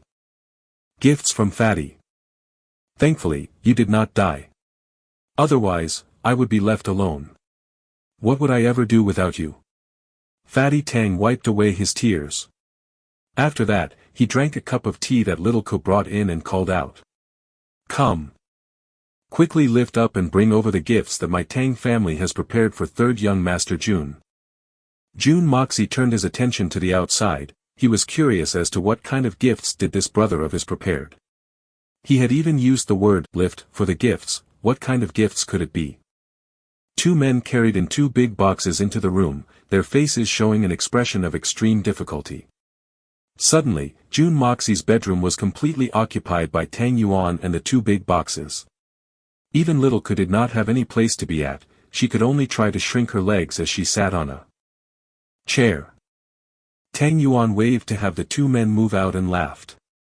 He moved about with a mysterious air as he giggled and glanced at Jun Moxie. After opening the box, he moved away to let Jun Moxie see the contents within. Seeing it, Jun Moxie nearly fainted. Placed within the box were high-grade medicines, boxes after boxes, bottles after bottles, packages after packages. All of them were perfectly packed and the smell of medicine assailed one's nose. One look was enough to confirm that the things inside were all valuable items. Jun Moxie wondered, did this fatty sweep up all the medical shops within the capital? For the common people that had been injured, these medicines would certainly prove useful. In fact, those medicines were necessary. Moreover, some of these medicines might be impossible to obtain even if one has money. However, there was a problem here. Jun Moxie is no ordinary person, he has absolutely no need for this stuff. In Jun Moxie's eyes, these items were no different from a pile of garbage. At the very least, it was only chicken ribs asterisk.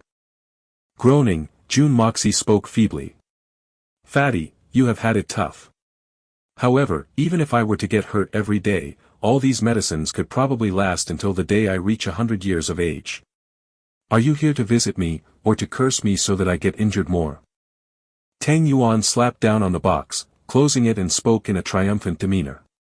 "Third young master, what do you think of your brother's acquisition techniques? As long as the medicine is available in Tianxiang City, regardless if it is the holy grade or pinnacle grade, all of it is now within these 2 boxes." After saying that, he secretly moved close to Jun Moxie and whispered furtively. "Third young master, those in the bottom layer are the ones I have spent a huge amount of effort in acquiring. Those are all rare items that are very hard to find. You must hide them carefully." "What is it?" Jun Moxie felt himself becoming interested. his eyebrows were raised as he asked. Tang Yuan gave a furtive glance at little Ko and then smiled indecently before replying. The ones at the bottom are those that you are most interested in: treasures to make females strong, joy song grass, kinky lady, chaste breaker, golden spirit spear, infallible rod, wall piercer, 100 gene. Hoist. Stop. Stop, stop, stop. Jun Moxie was shocked. What in the world are all those weird stuffs? What is that? 100 gene hoist, just what is that? 100 gene hoist, he he he. Tang Yuan let out an obscene smile again. Pointing at Jun Moxie's crotch, he whispered. It means that after you eat that item, then that part of you could hoist up 100 gene, 60.5 kilograms, heir, good stuff. Hearing Jun Moxie use the words stuff, Tang Yuan decided to call it stuff as well. Bloody hell. Don't do this to me, that is simply too disgusting. Jun Moxie felt himself coming down with a headache. Quickly move it away. If my grandfather sees it, he might decide to just cut that part of mine off. I want to take it with me even after I die. Don't bring such a kind of calamity to me. What are you scared of? As long as one is a man, he will certainly appreciate this item. If I am not mistaken, senior boss Jun should also have this item. After all, his age is nothing to scoff at. Without the help of this stuff, even with his glorious bearing, he may not be able, Kaka, Tang. Yuan laughed out recklessly. Suddenly. What item do I also have? A deep, profound voice sounded out and Grandpa Jun stepped into view just outside the doors. A puzzled expression was on his face as he glanced at Tang Yuan before looking at the crammed room. What is going on here? What were you just talking about earlier? Why is my luck so shitty? Tang Yuan was shell-shocked, large drops of sweat perspired out from him, his eyes rolling about in disorder. The floor below his obese body had, in an instant become drenched with a pool of sweat. Oh, my pitiful life. If those words earlier had been heard by old Master Jun. What is all this stuff? Grandpa Jun showed an expression of annoyance. What a mess, quickly move it away. Tang Yuan immediately straightened himself, nodding his head like a chicken pecking on grains. Yes, yes. I will immediately take them out. These are all some common herbs and medicine, nothing special about it.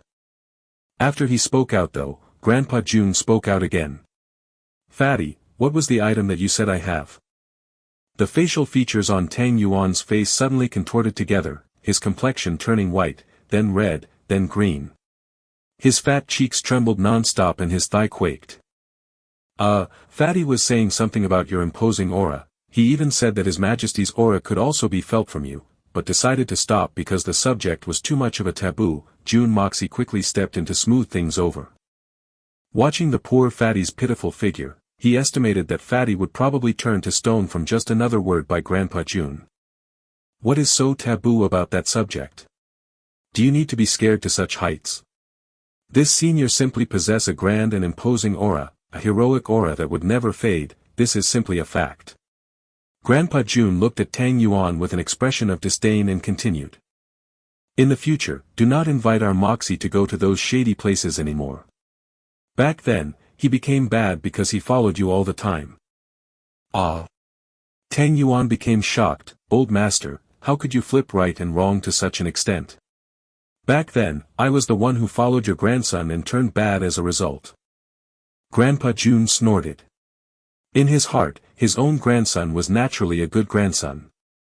As for all the disappointing things which happened back then, the main reason would naturally be due to this bad apple of a friend. The two bodyguards came in and lifted up the two boxes. Tang Yuan then urgently said. The second box. Jun Moxie started to sweat himself. Could it be that the items within the second box are even more unbearable than the first? Are you trying to get me killed? Grandpa Jun waved his hand, commanding the men to carry away the two boxes of gifts away. Little Ko also went along with them. It was only then that the two of them let out a sigh of relief. An old man with white hair and beard walked in. His face was one of kindness and harmony. He carried with him a small medical chest. Tang Yuan became shocked. he quickly bowed in a respectful manner and saluted. Sir Fong. This Sir Fong was none other than the chief of the imperial doctors, Fong Huisheng. Those within Tianxiang city also gave him a resounding nickname, Death Warding Fong. The meaning behind this name was that no matter how grievous one's injuries may be, once the imperial Dr. Fong treats that person, then that person will never die. This description towards him may have been exaggerated, however, his expertise within the field of medicine was indeed indisputable. If Huatua*** were to return to life, then he would probably be at this level. In the past, Tang Yuan had fallen seriously ill and all the doctors within the capital were unable to cure him. During the most critical moment, this Sir Fong had appeared to treat him, saving him from the brink of death. Thus, Tang Yuan showed a great level of respect towards Sir Fong. After all, he was the one who saved his life. Fong Huisheng nodded and gave a gentle smile. Without speaking, he sat on the bed and his hands grasped onto Jun Moxie's wrist, feeling the pulse on his wrist. He carefully observed Jun Moxie's complexion, pulling up his eyelids and asking him to extend his tongue out for observation. It was at this moment that an idea suddenly popped into Jun Moxie's mind. Using his internal energies, he exerted control over the qi flow of his body. It suddenly moved, causing his meridians to pulse in a seemingly abnormal manner. This method was something that this world has no knowledge of. Naturally, there was also no one who could detect this method. Fong Huisheng's face gradually turned serious. He had originally assumed that Jun Zhantian was simply making a mountain out of a molehill by dragging him here. However, after having checked this patient's pulse, he suddenly realized that this youngster before him was in a truly terrible state. There is a part of chicken ribs which is tasteless. Meaning, eating it would be pointless, throwing it away would be a waste. Huatua is a famed doctor in ancient China during the Three Kingdoms era. Chapter 81, Reason for Faking Injury. Observing the discouraging look on Sir Fong's face, Jun Zhantian could not help but feel apprehensive. He asked. Old Fong, how is it? Fong Huisheng looked at Jun Moxie with an expression of pity. He shook his head and sighed. His life in no danger, but as for the rest, they are in terrible shape. Terrible? Grandpa Jun was shocked. How terrible? Stagnant meridians, with faint signs of overexertion, his internal organs are also damaged, he sighed before raising his head. Did the third young master undergo a rigorously intense physical exercise just before this? In addition, the intensity involved is one that exceeds what a person's body could shoulder. Jun Zhantian felt a sense of foreboding as he replied. Yes, he had once done that for about 7 days. In fact, just the day before yesterday. There's the problem, Fong Huisheng retracted his hands, his eyebrows wrinkling. The human body can sometimes be deficient, and third young master's body was originally weak to begin with. With a deficient body, even if one has the perseverance to endure a high-intensity physical training, how could the body's muscle and veins endure it? If it was only this hidden injury, all he needs to do is to stop the training. With the proper lifestyle, he could be cured. However, it was at this moment that his chest suffered from an impact of over 100 gene in strength due to the sword wound. And the kicks from the assassins, resulting in the injuries to his internal organs. The injury to his internal organs also aggravated the hidden injury from his training. Now that these two injuries have stacked, how could it be managed? That's not all. The worst part was that after being stabbed by the sword, his wound was not wrapped up in time, leading to the loss of too much blood. For him to be able to stay alive right now is already a great fortune. He shook his head and continued. After such an incident, for third young master to successfully preserve his life and become an ordinary person is something to be highly grateful for. In addition, if he ever partakes in any intense activities in the future, he would suffer from dizziness and painful agony which could even endanger his life. Jun Zhantian's face turned blank and pale. It is actually so bad. Don't Divine Doctor have any methods for restoration? Could it be that there is absolutely no hope at all for him? Fong Huisheng gave a sigh and said. I can only tell you the same thing. The human body is sometimes deficient. Even though I am touted as the divine doctor, I do not actually have divine skills. Now that all these injuries have come together, I fear that not even an immortal could do anything about it. Old Jun, you wish for your grandson to become a dragon, but that is what everyone wishes for. No matter how earnest your desire may be, one must know one's limits. As he spoke, he produced a writing brush and started writing down a prescription. Follow the recipe stated here and prepare it for him 3 times a day. Prepare it carefully and he may be able to recover a bit. As for his Xian Qi cultivation, I believe that is no longer a possibility. Grandpa Jun was stupefied. Even Tang Yuan who was standing beside stood with a stunned expression. However, who could dare doubt the words coming out from the mouth of this leading figure in the medical profession? Who could have the qualifications to doubt him?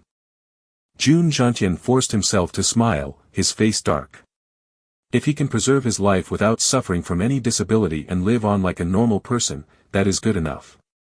As for Xian Qi, there are many other people within Tianxiang Kingdom that have no knowledge of Xian Qi, however they could still contribute. Despite saying that, the disappointment within Grandpa Jun's tone was clear to even Tang Yuan. Tang Yuan tried to comfort him. That is true. Just look at our imperial court's grand preceptor, is he not merely a frail scholar? However, he could still dominate the imperial court, standing below 1 and above millions. Tang Yuan's words were said with good intentions. However, listening to those words caused Grandpa Jun to become enraged, thinking that Fatty was indirectly scolding him. Back then, Grand Preceptor Li's Xian Qi cultivation was personally destroyed by Jun Xie. That incident was the cause of the enmity between these two families, an enmity that could never be reconciled. Scram! Grandpa Jun roared out in anger. Grandpa Jun's roar caused Fatty Tang to tremble and he ran off, nearly crapping himself as he did. Even then, he could not understand what he did to make Grandpa Jun so mad. He was clearly only trying to support Grandpa Jun's words. Fang Huisheng sighed.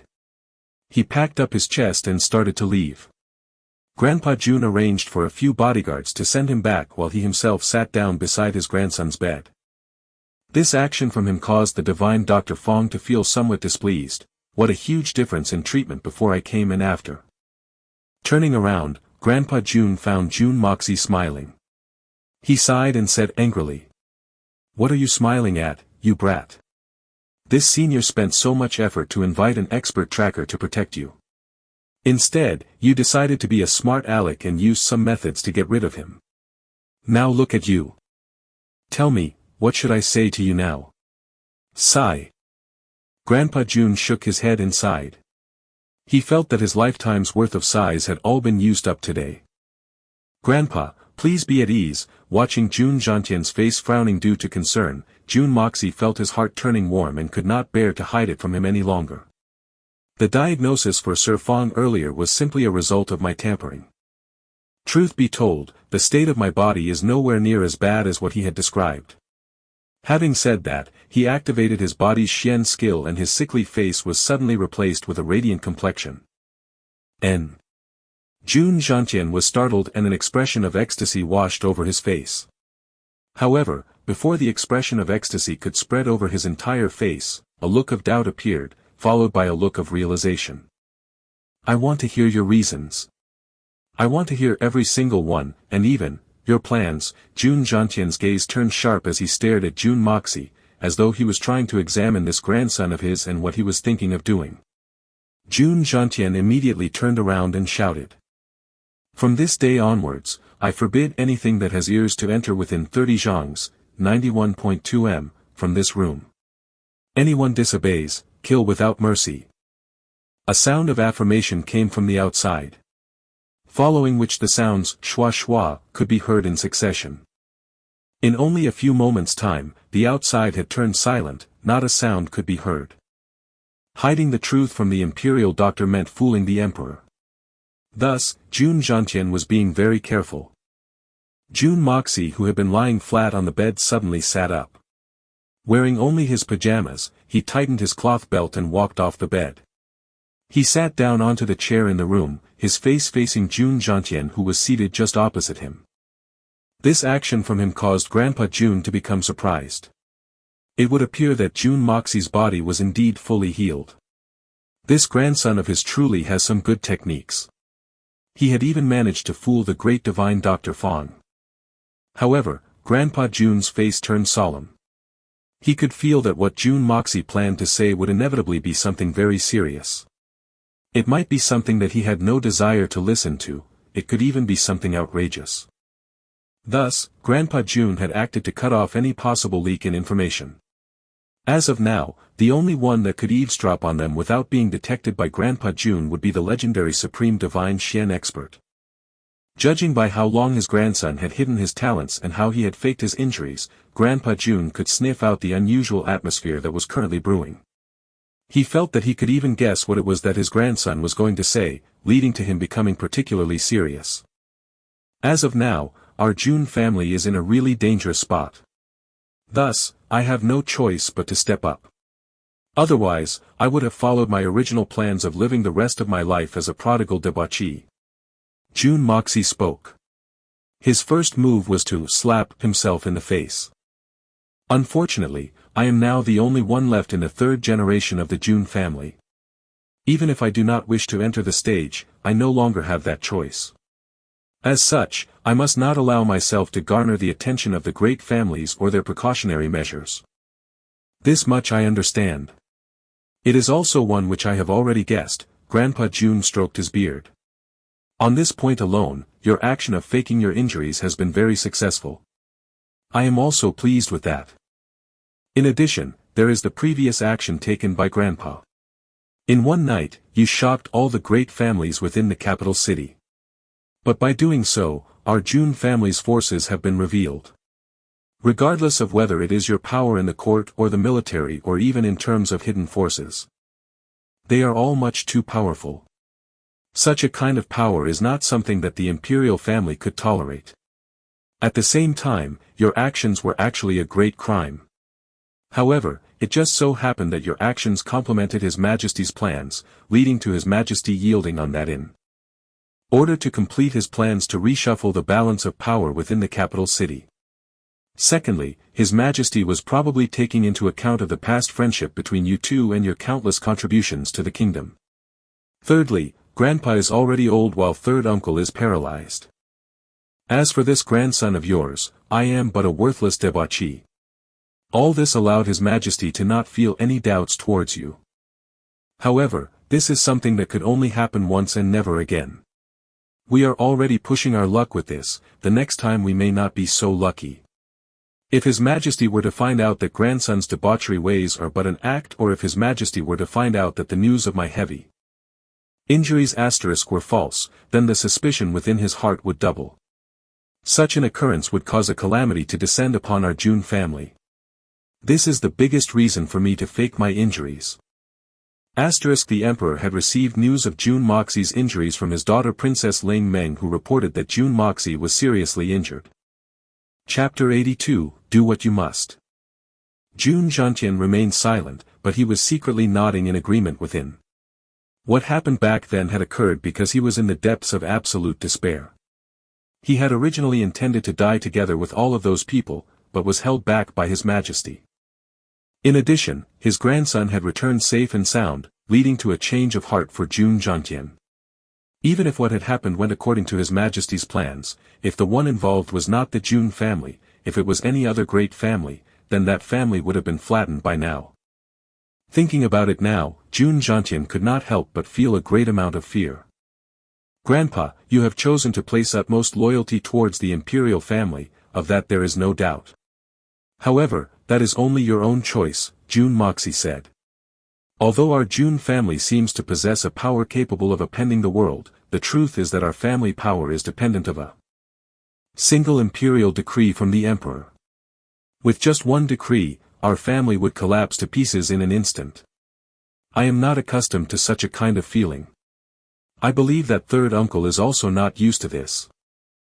I have never liked the idea of placing my own fate in the hands of others.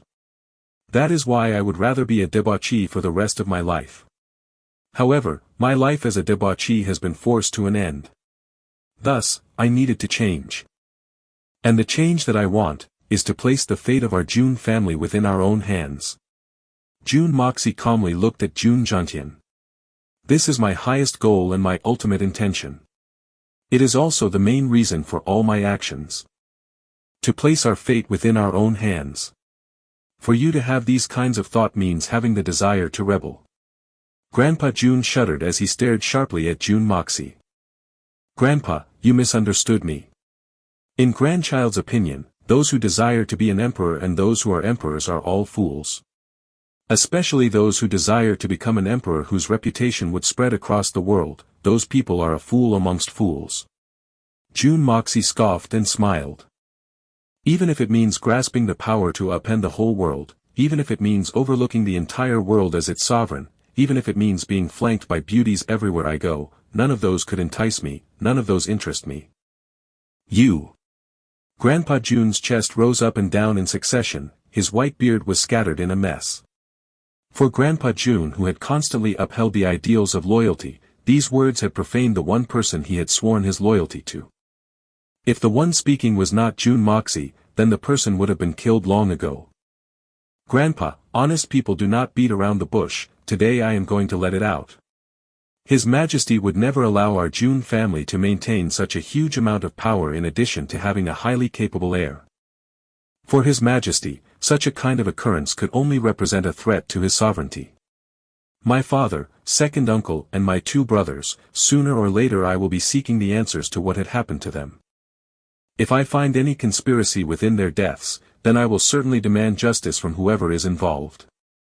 Jun Moxie stated in a calm manner, very well, since I have accepted my identity as Jun Moxie, it would only be fitting that I do something for this family. In addition, this matter is probably the biggest wound afflicting the Jun family. Grandpa Jun slumped down and gave a sigh, he slowly pondered the matter before standing up and turned around. Back when the first emperor was laying the foundations of Qianxiang Kingdom, he intentionally moved the great families of the kingdom into Qianxiang City and awarded them with high positions and nobility. There were two benefits to this move. First, with all the great families grouped together, the act of controlling them would also become easier. Secondly, the great families would act to mutually restrain one another, creating a balance in power amongst the great families. With such a system in place, the imperial family would be able to cope with anything that might happen and control everything within the kingdom. With the exception of the Yi family that was removed years ago, the current Qianxiang city has the Jun family, Li family, Dugu family, Morong family and Tang family serving as great families, each located in different locations of the city, each holding on to a mutual understanding of non-aggression. Of course, in recent years there was the addition of the Meng and Song families. But a closer inspection would reveal that these two are but overglorified clowns. They are in no way capable to standing on equal footing with the great families mentioned earlier. The military side is being controlled by our Jun family and Dugu family. Even though Morong family is currently trying to dip their hands into the military powers, they will never succeed as long as Dugu family and I exist. As for the Li and Meng families, they appear to be our greatest rival. They are always thinking of how to tear us apart at all times. In addition, there are some intermarriages between these two families. As for their successors, the Li family has managed to produce a peerless talent, Li Yuran. The danger posed by them would naturally increase as a result. The Song family on the other hand, have always kept a low profile and can thus be ignored for now. As for matters of the military, our Jun family and Dugu family had always competed against one another in that respect. We would be making a fuss even on normal days. That old thing, Dugu Zonghan and me would always bicker with one another. However, that is not the main point. The main point here is that even though our two families act to keep one another in check, the both of us have dedicated our loyalty to the imperial family, we would not truly go all out against one another. This is something you must remember. This is also the main reason why our Jun family could survive this long within the imperial court. Among the various great families, the Morong family has great ambitions, something worth noting, and yet not worth bothering. Each of the great families has their own thoughts. However, until the day His Majesty chooses to clear the entire structure and change the balance of power within Qianxiang, the great families will remain safe. This is something that every one of the great families have come to understand. As such, we are presently at a time where you members of the younger generation move about against one another. We of the older generation would simply observe the mess that you make on the sidelines, but at the same time we are also noting down which one amongst the younger generations could pose a threat. For you to be able to see through this aspect, Grandpa feels very pleased. Grandpa Jun had avoided discussing the subject of Jun Moxie investigating into the deaths of the two generations of Jun family members. Instead, he chose to discuss about the current situation within the capital city. 3 years ago, His Majesty had planned on establishing a crown prince. But after some tests, His Majesty had to let go of that idea. His Majesty decided instead to let the three princes compete against one another while he observes from behind the scenes. His Majesty believed that all three sons of his are wolves. And in the ensuing struggle between these three wolves, the winner would become His Majesty's successor. Jun Moxie sneered, but chose to remain silent on the subject. At the same time, Grandpa Jun gave a bitter smile and shook his head. However, in the end, a wolf will remain a wolf. It can never transform into a tiger, nor could it transform into a dragon. Even if it becomes the king of wolves, a wolf is still a wolf. Unfortunately, His Majesty does not have any other candidates and could only force them onwards, suppressing them when needed, deterring them when necessary, taming them continuously and teaching them when possible. The old foxes from each great family would most certainly be able to identify this situation.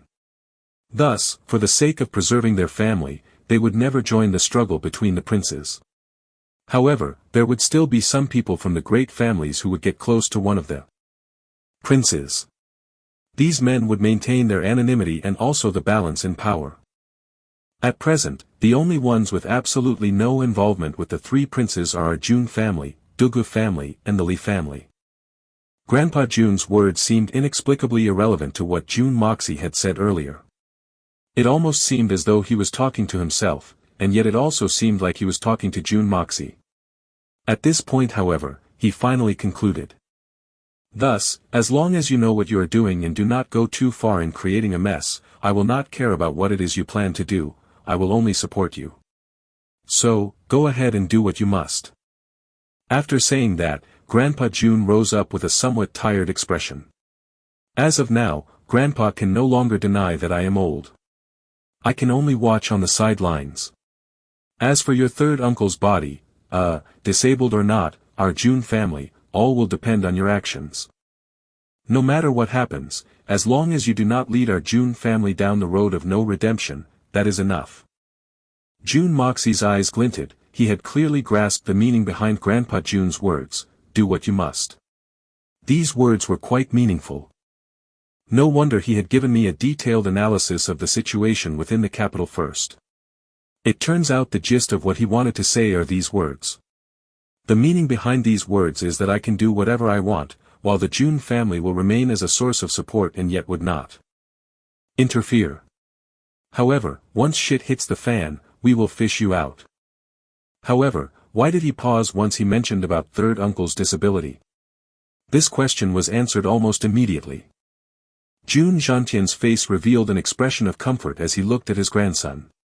As for your third uncle's legs, if you really have a method of healing it, you had better grasp onto the current time and proceed.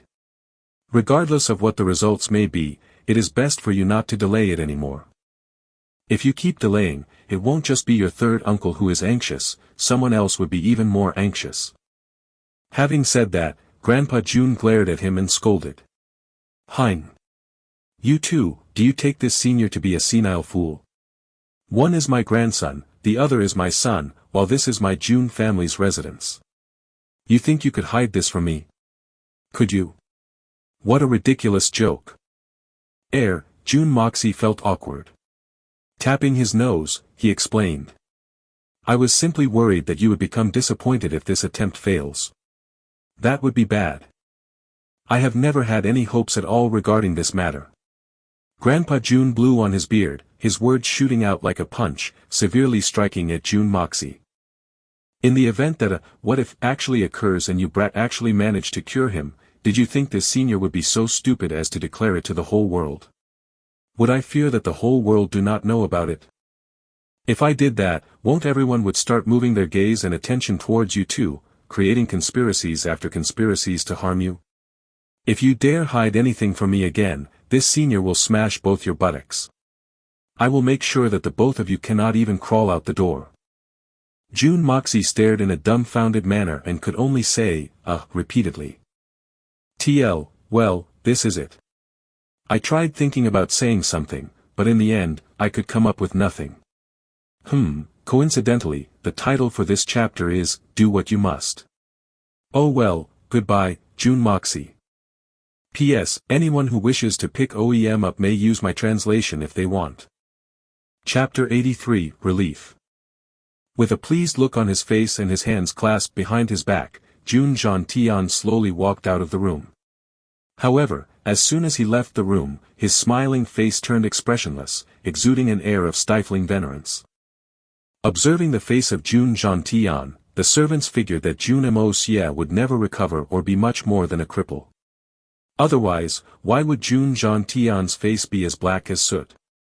Tang Yuan returned home and recounted all the details of this trip to Tang Wanli, who sighed heavily and thought, I would never have imagined that a mighty military family like the Juns, once full of celebrated generals, would fall to this state.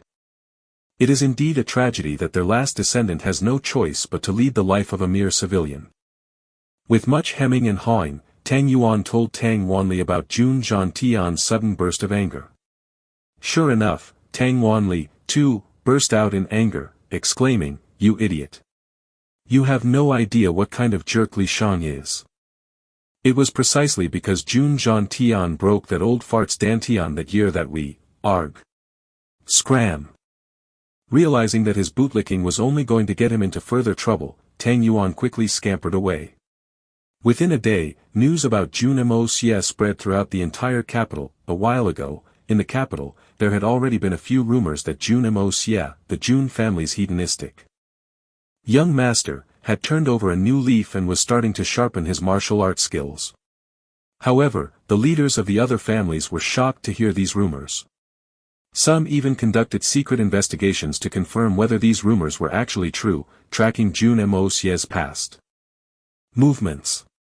Of course, they were not actually scared of Jun Moxie, who was simply a weak young man. Rather, what scared them was the possibility that the Jun family would have a capable successor, helping the family to once again gain power and prominence. That would be terrible for the other families.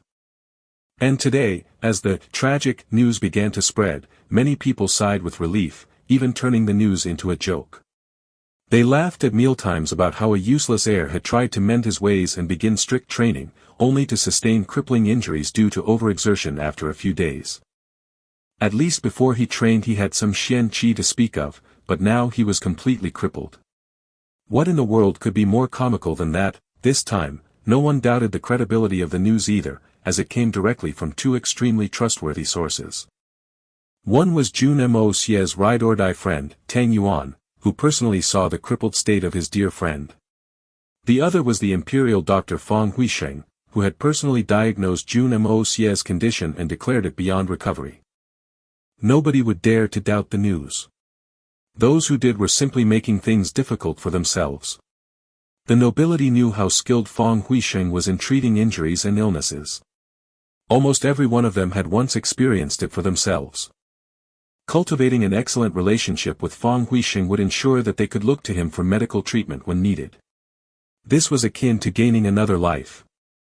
Anyone who dared to express their doubt regarding Fang Huisheng's diagnosis would incur the wrath of the public. They would drown in others' spit within half a day. Nobody imagined that trickery was involved either. As a matter of fact, even Jun Xie would not be able to trick Fang Huisheng, let alone Jun Moxie who had such little xian qi to begin with. I didn't expect that Jun Moxie would become like this. Something seems off. Li Yuran said, as he stood in Li Sheng's residence. With a slight frown, he said, Li Feng, are you completely sure that this piece of news actually came from Fang Huisheng? I'm certain that it came from Fang Huisheng. Li Shang said in a weak, aged voice, as he walked in falteringly. He looked at his grandsons with pleasure written all over his face. He thought, Jun Xie, you old bull, even your strength can't help you now. The Jun family is set to deteriorate and even the gods couldn't change that. You want Jun Moxie, a useless idiot, to become a civil servant in the imperial court? Even if he were exceedingly talented, do you think I would let him rise to power? You should know, the entire imperial court falls under the control of my faction. With a laugh, Li Yuran said, since Grandpa is so sure, the Jun family is no longer a threat to us. Li Shang nodded in agreement, but warned, that's still in the future. For now, we should continue staying out of Jun Tian's way. He's old but he can still go berserk and kill a lot of people. As he spoke, he gave a cautionary look to Li Yuran.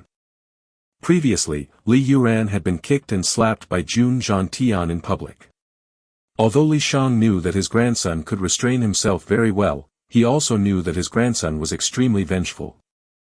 Li Yuran might not reveal it, but he would never forget about this incident, and if given the chance, would definitely take revenge on Jun Tian. In warning Li Yuran about Jun Tian, Li Shang was trying to persuade Li Yuran to give up on revenge. After all, Jun Tian had already been driven to the point where he was literally a deranged lion. No one would dare to further provoke him, especially so since he had the protection of the emperor. Furthermore, last night, he had displayed his real, unrevealed strength during the rampage that he had gone on, surprising everyone. Any family which had the nerve to challenge him directly would be utterly crushed and decimated by his overpowering strength. Jun Tian could even totally wipe out some of the weaker families belonging to the major families. He was not someone to mess around with. Li Yuran smiled and said, "Don't worry, grandfather. I won't do such a thing, I'm not that reckless. However, it's fine if I trifle with Jun Moxie, right? Someone who just lost their Xian Qi will probably be drinking away their sorrows. Furthermore, grandfather, I guess you and Jun Tian probably won't care too much about the affairs of the younger generation, right?" With indifference in his eyes, Li Shang smiled and said, "Just don't cross the line." His four grandsons agreed in unison. Inside the imperial palace, the emperor leaned back into the throne, his back propped up by a soft cushion. With a calm countenance and slightly squinted eyes, he looked at Fang Huisheng, who was standing in front of him respectfully. After a long silence, the emperor finally asked, "So, did Jun Moxie really become?" "Yes, your highness. Based on what I saw, there is definitely no faking it," Fang Huisheng replied confidently. Brushing his beard out of habit, he continued, "Jun Moxie has always behaved improperly, running amok and committing outrages. However, if he were to mend his ways and become an honest, sincere citizen, it could still be considered a blessing for the capital." "A blessing for the capital, huh? Ha ha ha." The emperor laughed mildly and closed his eyes gently. "Then, I shall take my leave." Fang Huisheng bowed deeply and left the palace. After Fang Huisheng left, the corner of the emperor's mouth turned up ever so slightly, revealing his relief. As of now, Jun Tian was as good as on a 3-month-long holiday.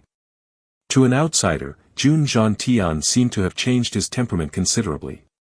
He seemed to be rather downhearted and discouraged after what happened.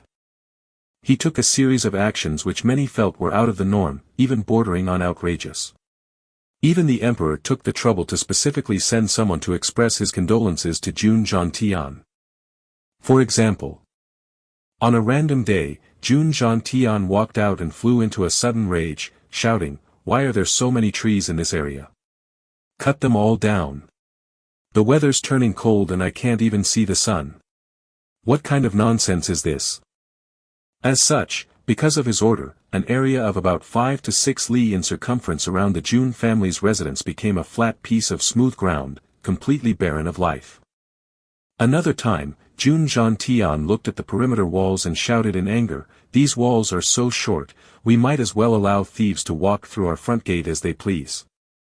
Make them taller." As such, his men worked overnight to double the height of the originally 20-foot tall walls. Furthermore, out of the blue, Jun Tian also ordered for at least 5 feet of thistles and thorns to be placed at the top of the walls. Even a bird would not dare to perch on top of these walls.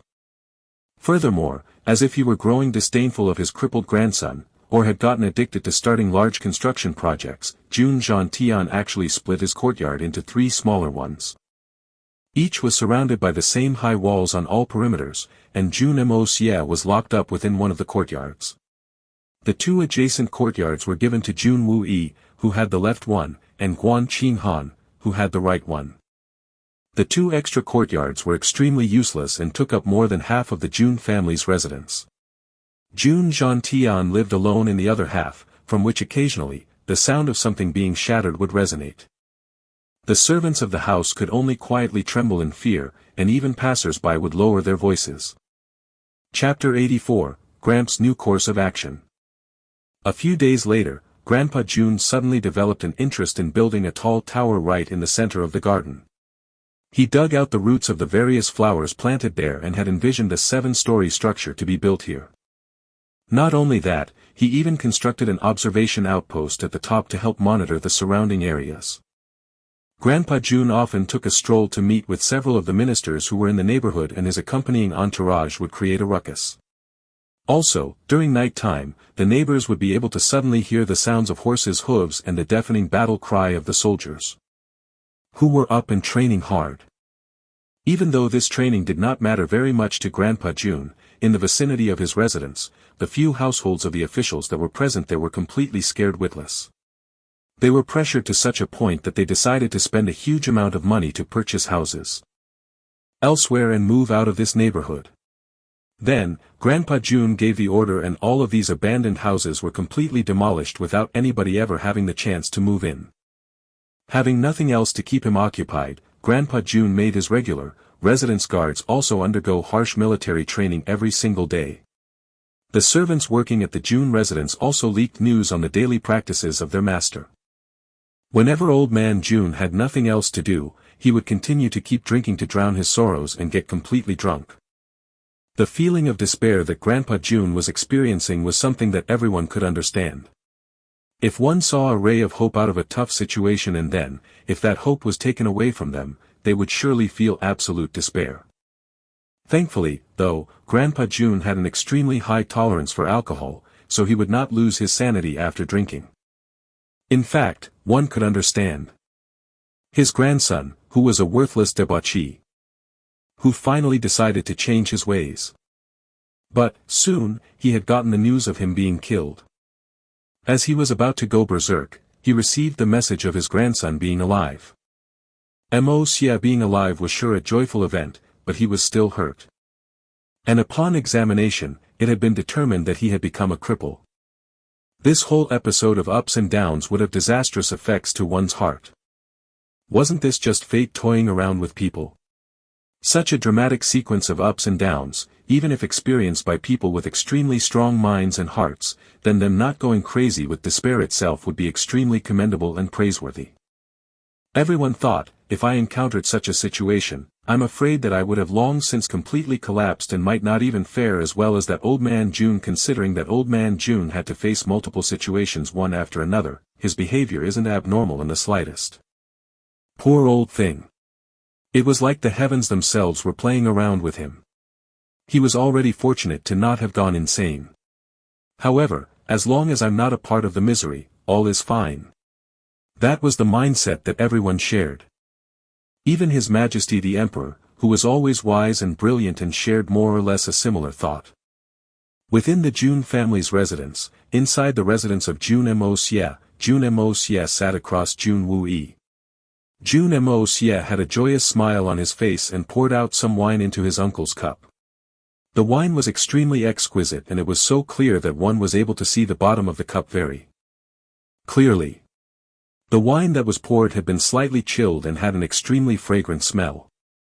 This wine was capable of intoxicating a person with its smell alone, even before they had a chance to drink it. The wine being discussed here is Baijiu, which happens to be colorless. I never would have thought that you would possess this kind of an ability, Moxie.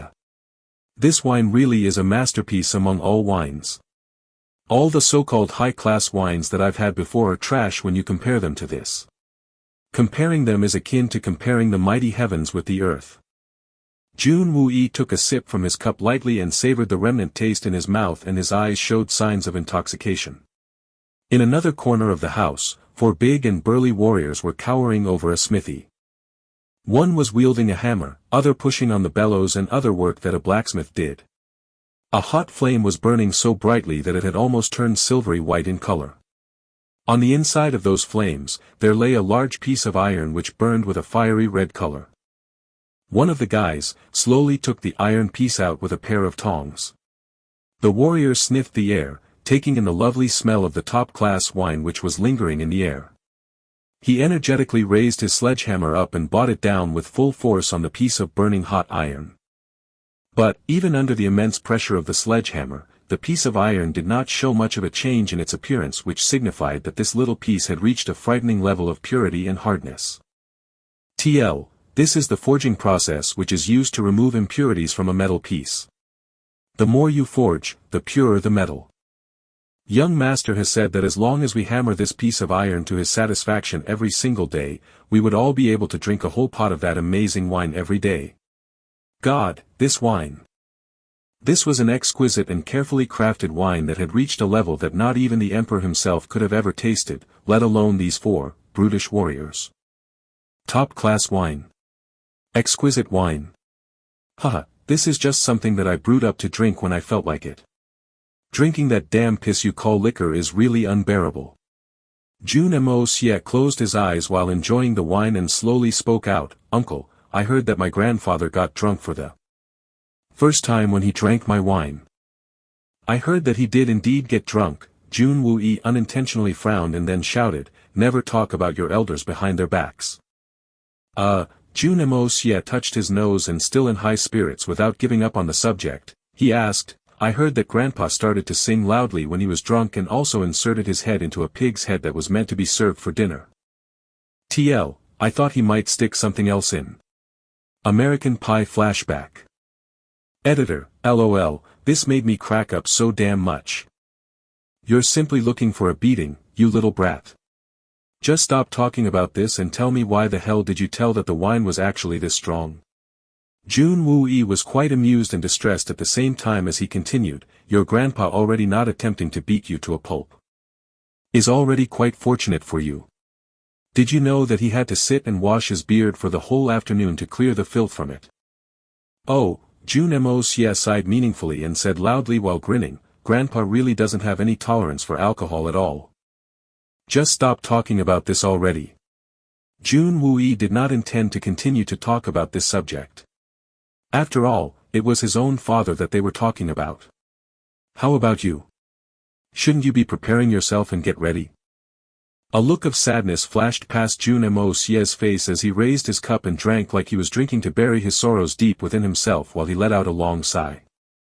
A few days earlier, Grandpa Jun made a sudden whimsical decision to solve the problem of Jun Moxie not having a sparring partner.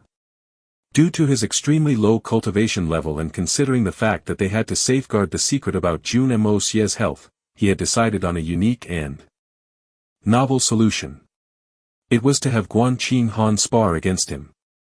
It was from then on that his life had turned into a living hell.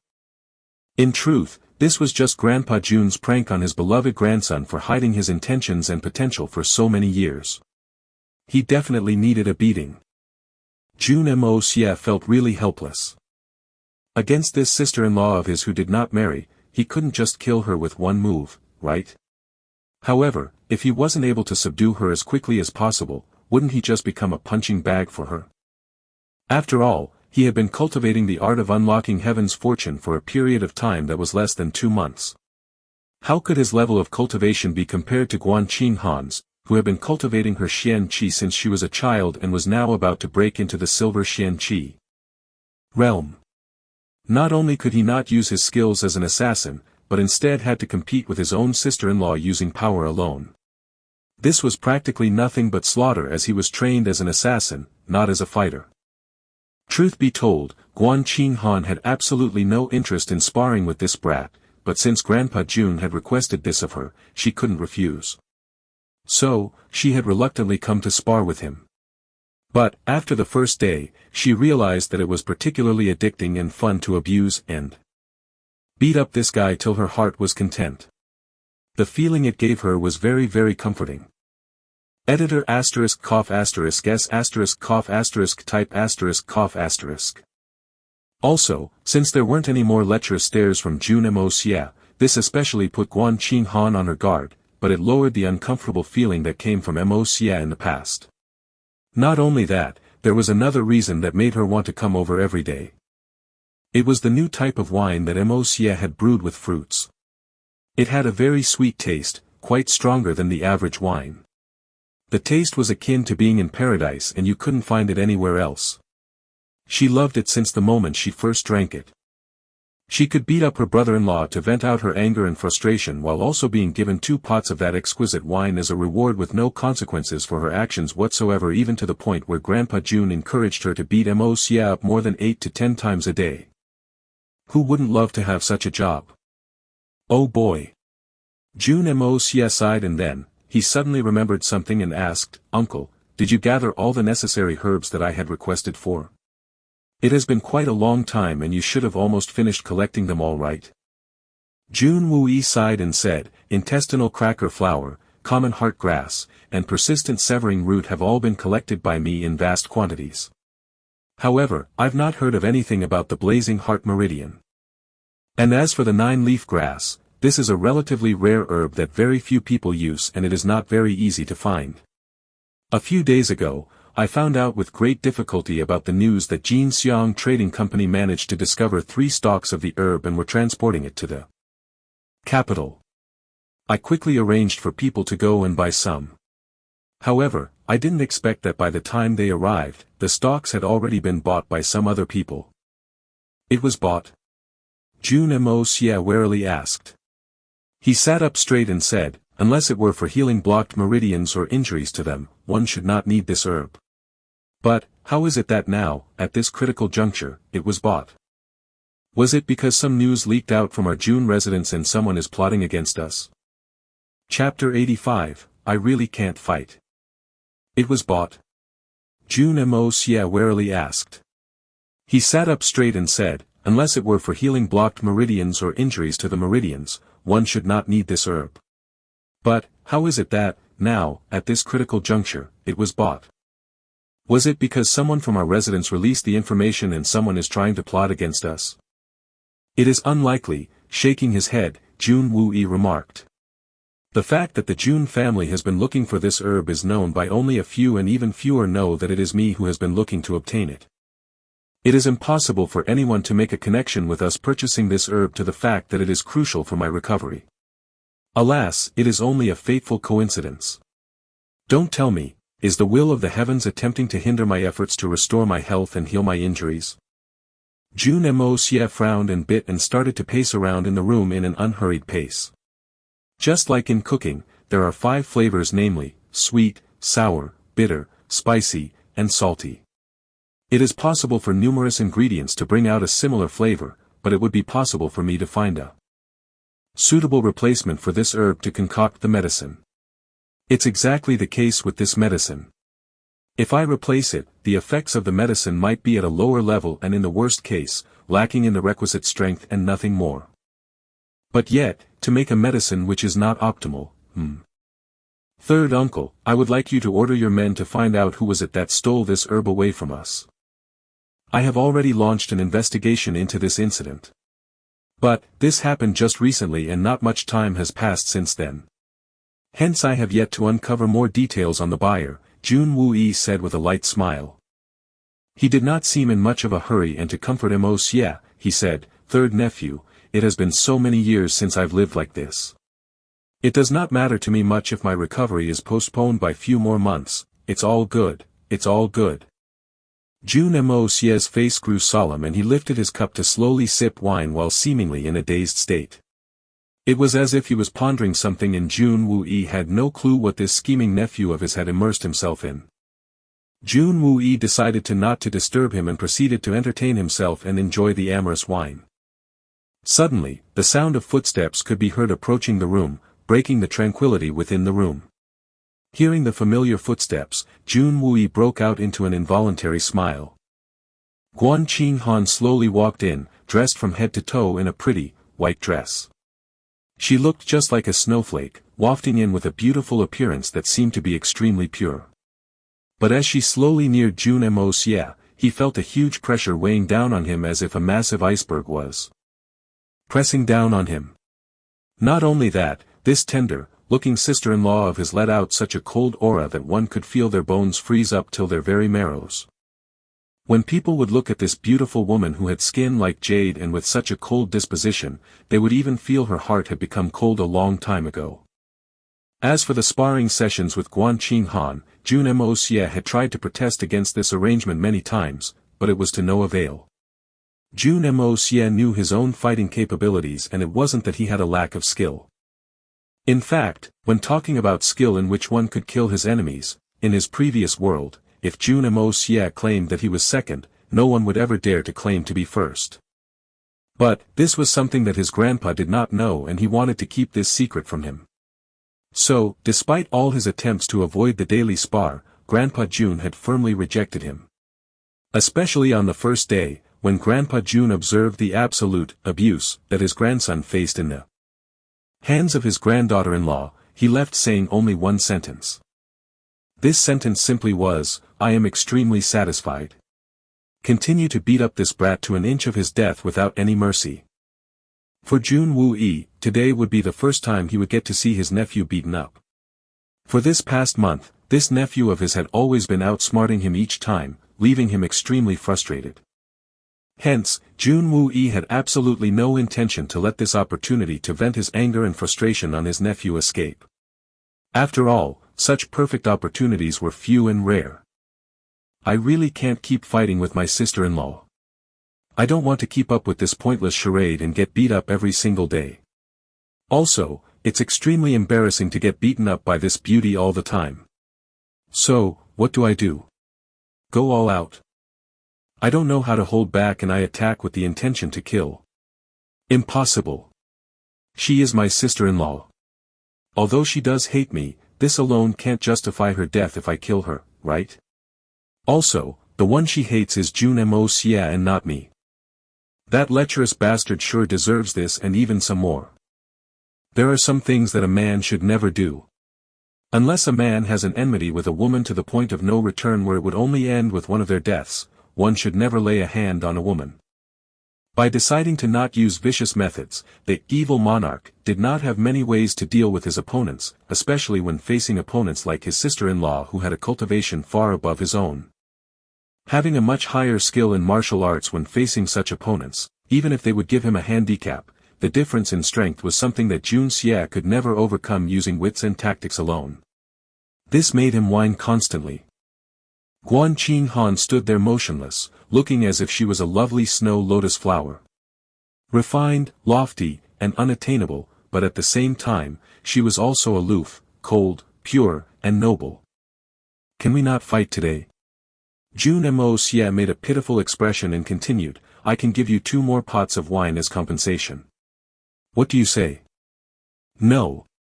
Guan Qinghan glared at him coldly. Her fine hands, which seemed to be carved out of jade, shot out in front of her and they glowed with a blackish color. 9th level of Xian Qi. Are you ready? Guan Qinghan looked at Jun Moxie with an apathetic look within her eyes. There was neither anger nor joy within her expression. She just simply viewed him as an extremely durable sandbag. Bah! If not for the wine that I give you, would you be as enthusiastic about this? Heavens, you don't actually spar with me. All you have found is a justifiable reason to beat me up. I truly am unable to fight back. Ready? Jun Moxie was extremely furious. Jun Moxie's plan to conceal oneself deeply and hide their true potential surely had a positive effect and this was the cause of Grandpa Jun's hope. But, it also had a negative effect along with it. The grandson of his hiding his abilities from him certainly made Grandpa Jun extremely unhappy and this sparring session with Guan Qinghan was completely arranged by him to get revenge against him for hiding his abilities. Or to put it into better words, open revenge.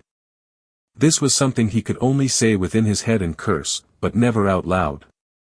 The most annoying thing was that he had more than enough means that were required to deal with this puny woman, but he could not use them as he had to restrain himself. He could easily settle this situation, but instead he chose to constantly deal with this tyranny and abuse. Was he becoming a masochist? The most tragic thing in all this is that I don't know when Grandpa will end this punishment. If admitting something could end this punishment, I would honestly say 3 words to Grandpa: I am sorry. If this punishment had a deadline, I hope with all my heart that it is the very next second itself. Just as Jun Moxie was letting his imagination run wild, he unexpectedly saw a light, soft, snow-colored hand which was covered with chi, flying straight at him. This punch, seemingly out of nowhere, was actually Guan Qinghan cheating in order to finish up the task of beating this brat up in the shortest possible time and then carrying back 2 pots of his fine wine to drink in leisure. She had little interest in spending any more time that she had to with this perverted guy. Although this guy's behavior had seemingly changed recently, it could very well be him trying to put up a front. No matter, she had no interest in spending a second longer than she had to with him. As the fist came flying forward, making a whistling sound in the air, her muscles were also making a light noise along with her movements. Pa pa pa. It was just akin the sound of the light, falling rain on a summer morning, very compact, crisp, and sweet. Jun Woo-yi only raised his cup of wine, savoring its taste and watching the scene being played out in front of him. He couldn't help but laugh when he saw the disparity in strength that was being displayed in the spar. Father's idea for punishing third nephew is truly wonderful. Ah, what? As Jun Woo-yi was leisurely thinking, his eyes suddenly constricted. His earlier expression of boredom and casualness suddenly turned into a solemn one. His gaze was firmly fixed on Jun Moxie and he did not even bother to put his cup down. Jun Moxie's sudden movement caught his complete attention. Before Guan Qinghan had thrown a punch, she had also planned to follow it up with a decisive kick. These 2 moves were performed one after the other in an almost fluid motion as if it had been practiced a countless number of times. But, in the face of these moves, Jun Moxie's body slightly made a small turn before his elbow shot out. Just as this happened, Jun Moxie retracted his elbow back and then, at the very next instant, he was knocked to the ground by the punch-kick combo. This small action seemed extremely insignificant and also obscure, but Jun Woo-yi was someone who had been a general and had faced countless of enemies on the battlefield. To him, this was an extremely thrilling observation. In the battlefield, one had to pay an extremely high attention to his enemy's moves. Even a second of carelessness could result in instant death. Jun Moxie's subconscious reaction to Guan Qinghan's move, although it was quickly pulled back, who was Jun Woo-yi? He was an Earth Xian Qi rank expert. He could clearly see every move of Jun Moxie and he clearly saw that elbow was directly aimed at the larynx of Guan Qinghan. If Jun Moxie had followed through with that move, it surely would have been Guan Qinghan's doom. What was more important was the timing of that action. It was placed exactly between the interval of the 2 moves. One should know that Guan Qinghan had been practicing cultivation since she was a child and her moves were performed almost at the same time. The almost fleeting moment between those 2 moves was practically insignificant, but it was still a flaw in her move. Jun Moxie had capitalized on such a small flaw that barely existed. If he had actually carried out the move, Guan Qinghan would have had no opportunity to react to this unpredictable blow that was timed perfectly with her only flaw. Chapter 86, Terrible Instinct. Please give a big round of thanks to Jeff, Steve, Maurice, GSI and ADF.ly, tongue sticking out, for sponsoring this chapter. Due to the huge gap in cultivation that existed between Jun Moxie and Guan Qinghan, even if Jun Moxie managed to hit her anywhere else on her body, he would most likely be unable to cause her any injury. However, the human throat was extremely weak, so it was a very crucial and vulnerable point of the body. Not only that, the human elbow was one of the best parts of the body to use as an offensive weapon because of its ability to bear and disperse stress. By striking the weakest part of your enemy using one of the strongest parts of your body, it is definitely possible to overcome an enemy that is much stronger than you. Especially in this case since it was simply a one-hit kill. This single strike was enough to land a fatal blow. So, Jun Woo-yi was extremely shocked and surprised. Was Moxie really so clever? Or maybe it was just a simple coincidence. Jun Moxie cleared his mind and watched the spar in front of his eyes with concentration and rapt attention. He carefully watched each and every move that was made, and though it seemed like move after move would only hit Moxie and serve to beat him up, in Jun Moxie's eyes, a completely different scene was being played out. Just before each of Guan Qinghan's moves would hit Jun Moxie's body would make slight actions, and all it needed was put force behind it, and that would have been enough to kill Guan Qinghan. Sometimes, this occurred more than once between her moves. Jun Moxie stayed silent and carefully observed the scene in front of him. This move, Moxie dodged to the right and has clearly raised his middle finger a bit while forming a fist. If you trace where that is pointing towards, that is, Guan Qinghan's brain. That was another one of the weakest parts in the human body. This move, the position and movement of Moxie's knee, the action is sharp and swift. If he had not retracted it in time, it would have hit her vagina. Another fatal weakness of the human body. Heart. The temple. Spine. After that, the eyes, throat, ears. Guan Qinghan seemed extremely spirited and happy at the fact that she got to beat up this perverted brother-in-law of hers. Jun Moxie was trying to strenuously avoid her moves while moaning and groaning, but Jun Moxie, who was watching from the side, was completely stunned while sweating in fear. From head to toe. While he was sweating profusely, Guan Qinghan continued on with her onslaught of blows without stopping at all. Every few moves, Jun Moxie would slightly cringe with fear on the side. With his superior eyesight and knowledge, he could easily see the danger in which Guan Qinghan was in with each passing move. The pitiful Guan Qinghan, who had unknowingly faced death a countless number of times, was still enthusiastic about beating up Moxie without a clue of what could have happened to her. Jun Moxie was constantly releasing a subtle killing intent, so it was understood by him. Plainly horrible. Even Jun Moxie, who was an Earth Xian Qi realm expert, with all his powers of concentration, could barely keep up. This. Just like the saying goes, like father, like son. A dragon would not birth a sheep, and an observer who could see this would be scared to death. He did not even dare to interrupt this delicate, little game of death. Lest his own words prove to be a form of distraction to Jun Moxie and he accidentally lose control over his concentration, leading to Guan Qinghan's death. These movements of Jun Moxie were too sharp and fast, so even if Jun Moxie's legs were intact and perfectly functional, he still would be too late to stop the inevitable. Finally, it was only after Jun Moxie was knocked down 10 times before Guan Qinghan decided to come to a halt and did not continue to pursue him any further. From start to end, she had not said a single word. Without talking much, she simply picked up 2 pots of wine before she left for her own courtyard. Also, she had no expression of anger, her face was precisely the same as before, extremely cold. In spite of all that intense action, she did not have a bead of sweat on her, while Jun Moxie looked completely beat up. This task for Guan Qinghan was practically one of no difficulty. After all, he had a pitiful cultivation level, so it was quite reasonable. Jun Moxie stared blankly at the departing figure of Guan Qinghan while his mind was still reeling in shock. According to his calculations, in the earlier fight, if it was a real life or death battle, Guan Qinghan would have died at least 47 times by now.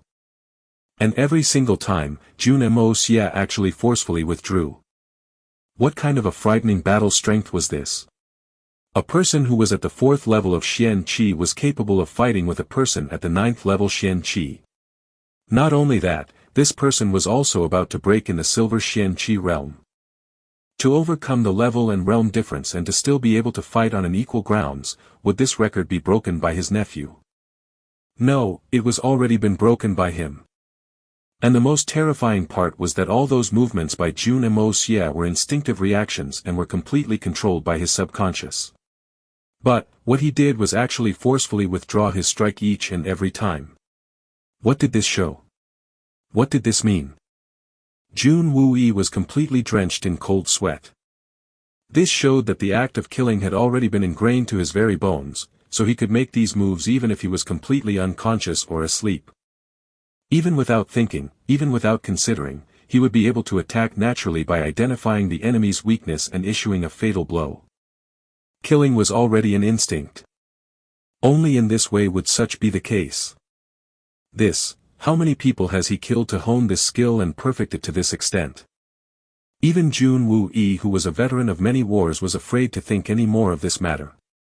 He was used to seeing blood and gore on the battlefield caused by the soldiers, experiencing numerous assassinations of cold-blooded killers, but all of those people had been personally trained and raised. Even then, those people with so many kills under their belt were quite insignificant when compared to his third nephew who could act without even thinking. He had never seen someone who was so adept at killing. Monster. There were no simple strikes within his moves. Each move would have only resulted in death. Killing had been completely melted into his bone until it had become his first reflexive action. And this terrible, cruel, demonic monster who was so strong was actually his nephew. The one the whole empire had termed and recognized as a waste. Jun Moxie. Jun Moxie groaned and slowly closed his eyes. What the hell am I seeing? I must surely be dreaming. If it's a nightmare, please let me wake up from it quickly. Nightmare? If Jun Moxie can have such powerful strength, why would it actually be a nightmare? It was at this moment that Jun Moxie remembered that Jun Moxie had urged his father to stop the sparring matches by saying, "I am truly unable to fight." The grandson of the general cannot fight? At that time I heard these words, the first reaction that father had was to kick his ass severely and then point at the door screaming, "Get the hell out." At that time, when I also happened to hear these words, I almost burst out laughing. It was simply too funny. Unable to fight, of course. It cannot just be understood as an inability to fight, but it might also be thought of as. And now completely understood the real meaning behind those words. Jun Moxie was unable to spar. He would kill. There was purely due to the extreme killing techniques incorporated onto his blood, soul, every inch of his body to every inch of his bone, muscle, and every nerve. If military soldiers had such skill, even when facing 1,000,000 troops, as long as he had strength left, he would not fall down. And his enemies would become nothing more than a pile of bodies which could be lined up to form a mountain. If assassins had such techniques, it would only give rise to the rumors of the mysterious killer in the continent. Whichever person had that kind of skill could transform it to preserve life and usurp death. To such a person, killing was already in habit. An instinct or a pinnacle of art and even a supreme achievement. Just like a grandmaster artist would be able to blend in all what they see and capture the feelings within, a martial artist could also do so. This was the dream of all warriors and assassins, but no one had ever been able to reach the pinnacle of killing. However, Jun Moxie, his nephew, could do it. Was that even likely? Jun Moxie had a lot of questions that he wanted to ask. Where was it that this brat learned to kill? How did he even practice? More importantly, what did he practice? Jun Moxie felt that his nephew was so mysterious and he was unable to see through him. Although his current cultivation was only at the 4th level of Xian Qi, from his earlier performance, one surely couldn't look down on him. Chapter 87, Getting to the Bottom of the Mystery. Jun Moxie calmly patted off all the dust on his robes as he slowly got up and sat down lazily on the chair. The injuries he suffered were practically insignificant to him and they really weren't even worth mentioning. The art of unlocking heaven's fortune was running at full power and rapidly healing him. After all, Guan Qinghan did not really mean to injure him or attack with killing intent. The injuries he suffered were just superficial. Suddenly Jun Moxie felt something and looked up to find his third uncle, a veteran of countless battles, looking at him up and down with a shocked manner. His eyes betrayed how horrified he felt, and if one looked deep into them with scrutiny, they would find that they contained a hint of fear, a trace of surprise and even a flash of awe. In the end, how is this possible? Jun Moxie stared with his eyes almost popping out and continued, "Who was the one that taught you such skills, a person of the legendary Supreme Divine Xian rank?" Jun Moxie was startled for a moment. Then, he understood what had actually happened and broke into laughter. After a long while, he raised his cup to drink the wine in one go and said, "To have honed such a skill, one must have the heart of a killer." Jun Moxie said smilingly. "Third uncle, is the real question you are trying to ask how many people I have killed to reach my current state? From the look on Jun Wuyi's face, Jun Moxie understood. His shrewd third uncle already had seen through his instinctual actions. Even though they had been suppressed in a timely manner, there would still be an action no matter how small it was. Perhaps Guan Qing Han could be fooled. Her strength was too limited and her insight was very lacking. But who was Jun Wuyi? With his high level of Xian Qi cultivation, experiences from numerous battles, and the opportunity to observe the fight from a third person's perspective, how could he not see the truth? Jun Wuyi grunted and snapped at his nephew, Moxie. During war, in the battlefield, enemies take each other's lives and that's the natural course of order. But you have never joined the army and were still able to learn to kill in such an effective manner. How is this possible? This ability of yours is not possible unless your hands are completely drenched in the blood of countless people. Jun Wuyi's trembling voice became angrier. You have always been inside the royal capital, did you use civilians to achieve this?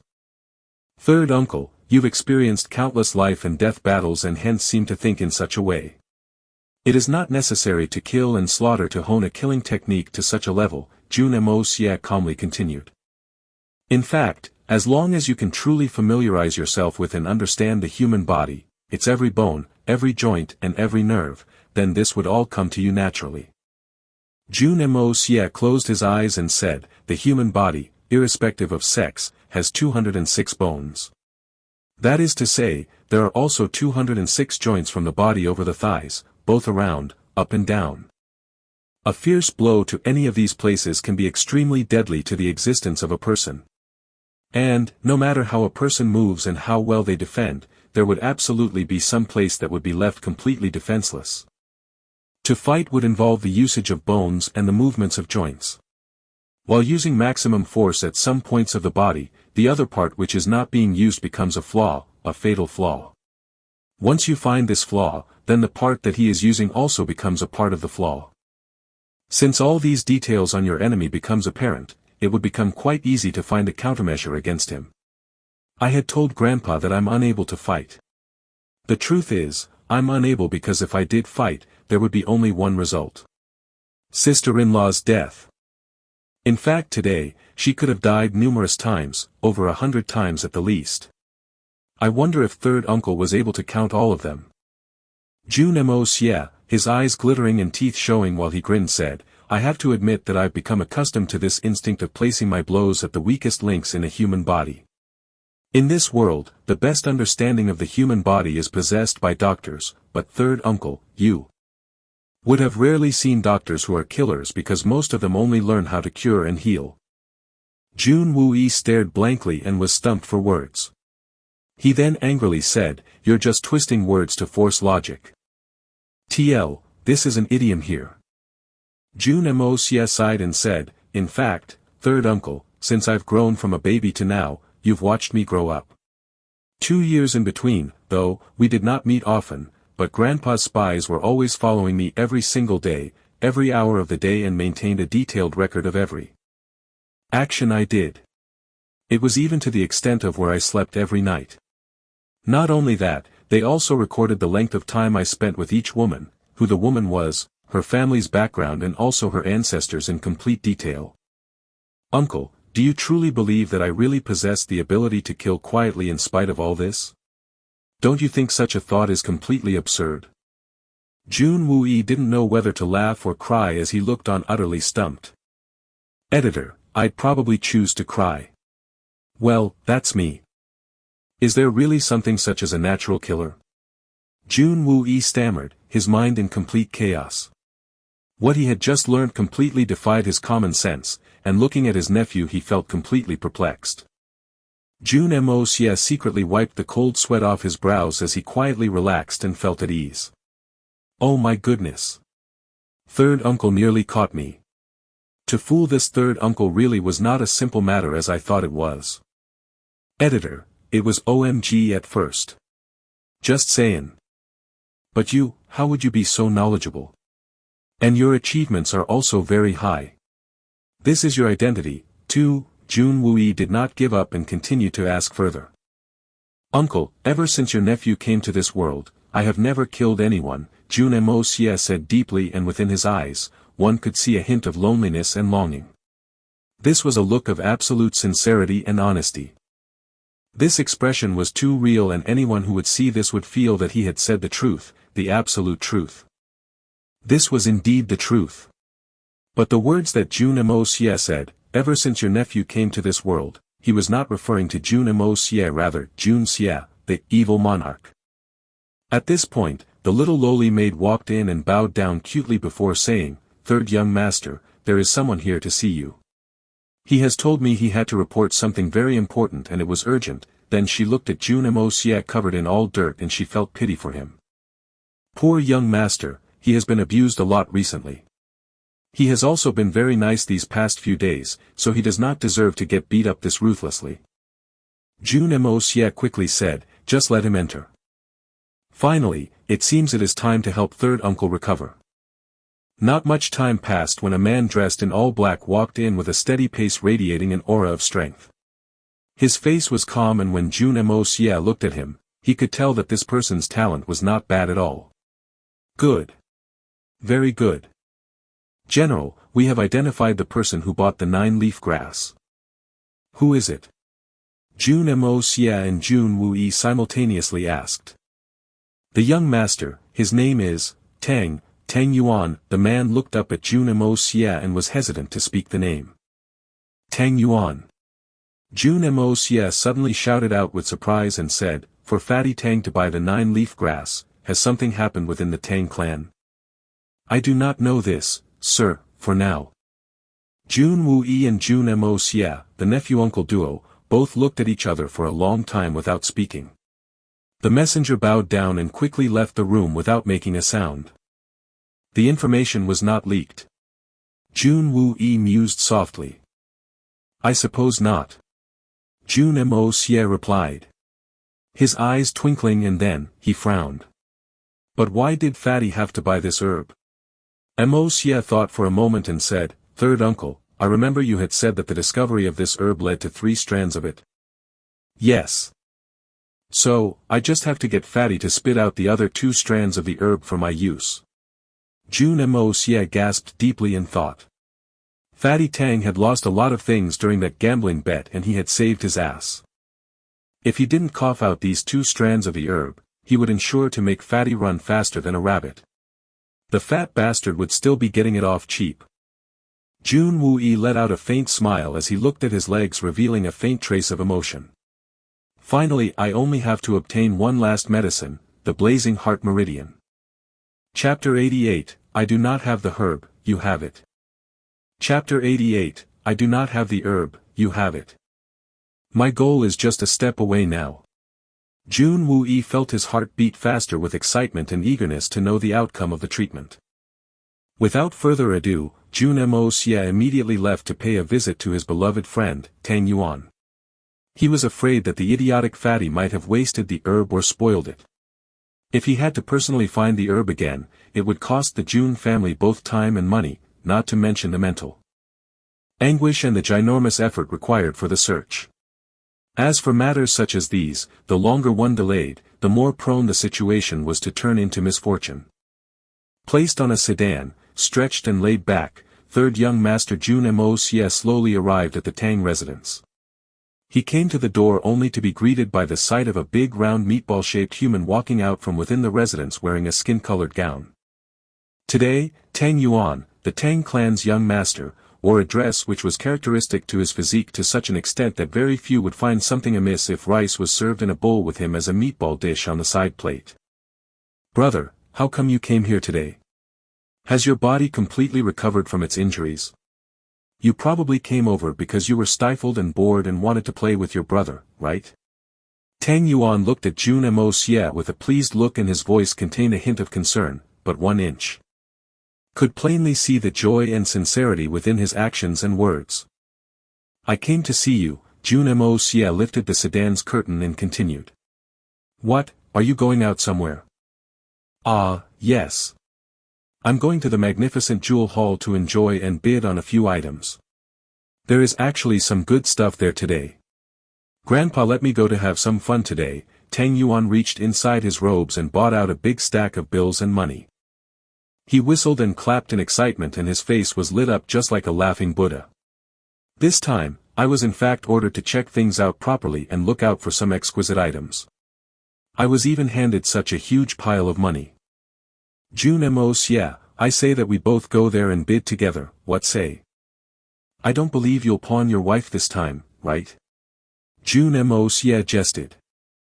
Hey, don't mention those measly things. Tang Yuan's perfectly round and white face had a few black lines and wrinkles all over as he continued to speak. I was framed and set up during that time. If we played under normal circumstances, your brother here is simply the gambling god who is spoken of within the legends. I wish I could believe that broken mouth of yours. In fact, I might be better off believing in the existence of ghosts in this world rather than that mouth. Jun Moxie wrinkled his nose and his face on a whole became solemn. While ignoring the invite made by Tang Yuan, he got straight to the point and asked, don't be in a hurry to leave and spend away your wealth. There is something important because of which I've come looking for you. What is the matter? Let your brother know all your worries. Tang Yuan blinked a few times and said earnestly. I heard that you bought 3 strands of 9-leaf grass from the Jin Xiang Trading Company. It's something that I need quite urgently because of my current injury. Take it out for me right now. Jun Moxie was quite direct with what he wanted and said it straight to Tang Yuan's face. Who actually told you this? This is just treating me unjustly. I don't know what this 9 grass leaf is. Tang Yuan shivered while his fatty body flushed red in excitement. I've bought this stuff. What 9 grass, 7 grass? I simply don't know what this is.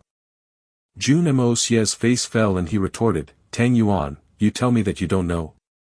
I, your father, am talking to you now with great difficulty here and you bastard, actually have the guts to say that you don't know. If it wasn't for me, I wonder where your precious sword and piece of jade would have been. I should have flushed them along with you down the toilet. I really don't know.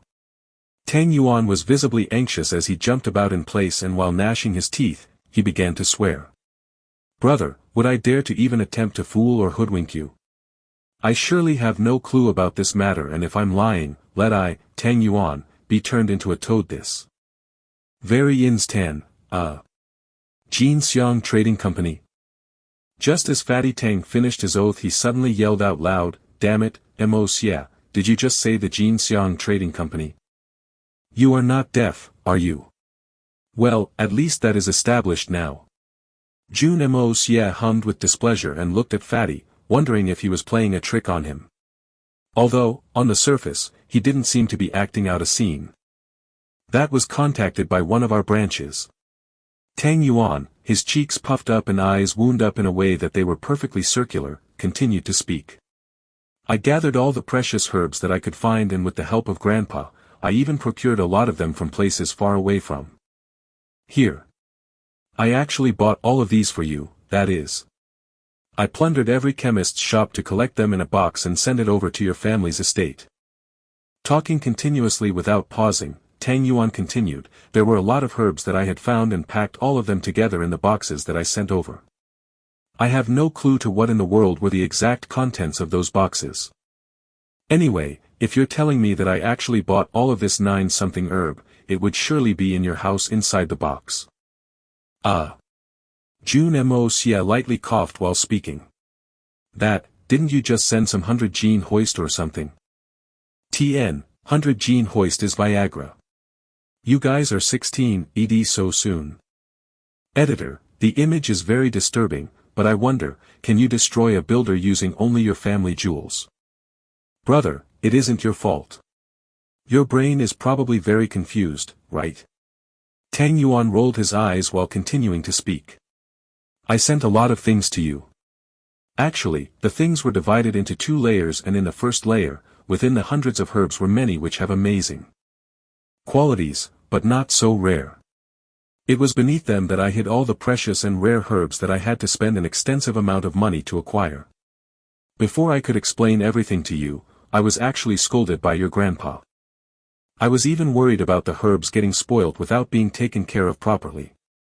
Brother, those were something which I had to strengthen my heart to part with. Then, Fatty Tang concluded, so, I do not have the herb. You probably have it. Jun Moxie reeled from shock after learning this and almost fell of his sedan. He pondered for a while before letting out 3 words from his mouth, I have it. Suddenly he held no more interest in interacting with Tang Yuan and wanted to head home as soon as possible. In case the box really did form molds and the herb got spoiled, it would be the most terrible outcome.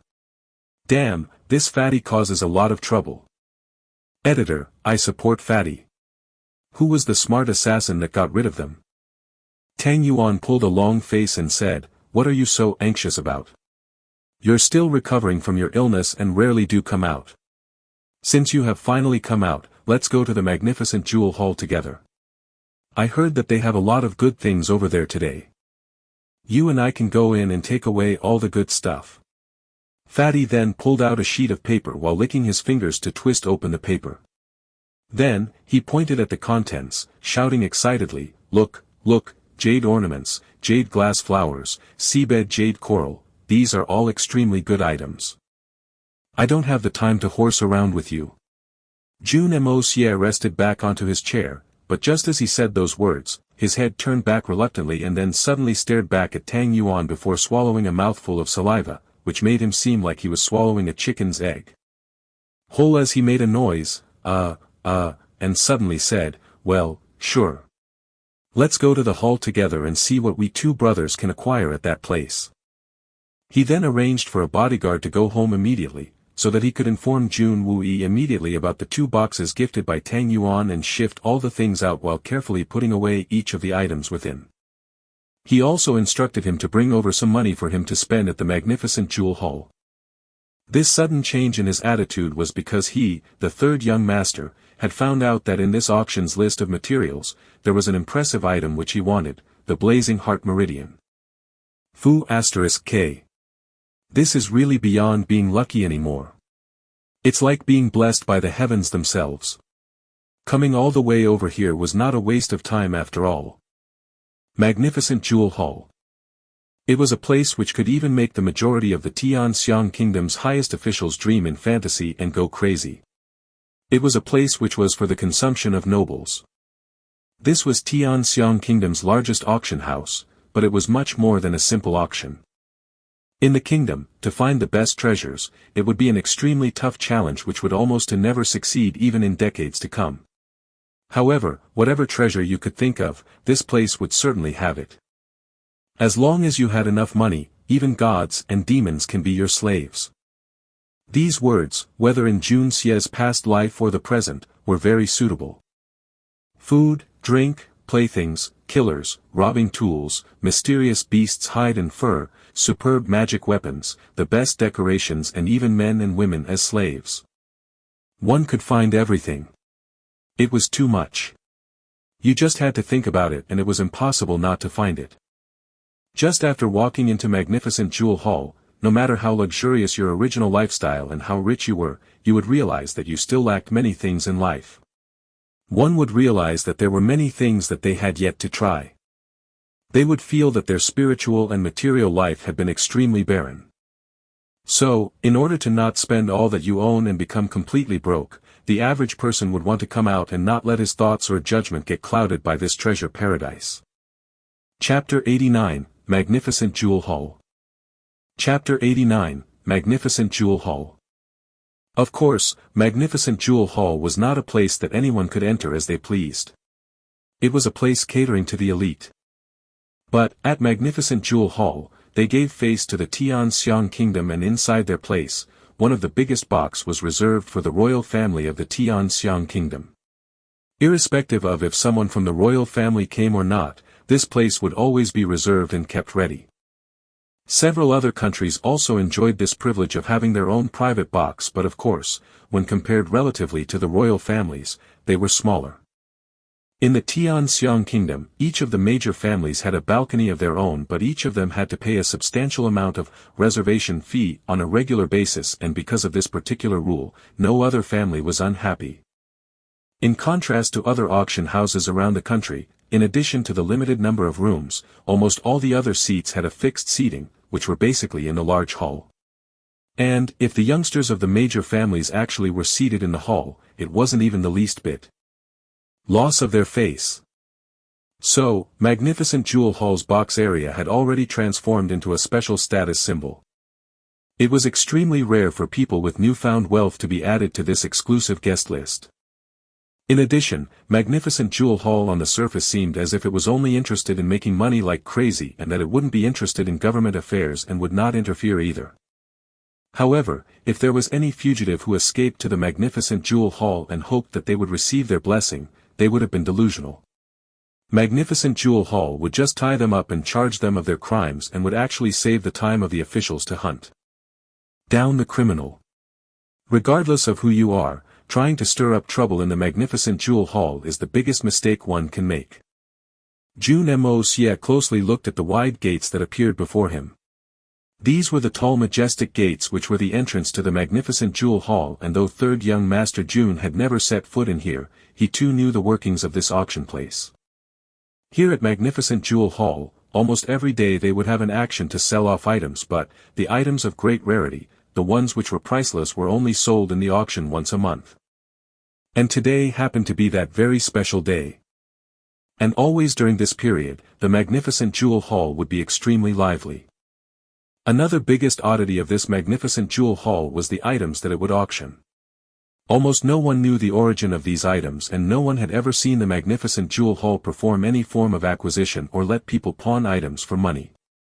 Were all the items manufactured by they themselves? This had become a really big puzzle. Fatty Tang seemingly had come over here more than once as he turned and greeted a few of the bodyguards stationed over there. Jun Moxie followed Fatty and left behind 8 of his bodyguards to collect money from the others he had sent over to his residence, while the rest moved in with him. As Jun Moxie was walking, he suddenly frowned. This Magnificent Jewel Hall is really not a simple place. Since the time he had walked into the door, there was at least 5 or 6 times that different spiritual awareness swept through him, inspecting his whole body and at every corner. This made Jun Moxie's heart to beat faster. According to his calculations, the cultivation of all those experts was surely at the Jade Xian Qi level. This was just assessing the strength through internal inspection. Behind Jun Moxie came 2 groups of people, each of them emitting an eerie murderous aura. This was something that Jun Moxie was most familiar with and could absolutely not be mistaken. And one could see the heavy tension between the 2 groups. It was just like armies facing off each other on the battlefield. Jun Moxie immediately concluded that the 2 groups following him were definitely not friends. Moving forward and walking up the stairs behind Tang Yuan, Jun Moxie suddenly seemed to slip on a step and stagger back. He took this opportunity to glance back and saw 6 people in black walking the other way. Both the groups walked into 2 different boxes. One of them was covered by a curtain which was embroidered with a golden tulip flower, while the other had a black cloth curtain on which there was an elaborate embroidery of a white snow lotus. At this moment, the hall was already overcrowded, but everyone was sitting comfortably and the whole atmosphere was calm, harmonious and peaceful. A waiter was walking around with a tray, and although the number of people was enormous, it was extremely quiet. After all, these people felt that they were not eligible to run wild inside the Magnificent Jewel Hall.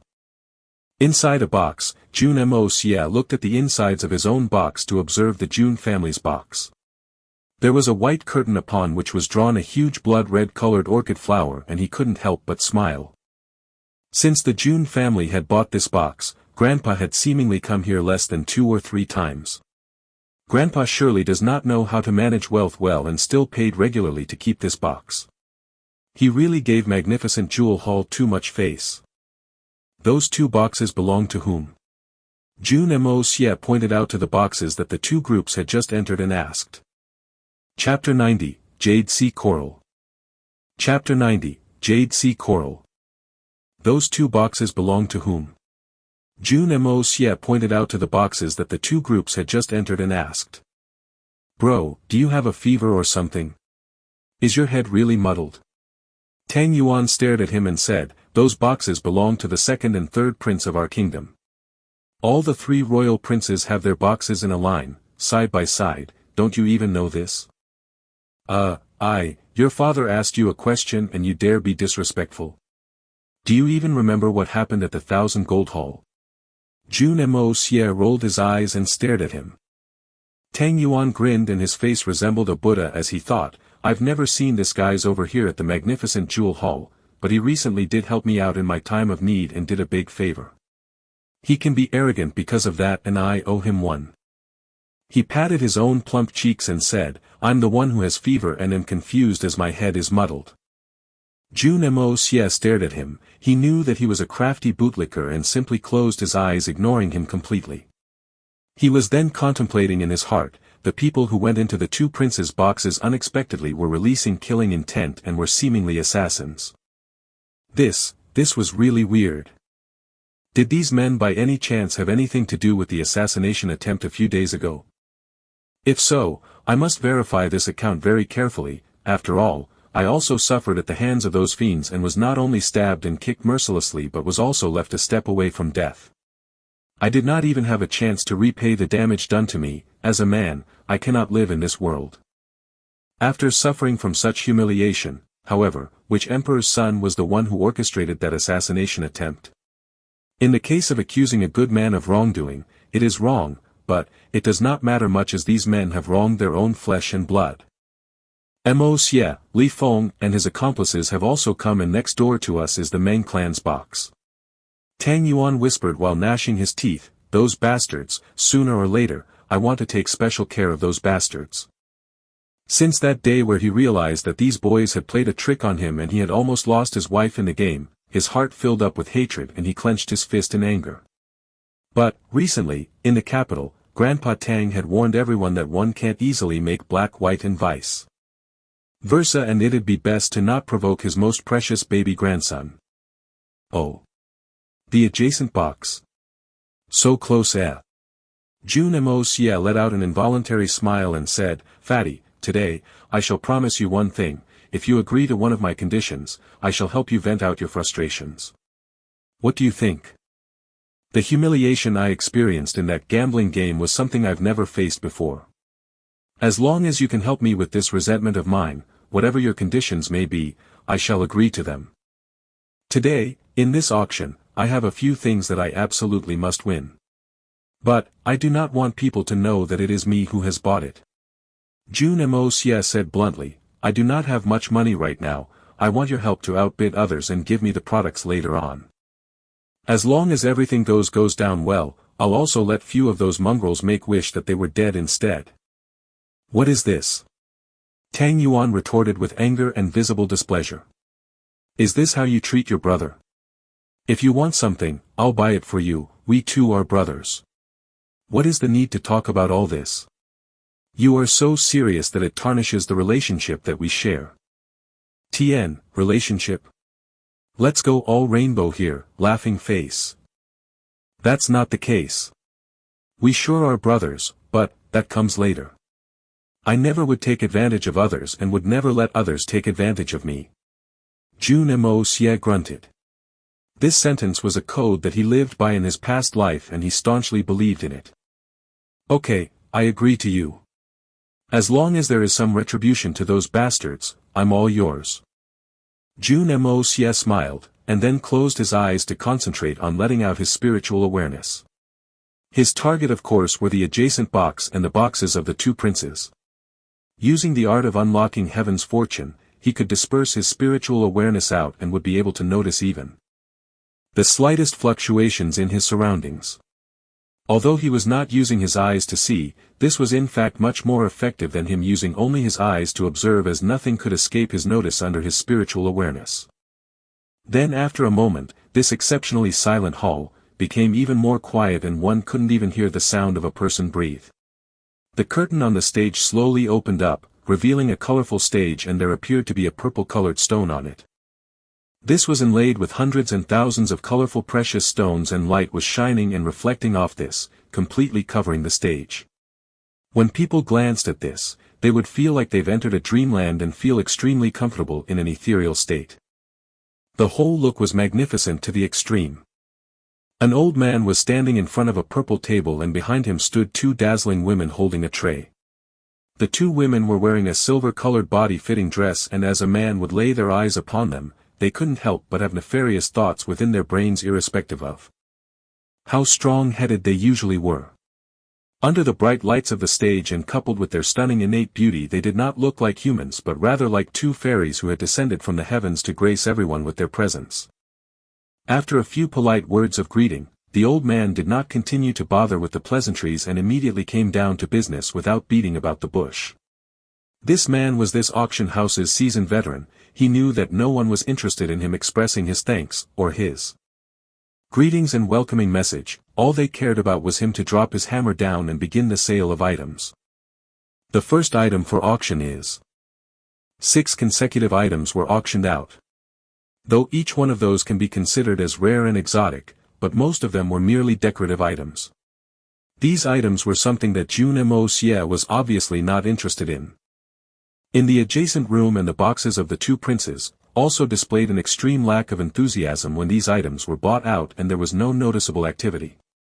These items, all of them, fell into the hands of some rich businessmen seated in the halls down below.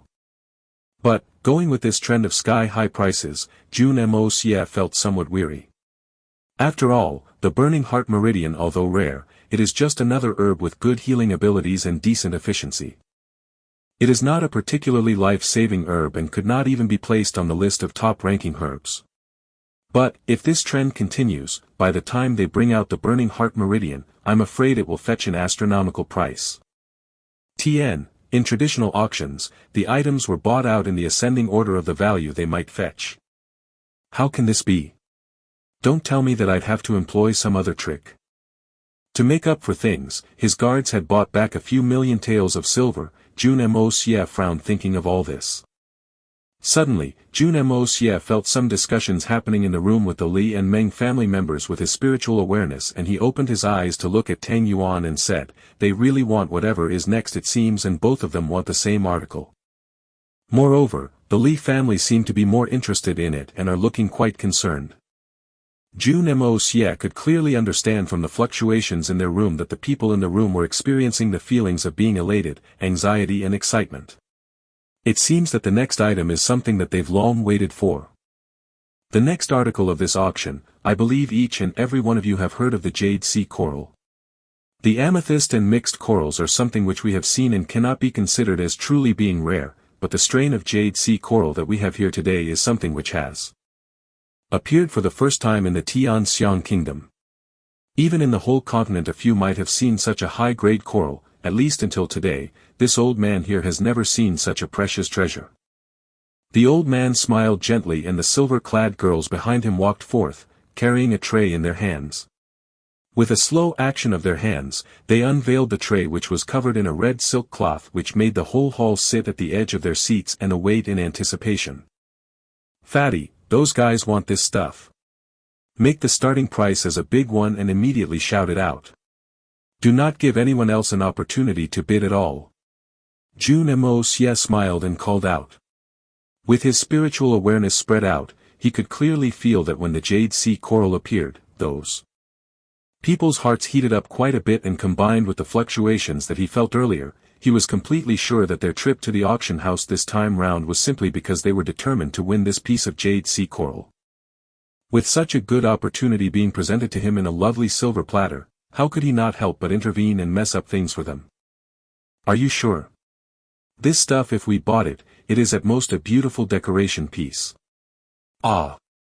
Tang Yuan exclaimed with eyes becoming completely round. "I'm sure." Jun Moxie nodded his head and continued, "Rest assured. There is no need to worry." Tang Yuan without the slightest bit of hesitation said, "Understood." He never even took a moment to consider if what Jun Moxie said was reliable or if he had hidden intentions. Tang Yuan chose to directly believe his brother completely and unquestionably. As the red silk cloth came off, the whole body of the winterberry-colored Jade Sea Coral was revealed in front of everyone's eyes, and it issued a crystalline brilliance but at the same time gave off the effect of being extremely soft and delicate. The coral was a foot in breadth, 3 feet in length and was 4 feet in height. Such a large piece of Jade Sea Coral, even if it was of the ordinary kind, it would have fetched a lot of money, not to mention this rare winterberry one. "Ross, did you order that winterberry one?" Winterberry jade sea coral, a foot in breadth, 3 feet in length and 4 feet in height with the earth element force. When placed at home, it would help in the process of cultivation of Xian Qi and also strengthen your spirit. The starting price of this would be 120,000 and each increase in bid is to be of 10,000. Please place your bids now. Just as the old man's voice faded away, a voice rang out in the auction hall, echoing and booming throughout, I bid 1 million. This voice belonged to none other than the Tang clan's young master, Tang Yuan. All of a sudden the audience made no movements nor any sound. Almost all at the same time, a pair of 100 eyes turned to look over and there stood Tang Yuan trying to stand straight with a lot of effort, his big belly staring at all proudly. Are you kidding? Starting price of 120,000 but you went ahead and called the first bid at 1 million? Don't you even want others to bid? Even if you are determined to win, you do not need to be so extravagant. One ought to slowly increase the price and maybe for this, it might reach a price of 500,000. But, to directly call a bid of 1 million on the first bid, isn't that a bit too much? Arg! This is sick and evil. Everyone had these thoughts ringing in their heads and looked over at Fatty with annoyance. Tien, too smart. I like. Chapter 91, Big Trouble. Chapter 91, Big Trouble. In the next room, Meng Haizhou and Li Zhen's face instantly grew unsightly as they heard this. Say hundreds of thousands of taels of silver, although not a small number, for them it wasn't too much either. It was a number that they could afford without much difficulty. And after the loss that they took in the 1,000 gold haul, these kids' pants were taken down and were beaten till their asses turned black and blue. And this trip that they made here was under specific directions. Their aim was to acquire this jade sea coral at any cost. Magnificent jewel haul, 3 days before each auction, it would routinely send to every major family in the Tianxiang kingdom, a list of all the items which were to be auctioned on that particular day. And, when Li Yuran reviewed this list and saw this jade sea coral up on the list of items, he immediately sent out an order, the Li family must get hold of this jade sea coral at any cost. In fact, this auction listings was regularly sent to the Jun family too. But, the Jun family never seemed to participate in any of such occasions and over time, they stopped sending the list to the Jun family's residence. Besides, Jun Moxie's intention to collect herbs for his treatments were extremely secretive. In fact only 3 people in the Jun residence knew about the whole situation. If it wasn't for the coincidence of me running into Tang Yuan today, I'm afraid that we surely would have missed the chance to obtain this burning heart meridian, thought Jun Moxie. This particular jade sea coral, although valuable and has excellent properties, it is but secondary and only serves as an auxiliary item for cultivation. However, to Grand Preceptor Li Shang, who had a broken danton, this was a magic treasure which could ensure longevity. There was hope for recultivation. Because, Li Yuran had found out from a reliable source that, using this special type of jade sea coral along with some special methods, it was even possible for one with a broken danton to cultivate again. How fortunate would the Li family be if Li Shang could cultivate again? And this effect, only a select few in the entire Tianxiang kingdom knew about it. Li Yuran had been long looking for this secret, but, it had always eluded him. If Li Shang could prolong his life by a few more years or decades, to the Li family, how much of a benefit would it be? So, this piece of jade sea coral might just be an expensive piece of decoration but to the Li family, it directly affected their future. Now that this has appeared in the auction, it was a great opportunity. So, the Li family was determined to obtain this jade sea coral and Li Yuran had ordered Li Zheng and Meng Haizhou to obtain this item at all costs. If Li Yuran knew that his meticulously thought-out plan would be broken down today, he would surely have taken this issue up personally and would not have left it for his lackeys. The Meng and Li family teaming up with these two families' extreme prestige if they bid early on, with a huge amount they would be able to intimidate all the other interested parties. This was the big plan that they had come up with in order to acquire this item without much difficulty. How would they have expected that they would encounter this fatty today? Their old enemy. Not only that, Jun Moxie with this spiritual power spread out, had already realized their intentions completely. But, this was something which no one knew. Though the old man on the stage was a well-experienced auctioneer, the loud shout by Tang Yuan still managed to startle him completely. For a long time, there was complete silence in the hall when suddenly one could hear the gnashing of teeth and a shout, "I bid 1.2 million. Li Jun really braced himself to let out this bid. In reality though, this was not the maximum of their budget, and they could go more as much as 2 million, but it was just in a hope that it might scare Fatty Tang away. Without even faltering a beat, Tang Yuan roared at the top of his voice, "Fools! Are you trying to scare me away with this pitiful amount? I bid 2 million. Fatty really and truly shouted out with all his heart. This activity to make those annoying guys bleed, was an especially fun and enjoyable activity. Li Zhen and Meng Haizhou next door almost vomited blood as they heard this. For this bidding war, Li Yuran had handed them about 2 million taels of silver. These guys had estimated that though that piece of jade was rare and precious, it would go for about 1 million in the worst-case scenario. 2 million was definitely a lot of money and totally excessive. The two of them even were plotting on how to seize some of the leftover money and pocket it. They were planning on taking it as a compensation for their losses in 1,000 gold haul. Now, all of their plans were spoilt as this damn fatty had been calling ridiculous prices and forced them to go even beyond than what they could. As for asking Li Yuran for reimbursement for the money they might be spending extra, they did not even dare to imagine that. 2.4 million. This was Li Zhen's voice. He was already extremely angry with his face turning green to blue to purple from the rising frustration and anger and shouted, "Tang Yuan! Do you really want this jade sea coral? This stuff is absolutely of no use to you. Just give it up." "Bullshit. How do you know that this is useless to your father? Even if it is useless to me, why are you spouting this rubbish? What is it to you? You believe you are very smart and intelligent?" Tang Yuan grunted and stamped his foot down making the whole box tremble and shouted, 3 million. Even though the walls of these boxes were soundproofed but with all the yelling, everyone could hear the commotion that was taking place. Meng Haizhou's voice sounded out a bit stammering with anger, 3.5 million. After he called out, he jumped out and came to the door of the Tang family's box and shouted, "Fatty Tang, before, because of the incident at the 1,000 gold haul, you already extorted my family of 2 million taels of silver far beyond what your losses were. What do you want now? Your behavior here is clearly unreasonable. I'll be sure to remember this in the future." "Huh. You two are really strange." Tang Yuan was the first to bid 1 million on this piece of jade. No other person was interested, there was no haggling. He clearly had won the bid. But, it was clear that you deliberately bid later on to increase the price of this item. It is you who has malicious intentions against him, this, everyone here can see and testify to. Now, how come you accuse my good friend here of your crimes? It wasn't Tang Yuan who said these words but Jun Moxie.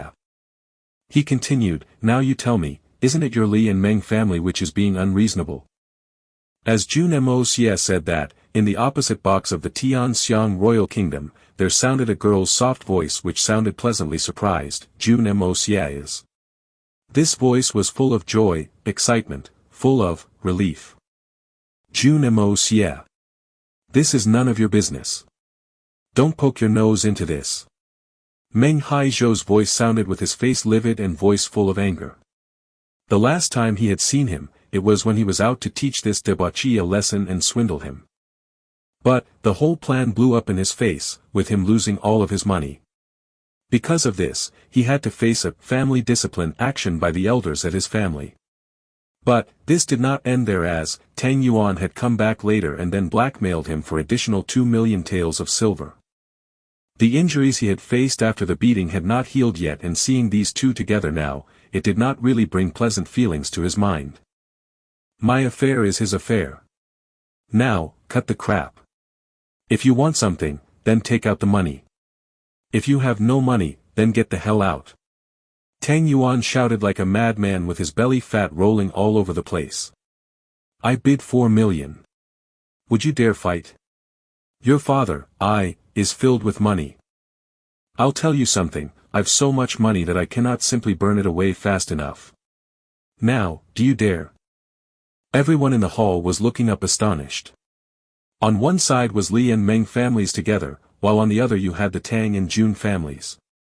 This clearly had become a fight between these four major families to vent out their grudges and resentment and cease to be a simple bidding war.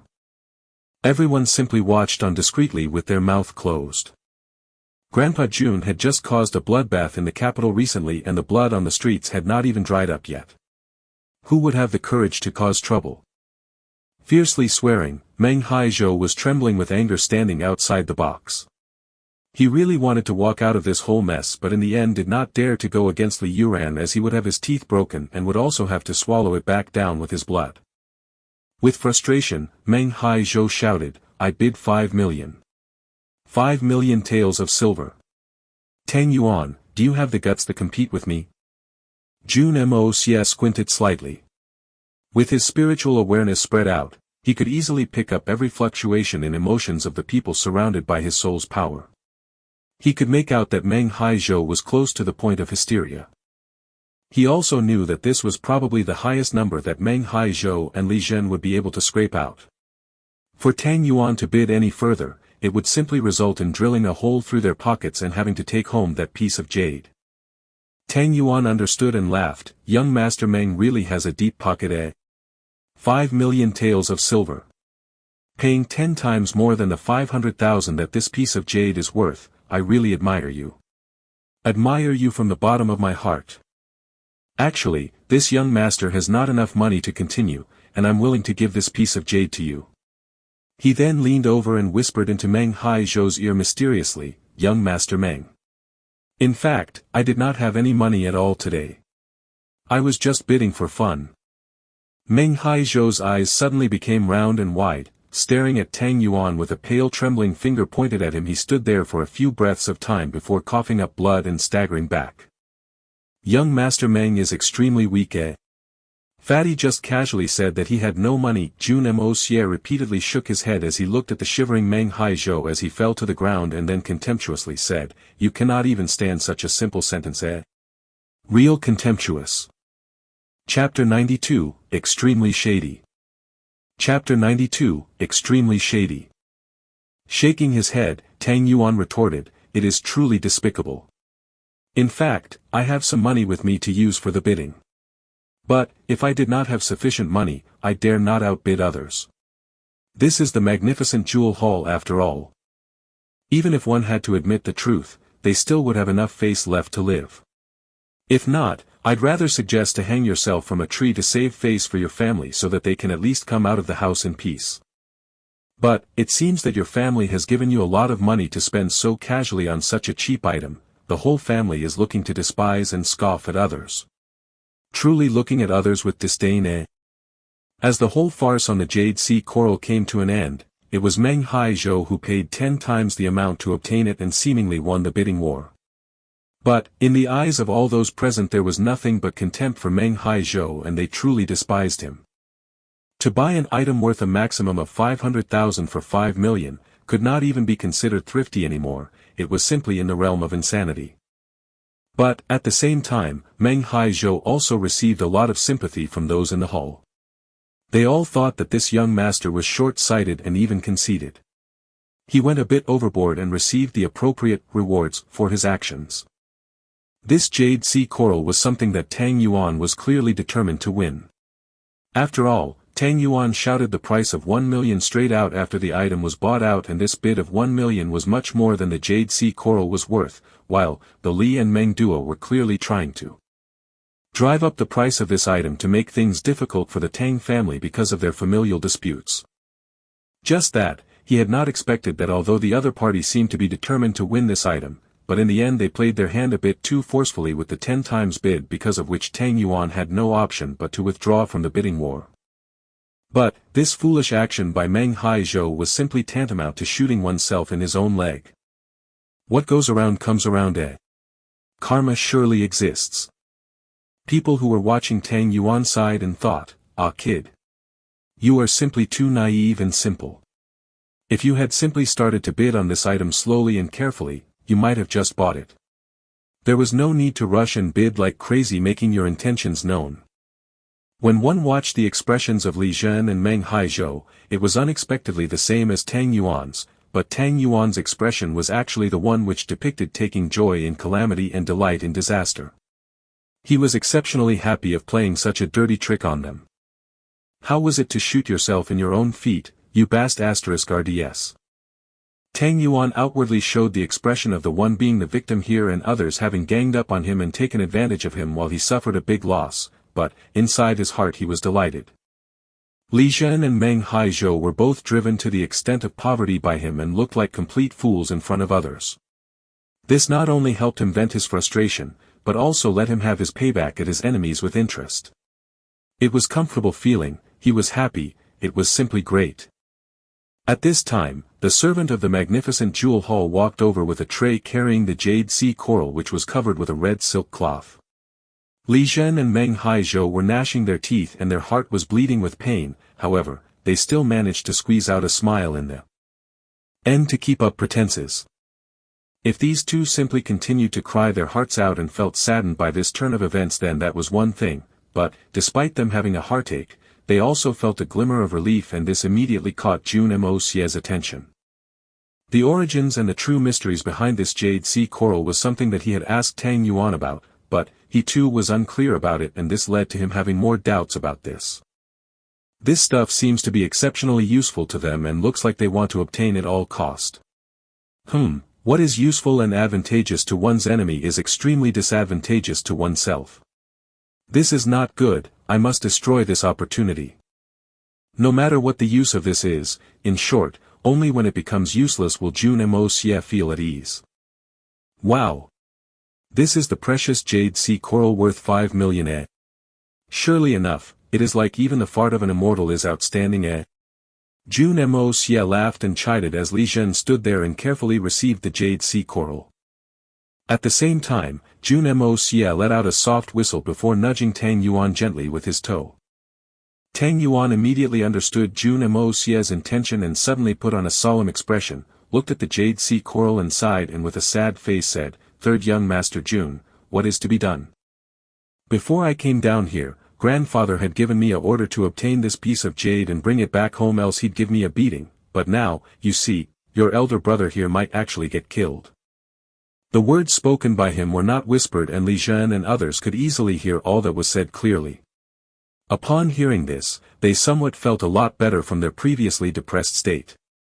They now realized why this guy was bidding so high and also what gave Fatty the courage to go almost all out. But thinking of all this, they now felt a bit pleased with themselves. They did not expect that they had unexpectedly managed to defeat Grandpa Tang and inflict damage upon Tang Yuan. Really, it was great. Jun Moxie curled his mouth and his face changed into a dismissive attitude and said, "Well, isn't that just a piece of jade sea coral? What are you guys getting so flushed and angry by struggling over something like this? This is something that my family has several of. I, your father, say with confidence that it is not rare at all." What? Li Zhen's face instantly reddened as he shouted, "Jun Moxie, you little braggart. Your Jun family is already so poor and it is on the verge of collapsing and on the decline, yet you still claim to have such a good item. Even several of these. Are you not worried that you might die by choking on that big glib tongue of yours?" Jun Moxie suddenly jumped up and sprang to his feet and then angrily rebuked, "Li Zhen, what are you talking about? Several of this type of jade sea coral was bestowed upon my grandfather by His Majesty the Emperor. Not only that, those are much bigger than this one that you are holding. I'm really surprised at your stupidity and ignorance." Li Zhen laughed and said, "This is really ridiculous, Jun Moxie. What does a bumpkin like you know about what this is? This is a winterberry jade sea coral. A winterberry jade sea coral, do you understand? I really cannot be bothered to talk to you. My family also has such jade sea coral. They are so big." Jun Moxie wildly gestured with his hands. "Fatty Tang has seen them, I am not lying to you." It seemed that Jun Moxie simply did not believe that Li Zhen understood what he was trying to say with his gestures and hence even made Tang Yuan his witness. Jun Moxie got closer to Li Zhen to show how big his jade sea corals were in comparison to the ones Li Zhen was holding. As Jun Moxie was gesturing, He seemed to draw out a size of more than double of what Li Zhen was holding and then snorted in disdain as he said, "My family's items are much better than the one you are holding." But, as Jun Moxie was gesturing wildly, in his heart he was secretly executing the art of unlocking heaven's fortune at top speed and directing it towards the jade sea coral. He suddenly felt a faint trace of air current coming out of the jade sea coral. Upon coming in contact with this, he found that his xian qi in his body became much more dense and significantly became active. So, it turns out that this piece of jade sea coral is extremely useful for cultivation of xian qi. Jun Moxie snorted in his heart. But this aura is somewhat similar to my own exquisite Hongjun pagoda, eh? With an intention from his mind, he prepared to take in these streams of gas into his own meridians and assimilate with his own qi. But, as he did this, he suddenly felt extreme discomfort. He realized that inside his own consciousness, the exquisite Hongjun pagoda had started rotating, emitting a white mist which actually pushed out this foreign gas from his meridians. They repel each other.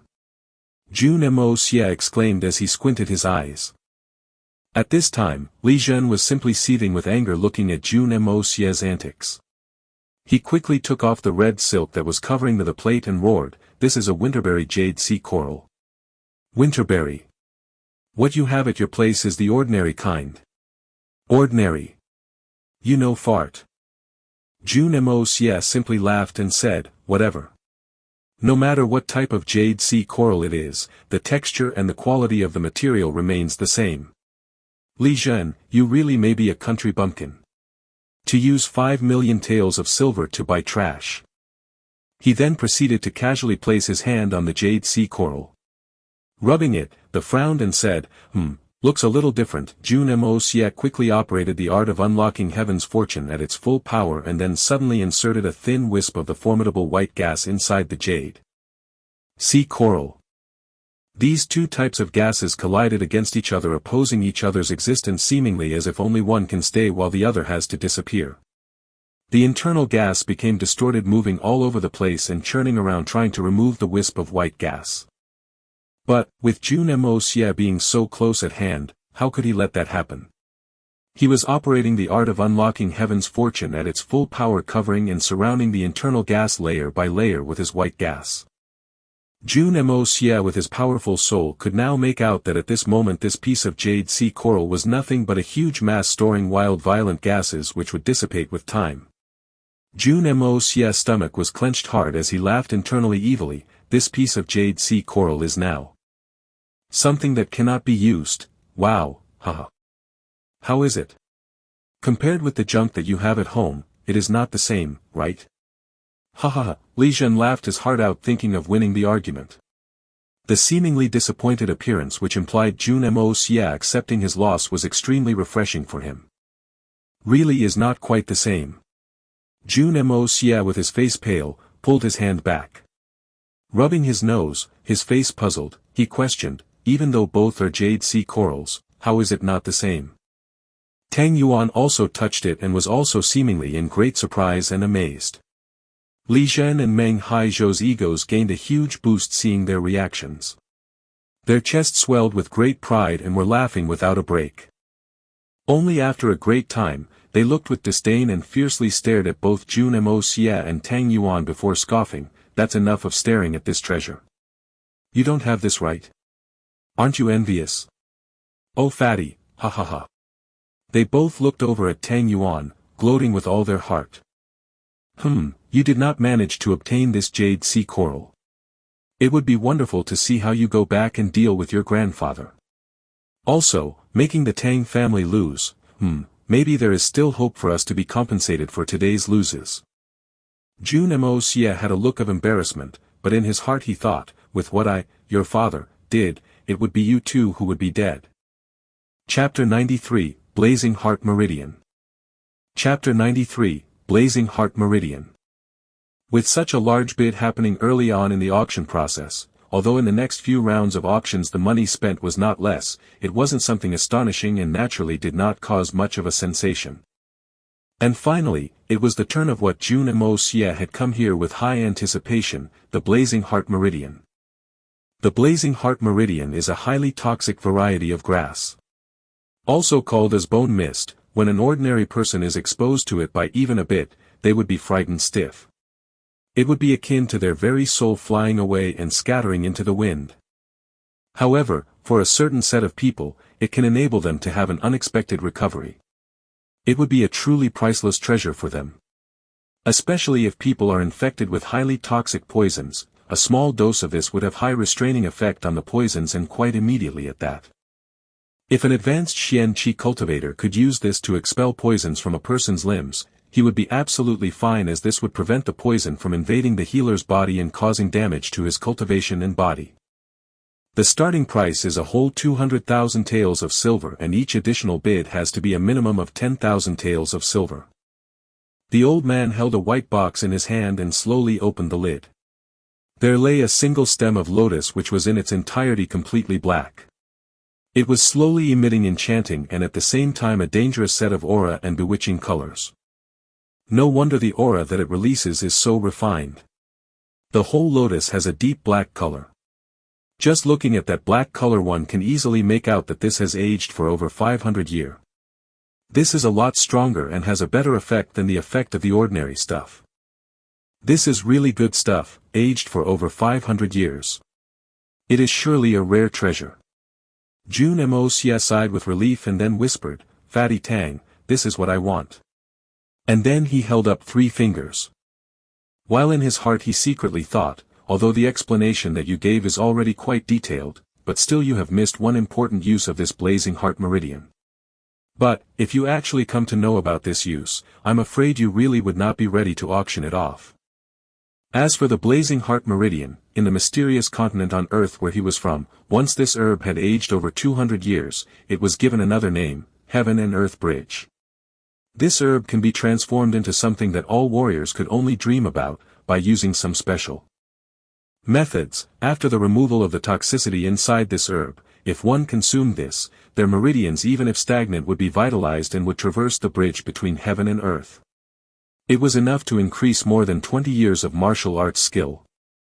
This stuff is truly broken. As for this herb which was aged for over 500 years, it was best among the best. With it, restoring Jun Wuyi's health would have a probability of more than 90%. And this was just a conservative estimate by Jun Moxie. Jun Moxie's words and the old man on stage's words ended almost at the same time, and Fatty Tang's voice immediately rang out, "I bid for 300,000. Just as this sound rang out, in the hall, everyone's lips twitched. This prodigal son has come out. Although this time his bid is only an increment of 100,000, but compared to the minimum 10,000, it is still 10 times the amount. It is best not to even try and fight him. What if the price went beyond a limit and this guy just backed out? Wouldn't it be just shooting yourself in your own foot and then having no roof to cry either? Who hadn't seen the Meng family's young master spitting blood on the up there? As a result, after Fatty Tang's bid, the audience went completely cold with silence in an instant. They were stunned for a long time and spoke no words. To be honest, that purple-robed old man at the moment was somewhat dumbfounded. This blazing heart meridian surely could sell for over 800,000, but would he have to sell to for a mere 300,000 taels of silver? But the magnificent jewel hall were stringent on their rules and nothing could be done. The old man paused for a moment before raising his hammer and saying, "Young Master Tang has bid 300,000, are there any higher bids?" He paused a bit before continuing, 300,000 going once. 300,000 going twice. Suddenly a hoarse voice fiercely yelled out, "I bid 3 million. This price was offered by none other than Li Zhen. Just as everything was going well for Tang Yuan, his moment of joy was interrupted by this Li Zhen. He could not help but be furious and jumped out of the box into the doorway before yelling, "You characterless neighbor! You dare fight and struggle with your father? I bid 500, suddenly Fatty Tang's mouth was covered by none other than Jun Moxie. Although he did not finish that sentence, but still, every person in the hall broke into cold sweat. Everyone could guess that this fatty was about to shout 5 million. Crazy! This fatty must be simply mad. Jun Moxie twisted his neck and walked out. Though his sickly appearance was still there, he seemed extremely domineering. Opening the curtain, his foot landed outside with a pop. Waving his hand, he took off his hat, unbuttoned his long flowing robes, before shouting, "Li Zhen! You son of AB*TCH! Are you seeking your death by bidding? Who are you to have a say in this? This is the auction house. You can bid a price, but I cannot. Go bite me." Li Zhen flushed with anger before he too jumped out of his box but managed to trip in his landing. "Who am I? Bah!" Jun Moxie, looking at him as if spotting a black sheep among the herd, twisted his mouth before saying, "Just drop this act. You just happened to empty your pockets with your previous bid and now you can also come up with additional 3 million taels of silver. Li Zhen, not that I think any less of you, but, can you show your 3 million to me now? As long as you can come up with that amount of money, the herb is yours. If you cannot bring out that amount, damn, I'd like to ask what is it that you two have against Fatty Tang and why are you making things difficult for him on purpose? Do you and Tang Yuan have grudges? Or is it with Grandpa Tang that you have grudges?" Opposite to them, one could faintly hear Dugu Xiaoyi let out a faint chuckle before saying, "Looking at this guy like this is really annoying. This Black Lotus, it is said that there really is only one strand of it. Truly don't know, hee. Princess Ling Meng, who was sitting beside her, reached out to touch Xiaoyi's forehead. "This sister does not have a fever today, right? A moment ago it was the look of worry, and now, a changed attitude." These days, in the Dugu family, there was trouble everywhere because of Dugu Xiaoyi. Because, this little lady had suddenly changed a lot these days. Originally, she had an extremely cheerful and lively personality, but, this inexplicably disappeared. She was quick to tears and even would sit in a daze, would not eat often. It made General Dugu extremely sad. He and several of his wives had also inquired to what was the problem, but to no avail. He was forced to watch his precious and beloved granddaughter become thinner with each passing day. General Dugu could not do anything to change this situation and was extremely depressed about it. To relieve his frustration, he had caught several of his sons and nephews to administer a beating to them. Having Princess Ling Meng keep this young mistress of the Dugu family keep company had slightly improved her condition. Recently, she had received a notification from the magnificent jewel hall about the auction, and these two came out here in a bid to catch some fresh air and relieve themselves.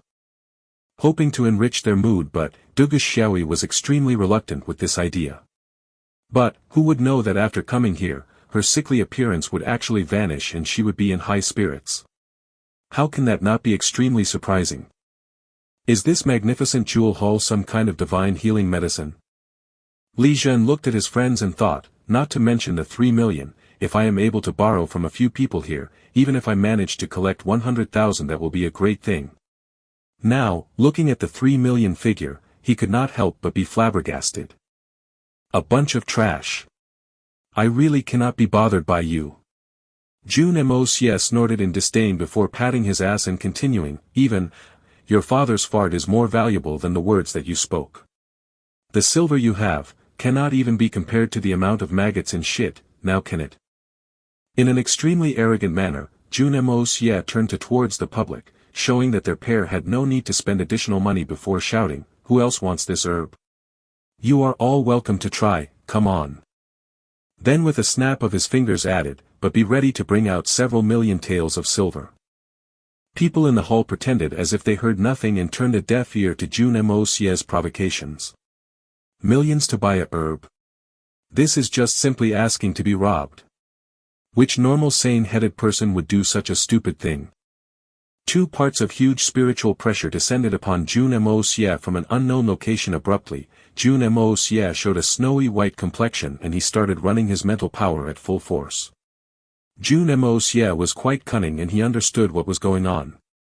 He started to shiver a bit before shouting, "It feels terrible, why is it so cold here?" The spiritual pressure that were overlooking him, checked him out thoroughly, and upon not finding anything amiss, they instantly disappeared. Jun Moxie sneered at the two in his heart, "For you two uncles to hope to grasp anything from me, you guys are nothing but mere circus performers in my eyes." Chapter 94, Twists and Turns. Chapter 94, Twists and Turns. At this moment the old man in the purple robe, closed his eyes and then nodded his head. It seemed as if he was listening to what the people were talking about. His face displayed a slightly pained expression, then disappeared without trace before he opened his eyes and shouted, "10 yuan to buy. The Blazing Heart Meridian has already bid 5 million, is there anyone who wishes to bid higher than 5 million? Jun Moxie suddenly reeled back and stared at the old man on stage and said, "Senior, this matter is a bit troublesome. The situation here is clear that Li Zhen is indulging in malicious bidding and has no means to back up his bids. Whereas none of my friends actually did so, why is it necessary to force the price to 5 million? People not participating in the bidding process of this auction are forbidden from speaking and disrupting the process." Jun Moxie was completely ignored by the purple-robed old man and simply turned towards Fatty Tang before saying, "Mr. Tang may raise the objection." Tang Yuan, who usually was filled with arrogance, now, was totally submissive and quietly whispered, "I did not happen to say how much exactly just now." Jun Moxie suddenly observed that this fat friend who usually was bursting with courage, cower over and act meek. It was totally unlike his usual self where he was arrogant and despotic. Now, he was acting strangely even when faced with paying the astronomical amount of 5 million silver taels. This was utter nonsense. Moreover, it seemed that the magnificent jewel hall was deliberately making things difficult for them. Jun Moxie was after all the evil monarch. Pride was something that was deeply seeped into his bones. How could he eat this loss by laying low? With a sneer he said, "It seems some things are really hard to sell, even if it is the magnificent jewel hall." Fatty Tang just called out, 500 and nothing more. When did he say 5 million? If the magnificent jewel hall really wants to sell, then, 500 silver, it is a good deal. Indeed, it was just as Jun Moxie said. Fatty Tang only called out 500 and did not have enough time to shout out 5 million before Jun Moxie covered his mouth. For some time, both the sides actually froze. Li Zhen and others actually had a happy expression on their face, looking at Jun Moxie joke around with the magnificent jewel hall. The crowd was completely silent as on one side you had the magnificent jewel hall and on the other side, the all-powerful Jun family. Both sides were powers that they simply dared not offend. Suddenly breaking the stillness in the hall, there sounded a voice. This voice was something that no one could locate where it came from. It seemed to come from everywhere and at the same time, nowhere. The rules of the magnificent jewel hall cannot be broken.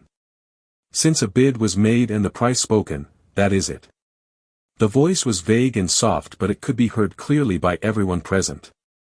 The complexion of the purple-robed old man suddenly changed as he said, "The magnificent jewel hall will never buy or sell using compulsion. Regardless of whether the Jun and Tang family's young masters will visit again, it is inconsequential. Today, this auction house has established that it was Tang Yuan who has placed the bid of 5 million. As soon as the mysterious character spoke out, the attitude of this old man had clearly toughened up in an instant. Even Jun Moxie, who was the best killer and had a calm countenance, couldn't help but be surprised and there was a slight change in his expression. 5 million taels of silver was surely a lot of money, but this was not something that was so huge that it would be coveted by the magnificent jewel hall. The real reason was, the unexpected voice that sounded out. The voice transmission clearly showed how high the skill of that master was and it was even comparable to the initial stages of the sky rank. But, why would such an expert want to make Fatty Tang feel embarrassed? Or, is it to make things difficult for me? Strength was one thing, but Jun Moxie was haughty by nature. How could he eat this loss by simply lying low, without speaking out his grievances?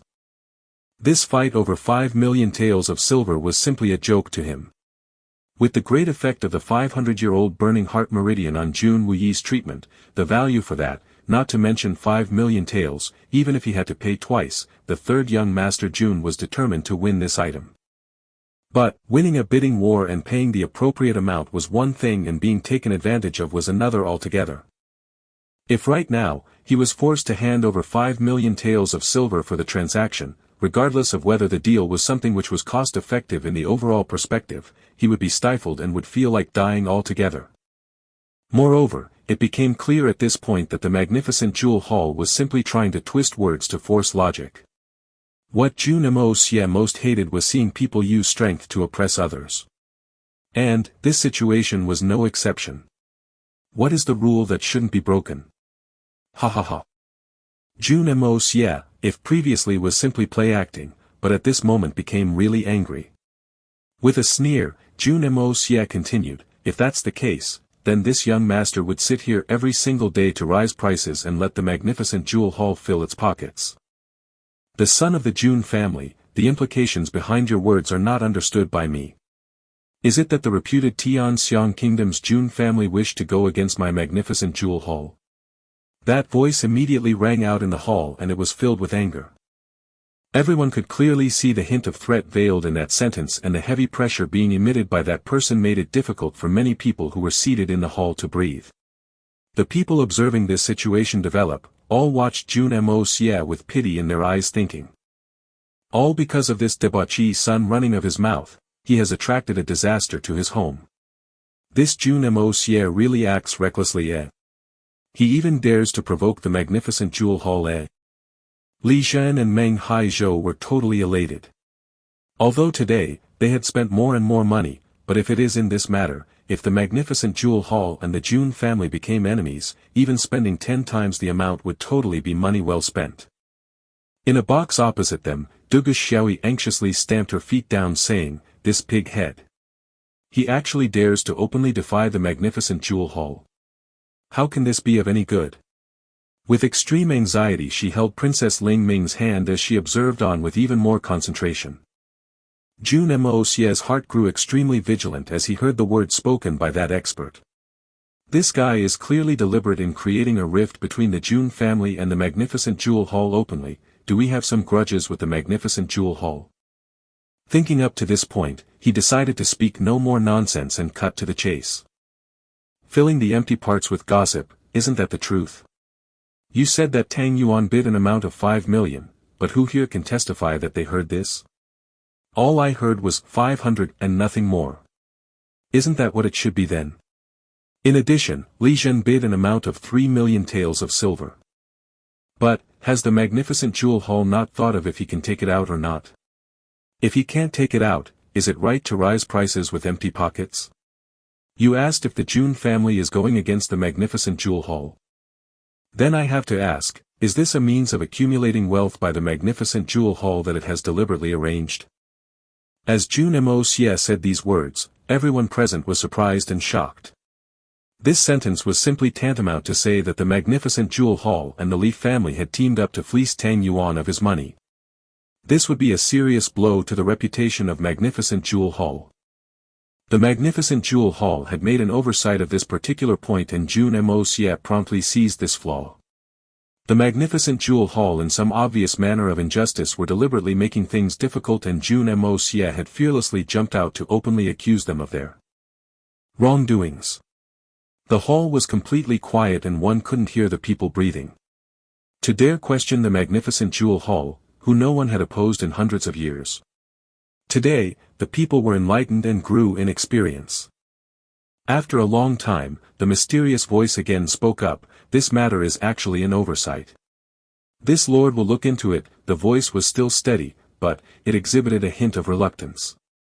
Everyone could easily imagine the powerful expert trembling and seething with anger to be forced to recant his words and then shamelessly speak out calmly as if nothing had happened.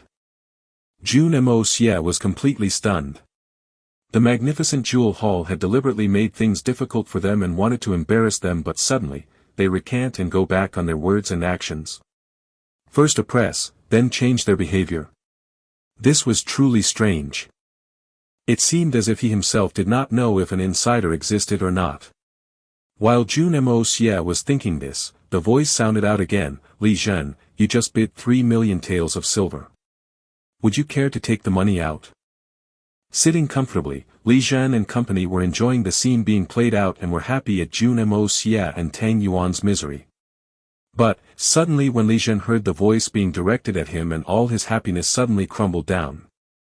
His thoughts ran real quick before he bent in ceremony, before, of the younger generation was still unhappy that Tang Yuan was repeatedly upsetting the magnificent jewel hall's decorum, and that's why I felt the need to step up and come forward to expose his dark and ugly face. The voice with impatience quickly retorted, "This lord has not asked you of what your motivation was. I only asked you about the 3 million taels of silver that you bid." Li Zhen could not but be embarrassed before saying, "Junior here does not have 3 million taels of silver, but this junior acted merely because of the disruptions caused by Tang Yuan and not to disturb the proceedings of the magnificent jewel hall." Bastard! The voice now seemed to have totally lose its calmness and did not even bother to disguise its anger. The voice then coldly sounded, "Even without having the requisite amount of silver, you still dare bid? Disturbing the proceedings at this place, how is it Tang Yuan that's disturbing and causing a ruckus? It is clearly you who doesn't hold the magnificent jewel hall in any regard at all. You broke the rules of the magnificent jewel hall, how can I let this pass? Guards, come. This person is expelled from the magnificent jewel hall effective immediately. The Li family's box is effectively cancelled and they are permanently disqualified from ever setting foot into the magnificent jewel hall." As the voice sounded out, several waiters appeared outside the Li family's box. Li Zhen directly stood up and directly started to walk out. He was someone who was extremely arrogant and had been accustomed to such a lifestyle since he was young. However, at this moment, he gave no resistance, did not even bother to plead for mercy. His face pale and slumped over, he walked out. Jun Moxie, sitting on the sidelines, felt something was more and more wrong. This clearly is the case of flying into range out of humiliation. But, why are things going this way? Even if Li Zhen made a mistake, that is simply not a reason enough to throw him out and deprive the entire Li family of its qualifications to enter the magnificent jewel hall. If I actually had handled the matter of this malicious bidding of Li Zhen improperly, it would have been Tang Yuan who would have been forced. I'd like to see how the magnificent jewel hall justifies all their actions. Even if you have 1,000 good ideas, your father, I, am not afraid. At worst, what is it that would happen? The Jun family lose rights to enter the magnificent jewel hall. What is the big deal? In that case, after achieving more success in the art of unlocking heaven's fortune, the first thing I'd have to do would be to pay a visit to these magnificent jewel hall. Guys! Li Zhen was causing trouble from the beginning, who couldn't see that? The magnificent jewel hall is not composed with a bunch of fools. Naturally they could clearly discern the situation but still intentionally made trouble for Jun Moxie. But, after being embarrassed, his attitude turned around suddenly and he focused his attention on Li Zhen.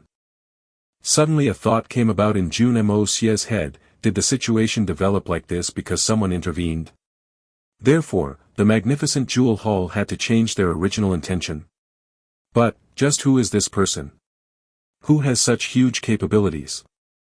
Just as Jun Moxie was thinking this in his heart, the voice sounded out again and everyone could hear clearly, Jun Moxie, although it was Li Zhen who had committed an error and flouted the rules of our magnificent jewel hall, but you still insulted my magnificent jewel hall. You gave no face to me and my magnificent jewel hall and I need an answer to this. The voice sounded quite harsh and apparently still contained and apparently some of the anger still lingered in his voice. Jun Moxie still had questions that were left unanswered and he was seething with anger bellow. Though this was the case, he realized that the mysterious person was leaving room for saving some face for himself and Jun Moxie decided that it would be best if he made a strategic retreat right now. And played along. I'm still a fledgling without much of a power. Though that is the case, once my cultivation of this Xian Qi succeeds and reaches higher realms, I, your father, would surely be happy to drop in and put away with these pitiful pleasantries. Thinking up to this, Jun Moxie said, when did this junior insult the magnificent jewel hall? No, right? This Li Zhen simply had a lot of malicious intentions against me and I was completely hoodwinked and blinded by his schemes. But, the magnificent jewel hall's mental perception is like a torch. You wouldn't let a new feather get harmed. You came out and saved everyone from this rotten apple without fear of the power backing him up. You are unyielding in your righteousness and the magnificent jewel hall is surely worth its reputation. This junior has admiration and nothing but admiration for the magnificent jewel hall. Suddenly Jun Moxie turned and said loudly, you guys can see that this magnificent jewel hall is surely the number one under the heavens. They have their products reasonably priced and treat both the young and old honestly. If they weren't impartial and just, how could such a chamber of commerce make one respect them? Just by doubting them, wouldn't it make others blush with shame? To see how the magnificent jewel hall handled this controversy, this junior to have the esteemed and noble chamber of commerce like the magnificent jewel hall in the Tianxiang kingdom is really proud. Let us all cheer and applaud for the magnificent jewel hall. Then Jun Moxie, with a face filled with a look of sincere admiration and worship, took the initiative to clap loudly before continuing to talk. Why do guys not applaud for our magnificent jewel hall? Do you people have other differing opinions? If so, then this junior would be the first to seek grievance on behalf of the magnificent jewel hall. Immediately the audience broke into a thunderous applause. While all were applauding, they were cursing in their hearts. Ah! Shameless! Truly shameless! This Jun Moxie is shameless to a different degree altogether. He is so thick-skinned that he is not ashamed of this ass-kissing at all. Only Dugu Xiaoyi, among everyone present, had a look of excitement. She was smiling happily and clapping vigorously, full of relief. The mysterious voice quieted down too and did not speak anything else. Inside the magnificent jewel hall, in an elegant room, two white-clothed middle-aged men sat opposite to each other. One of the white-clothed man gnashed his teeth fiercely while his face was depressed. He brought his hand down, slamming on the desk hard, which crumbled from being unable to bear the blow, and fiercely whispered, "Jun Moxie. You are a really crafty young fellow. This lord will not spare you." The other white-clothed man closed his eyes and gave a very disapproving look. Frowning, he said, "This thing you shouldn't have. How strange that it was that young kid who got it." The previous white-robed man grunted in dissatisfaction as he said, "But, that blazing heart meridian, I'm afraid that." Jun Wuyi, saying up to this point, the man stopped. Jun Wuyi. The other white-robed man stood up saying this and asked, "What do you mean?" The white-robed man grunted, closing his eyes, and did not speak for a long time, while the other just stared at him for a long time before declaring in an awe-inspiring manner, "I do not care about what grudges you and Jun Wuyi have had in the past. But now, he is disabled and his life is destined to be doomed. If you have any plans to deal with him, I will kill you." He said this with absolute ruthlessness, without a hint of mercy. This showed that he had the determination and intent to follow through with whatever he said. The white-robed man simply grunted twice and then turned away without speaking. The other white-robed man looked at him cold before suddenly saying, "The auction, originally did not have the blazing heart meridian. But, it suddenly appeared. What is its exact source? Also, this blazing heart meridian, who was it that supplied it to you? And the most important of all, unexpectedly, request you to sell it in the Tianxiang Imperial City?" The white-robed man simply gave a cold shoulder to him and kept his eyes closed. He thought, if you really want to know, then why don't you ask the elders? Don't show your questioning face here. Do you really think I'm afraid of you? Yes or no? The other white-robed man's face became more solemn as he continued, "Yes or no, she, specifically sent it as a present for Jun Wuyi. Otherwise why would 9 elders come together?" Upon hearing, the white-robed man's eyes snapped open as he shouted, "What nonsense are you spouting? A trifling Jun Wuyi, don't tell me, is worth for us to sacrifice half the power of 9 of our elders. I did not say anything about sacrificing 9 of our elders' power. It was you who said it. What do you mean by that?" His face again became murderous as he asked, "What dirty tricks are you employing?" "So what? As long as the Jun family is spending 300,000 taels of silver to buy it, is it not the same as it falling in the hands of Jun Wuyi? Your mother's fart. Only to give the blazing heart meridian is of less use than fart. Without a divine Xian expert controlling the process, with the poisonous potency of the blazing heart meridian, Jun Wuyi will only die faster. You bastard! I will kill you. Enough."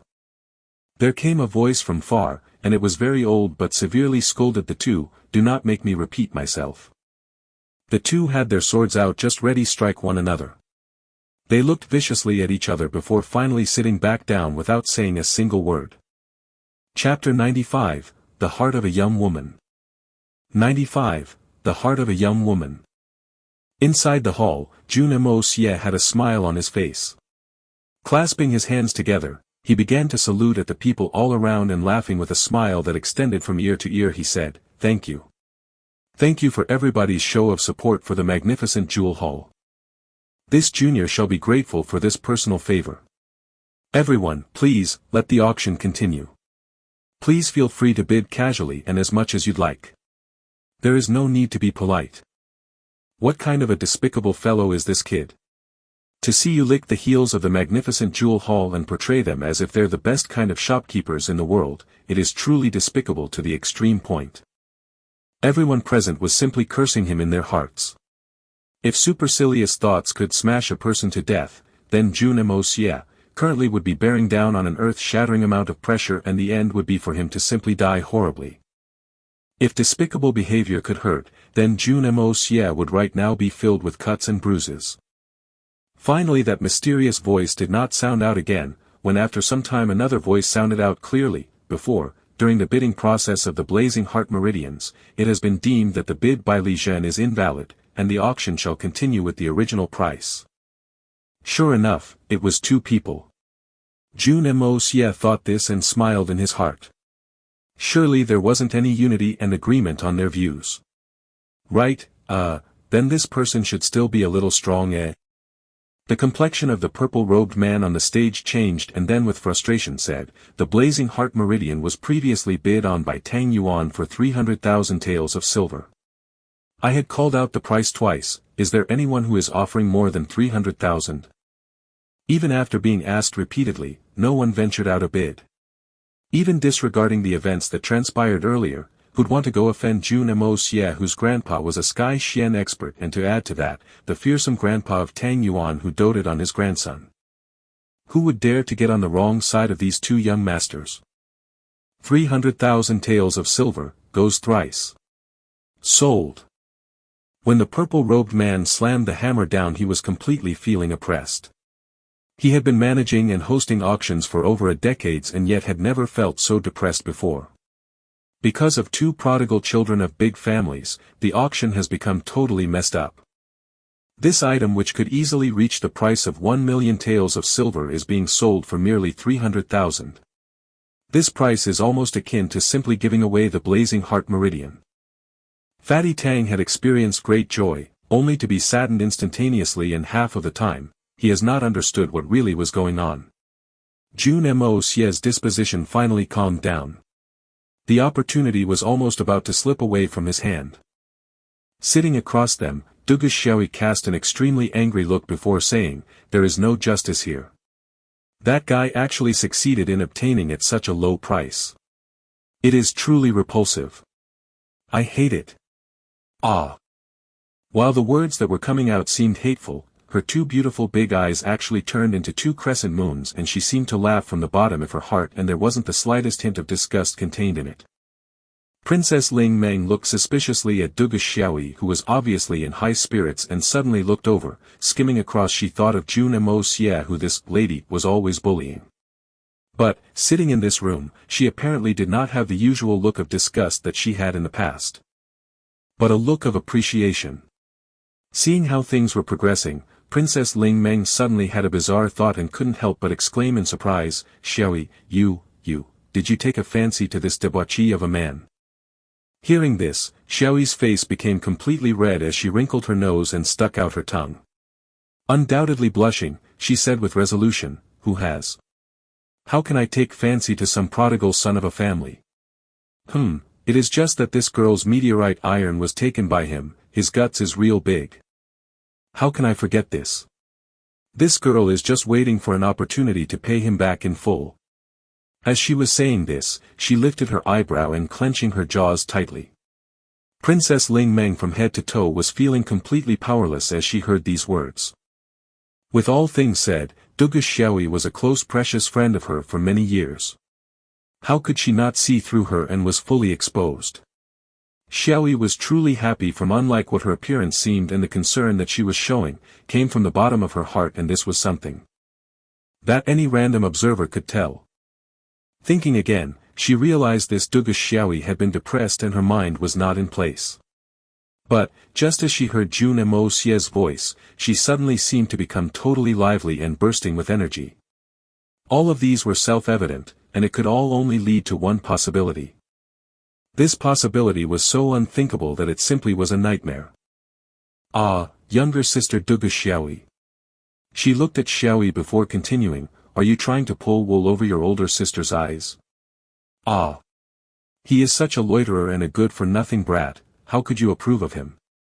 Jun Xie blinked her big pretty eyes twice and happily hummed before saying, because he is such a debauchee, all he needs is a good lesson to let him know how powerful this girl is, he. As she finished saying this, she could not help laughing. Her eyes were full of longing, apparently already thinking about how she would teach Jun Moxie a lesson and a fascinated look. Princess Ling Meng simply grew more worried about this issue. This is no trivial matter. Even though Jun Xie had only herself to blame, we also had to inform her father, the magnificent General Jun Wudi, about this. The Jun family is a peerless family in the capital, moreover, Jun Xie is the sole beloved daughter of the family who is always doted upon by everyone. To compare her with the Jun family's dissolute and waste of a heir. Ah, it would be akin to a lovely flower being stuck in a cow dung.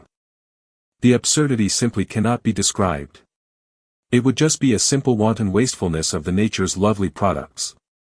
To say of nothing else, just to think on behalf of the imperial family, the Jun family's third generation's only grandson and the granddaughter of the Jun family, the result is simply terrifying.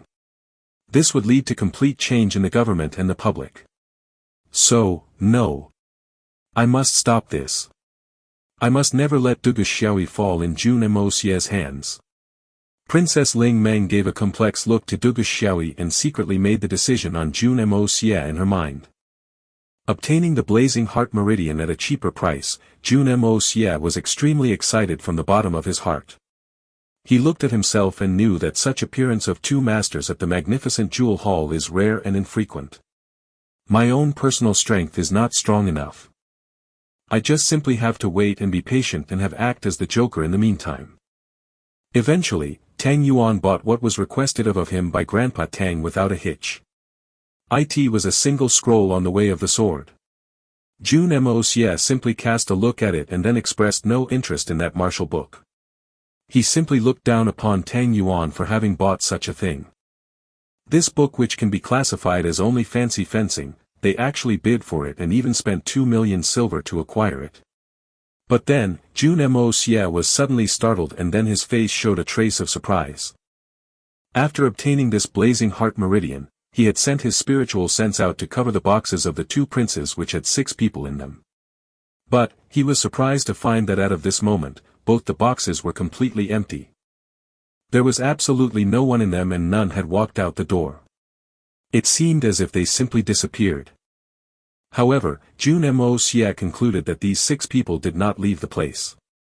Is it that those 2 boxes have a secret underground passageway? The next moment, in fact, Jun Moxie managed to find a trace of the lingering spiritual energy in the air and traced it back into the crowds down below. What he saw down there surprised him greatly.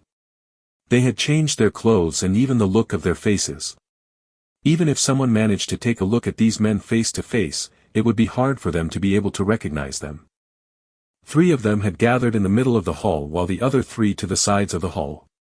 They all had the appearance of wealthy men, who were just looking here and there, but Jun Moxie with his keen perception easily could make out a hint of anxiety and desire burning in their hearts. It simply indicated that the object that they desired was going to come up soon and they were waiting in much anticipation. But, among all the goods in this place, in the end what is it that has got these 2 groups totally enticed? Even 2 of the princes are involved. Jun Moxie took the auction list from Fatty Tang and started scouring the items that were mentioned. Finally, after going through the list, he managed to find out the item that had even brought the 2 princes to the auction house. 30 strips of tendons from a rank 6 Xian beast. Xian beast's tendons. It had to be this item. In addition, the rest of the stuff on the list was just something which can be considered as luxurious decorations and other small stuff, things that did not have too much of a practical use. Wouldn't they want something that would have a huge offensive power and could produce a threat to life? Seemingly on the Xian beast's tendons would meet their requirements. But, what are they going to do with so many tendons? Do they have a reason to change to whips as their weapon of choice for their killers? Could it be, it is going to be used for making particularly strong bows? Tien, a whip. Ha ha ha. As his thought progressed to this point, Jun Moxie's heart started beating really fast. If the tendons of a rank 6 Xian beast were used to create a bow, then the arrow if shot from such a bow would have its power increased by more than twice. However, though such a kind of bow and arrow would be incredibly powerful, the strength of a 9 Xian rank cultivator is insufficient and surely wouldn't be able to pull the string of the bow. But, because of this, if it were silver or gold level Xian rank experts, this type of weapon would undoubtedly become an absolute weapon. Even a Jade Xian rank expert might meet his end at the hands of such a bow's user if he is caught in a moment of unawareness or surprise. And, a group consisting of more than 10 such bow-wielding users would surely have the power to even pose a threat to the lives of Sky Xian level masters. Truly, it's what they're thinking. Sure enough.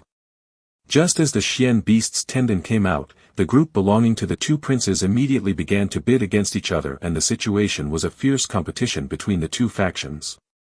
Prices continued to rise and before long it reached 5 million taels of silver, which was an unprecedented height. At this price, surely the rest of the people in the hall would have simply been sent packing home, but even if these two were relatives, they refused to even concede half a step. After a long bidding process, the price of the 30 strips of Xian beast's tendons actually climbed up to a sky-high price of 13 million taels of silver and was obtained by the killer group of one of the two emperor's sons. In the recent years, in all of the auctions that the magnificent jewel hall had organized, this can be considered as the single item with the highest price. Jun Moxie, see, this is just the tendons of a rank 6 Xian beast. If it were a demonic core of a rank 6 Xian beast, then I'm afraid, the price would have been even higher.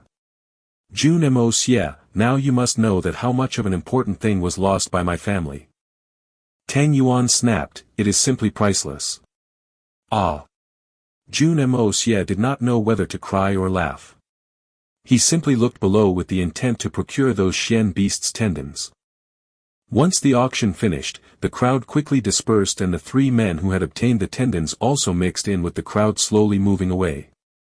Jun Moxie knew that in his family, the strongest was his grandpa, who was a Sky Xian realm master, but he knew that even if it was his grandpa facing against people wielding these bows, his life would be in peril and he'd have to be very careful.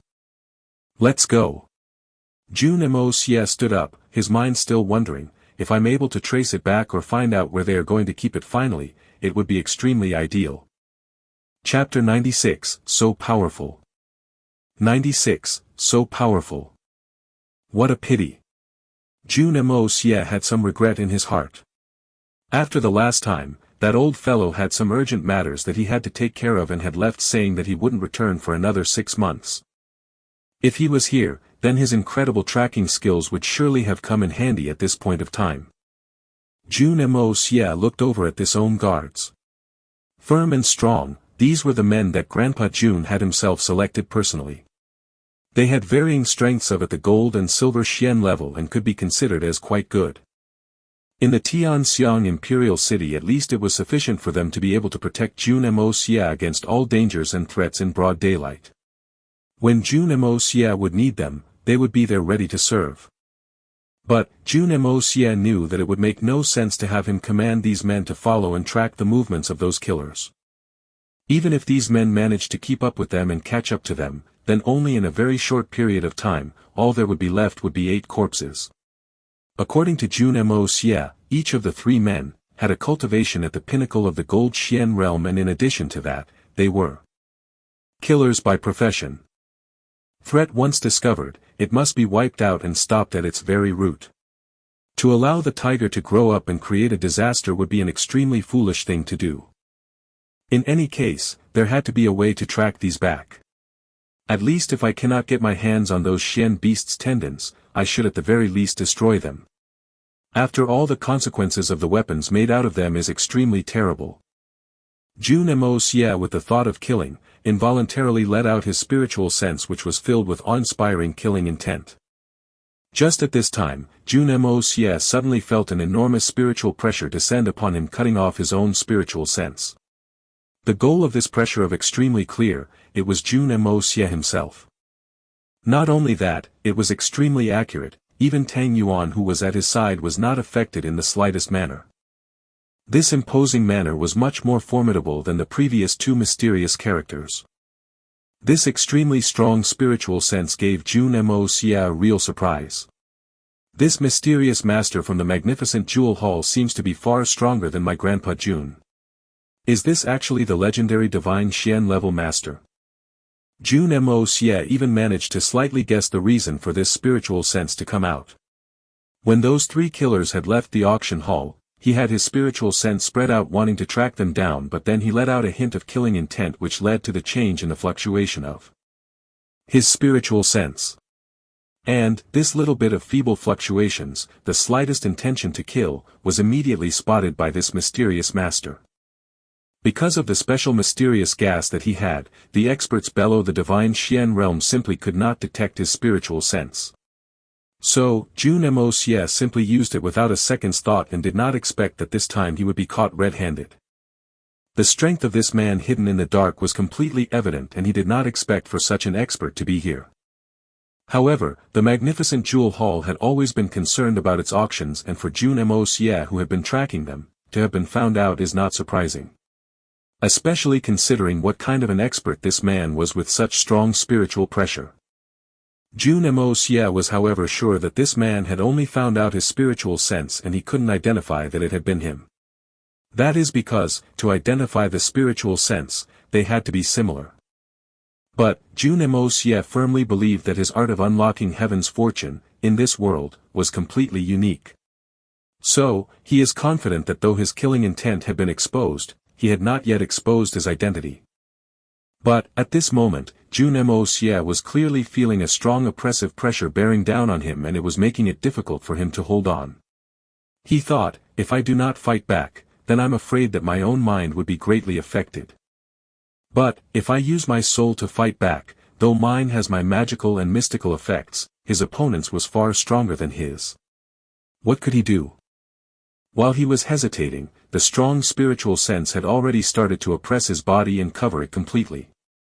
At the final moment, deep inside Jun Moxie's consciousness, the exquisite Hongjun Pagoda suddenly started rotating at full speed and at the same time started emitting a multicolored radiant light and completely covered his soul. He could feel this new type of force slowly meet the one that was oppressing him. As the strong spiritual sense came crashing down on him, the light from the exquisite Hongjun Pagoda met with it, and it was akin to have a little snowflake falling on a red-hot stove. The pressure was eliminated without a trace. It completely disappeared, not even the slightest trace of shock waves were left. This ancient treasure, a relic, it was simply amazing with supernatural capabilities. Its blessing was even comparable to the energy of a divine Xian realm experts. I'm afraid even if all the powerful experts in this world came together, yet, for this exquisite Hongjun Pagoda, to handle them would be an extremely simple and easy matter. The light from the exquisite Hongjun Pagoda slowly receded back down.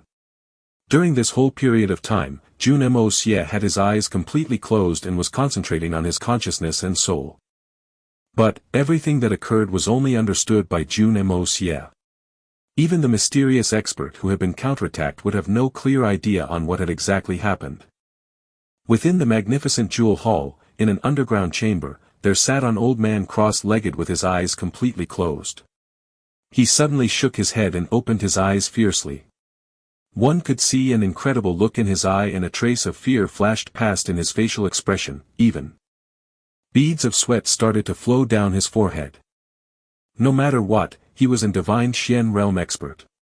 But, his spiritual sense, when it had been oppressing someone, the other person without even the slightest of difficulty, simply and effortlessly resolved it. In comparison, it seemed as if his soul's power was just a speck of dust when compared to the other person. What did this show? Peak of divine Xian realm. Only a person at the peak of the divine Xian realm would be able to receive my spiritual pressure with such ease and would be able to nullify it so quickly and effortlessly. It is the only possible way to explain this situation. The white-haired old man was completely stunned and blurted out, how is there such a supreme figure in the Tianxiang imperial city? Is it that something big is about to happen here? Jun Moxie. A clear and crisp voice sounded from behind abruptly, and Jun Moxie turned to look and was surprised to find Jun Xie over there. She came over with a savage look plastered over her face and said, "Ah, so you haven't, ah." She was just about to say, "You haven't died," but couldn't bring herself to say it. The word "died" itself seemed morbid, and she in extreme reluctance to add that word in the same sentence as describing Jun Moxie, even when it was just in the context of a joke. "So, it is Miss Jun Xie." Jun Moxie said, smiling, and looked up and down at her appearance before saying, "I'm seeing you after many days. Miss Xiaoyi seems to have become all the more beautiful. It is simply giving me a psychological itch." Tang Yuan, who was standing on one side, was totally taken by surprise. He could not help but turn and stare at Jun Moxie, "My ancestor. Jun Moxie, how is it that your guts grew so much that you even dare to take liberties with this angry little sister? Is it that all the beatings that you received previously are not enough?" In Jun Moxie's heart, even his grandpa, who was a Sky Xian realm master and an expert at fighting, only held a second place in his heart, but his sister-in-law was the one who truly held the most cherished position in his heart. This was something that Tang Yuan knew very clearly. However, a series of events that happened next, led Fatty Tang to believe that he was yet dreaming and had not woken up yet. After listening to the words of Jun Moxie, Jun Xie actually was surprised and not angry, but also slightly blushed. Her fierce expression completely disappeared and she started blushing and lowered her head while whispering, "Really? Do I really look better than before? I look at myself every day in the mirror and I do not think so." "What?" Tang Yuan let out a groan and felt his mind crumbling down. "Ah, hell, it is broad daylight. Is the person in front of me not Jun Xie but her twin sister or something?" Jun Moxie also started to sweat a bit and suddenly felt a bit creeped out. This sister today, what has gotten into her? Nodding slowly he said, "Yes, yes. It has dropped. Definitely dropped. It must be effective then, to lose weight. Then I'll go home and continue to lose weight." Jun Xie said excitedly as she was jumping about, and then suddenly stopped as she remembered something, and then started at Jun Moxie with those beautiful eyes viciously before saying, "Jun Moxie. What did you say a moment ago? You dare make fun of me slyly? Your head has sure got muddled. You've really got bold." Jun Moxie was more and more sure that something was wrong with this girl today, and she was totally not acting like her usual self. Just then, from Jun Xie's bosom, a small snow-white head stuck out. It had small eyes, small ears, a small nose and a lovely small pink tongue which it was wagging and completely wet. It also had small little paws which it was flailing about and trying to grasp at something with small nails at its ends. It was a really cute small little animal. A Xian beast. "Oh my god!" Tang Yuan screamed, and then staring at it he said, "An iron panther's cub." Chapter 97, A Xian Beast. Chapter 97, A Xian Beast. Iron-winged panther, a high-grade Xian beast with the potential to reach rank 7 upon reaching adulthood. It could crush iron with its legs, had an excellent movement speed and had an extremely high level of intelligence. A fully grown iron-winged panther had enough strength to be a worthy opponent to a Sky Xian realm expert. This iron-winged panther was a high-level beast which had a formidable strength was enough to rival a normal rank 8 Xian beast. Such a high-leveled Xian beast's cub was really hard to find, and Jun Moxie never thought that Jun Xie would actually be in possession of one. But, looking at its barely a foot-long body, it was obvious that it was a newborn cub of an iron-winged panther. The Jun family was really a big and strong family. To have such a scarce thing being given out as a pet to their beloved daughter. And now, this little iron-winged panther cub was trying to climb out of Jun Xie's arms and was struggling to get out. A pair of dark eyes looked at Jun Moxie, unexpectedly with the look of desire. "Be good, little white, do not struggle. Sister here will feed you great food." Jun Xie was greatly surprised. This little thing was obtained by her father through great efforts, 3 days ago. However, because of being separated from its mother, the panther simply just grew weaker. It did not love and always simply rested in her arms without so much as moving about. But, how did it have such a huge reaction suddenly to the point of wanting to leave the comfort of her arms? So, he is called Little White Eh. Jun Moxie took one look, smiled and praised, what a cute little guy. Jun Moxie did not particularly love this little beast. The words spoken from his mouth were simply to maintain pretenses and lacked complete interest. What he wanted to do was to find the whereabouts of those their mysterious killers and their base of operations and hideout. As he turned to see, that little iron-winged panther abruptly started to shout, "Gur, gur!" It was extremely anxious and struggling unbearably. It kept trying to break free from Jun Xie's hold, struggling outward, its 4 pink paws scratching with all its effort to reach out in the direction of Jun Moxie, the Jun family's young master. "This little guy seems to like you." Jun Xie stood there staring with her big round eyes a little shocked. Since they received this little iron-winged panther cub, all it did was to eat and drink itself to sleep, and she had not seen it behave in an affectionate manner with anyone. Today, it was the first time that it had met Jun Moxie. How was it so affectionate? It was strange indeed. "But I do not like it." Jun Moxie frowned and squinted and partly looked at the so-called rank 7 high-leveled Xian beast, but unfortunately shook his head. "But unfortunately, this little one is too small. Even if its size doubled, it would be barely enough to stew only a single pot." "Ah!" Jun Xie snorted. The way Jun Moxie was speaking was something that she did not quite like. She hesitated for a moment, only to see that this little white had an extreme desire to go to him. Finally she couldn't bear it, and holding the tiny body of the cub she went before Jun Moxie and begged. "Well, little white really likes you. You hold it for a while now and coax it to make it happy. In return, I'll forgive you about you commenting on my weight previously." As the separation between Jun Moxie and the cub became lesser, that little iron-winged panther cub looked even more excited and its mouth completely open. It was whining with happiness. It held out its soft and tender paws towards Jun Moxie like how a baby would hold out its arms for an adult to pick it up. Its eyes held a complete look of longing and joy. Hesitating for a moment, Jun Moxie sighed in his heart. With such an interruption, he wouldn't be able to track the 3 killers, but there was no way out of this. He reluctantly stretched out his hand and took the cub over. As the panther got into Jun Moxie's arm, it gave out a very satisfied expression and stretched its legs like a king and stared around sleepily. It greedily took a few breaths of the air around Jun Moxie and issued an extremely satisfied growl with its pink tongue showing. It snuggled its head along Jun Moxie's arm and acted as if his chest was a lovely pillow and actually went straight to sleep. Looking at its behavior here, it seemed to have made a long-term plan to live over here. Jun Xie, who was on the side, stared at Jun Moxie wide-eyed with her big pretty eyes. This, how is this possible? Little white, though small, when taken by the Jun family, it was handed over to me and had almost recognized me as its master, even though its specific trainer had not been recognized. Hence, it had not even bothered to give a second glance to others, and Jun Xie was the only one it would be ready to be with without any exception. How is it that it meet Jun Moxie for the first time today and yet is so close? This is simply too weird, right?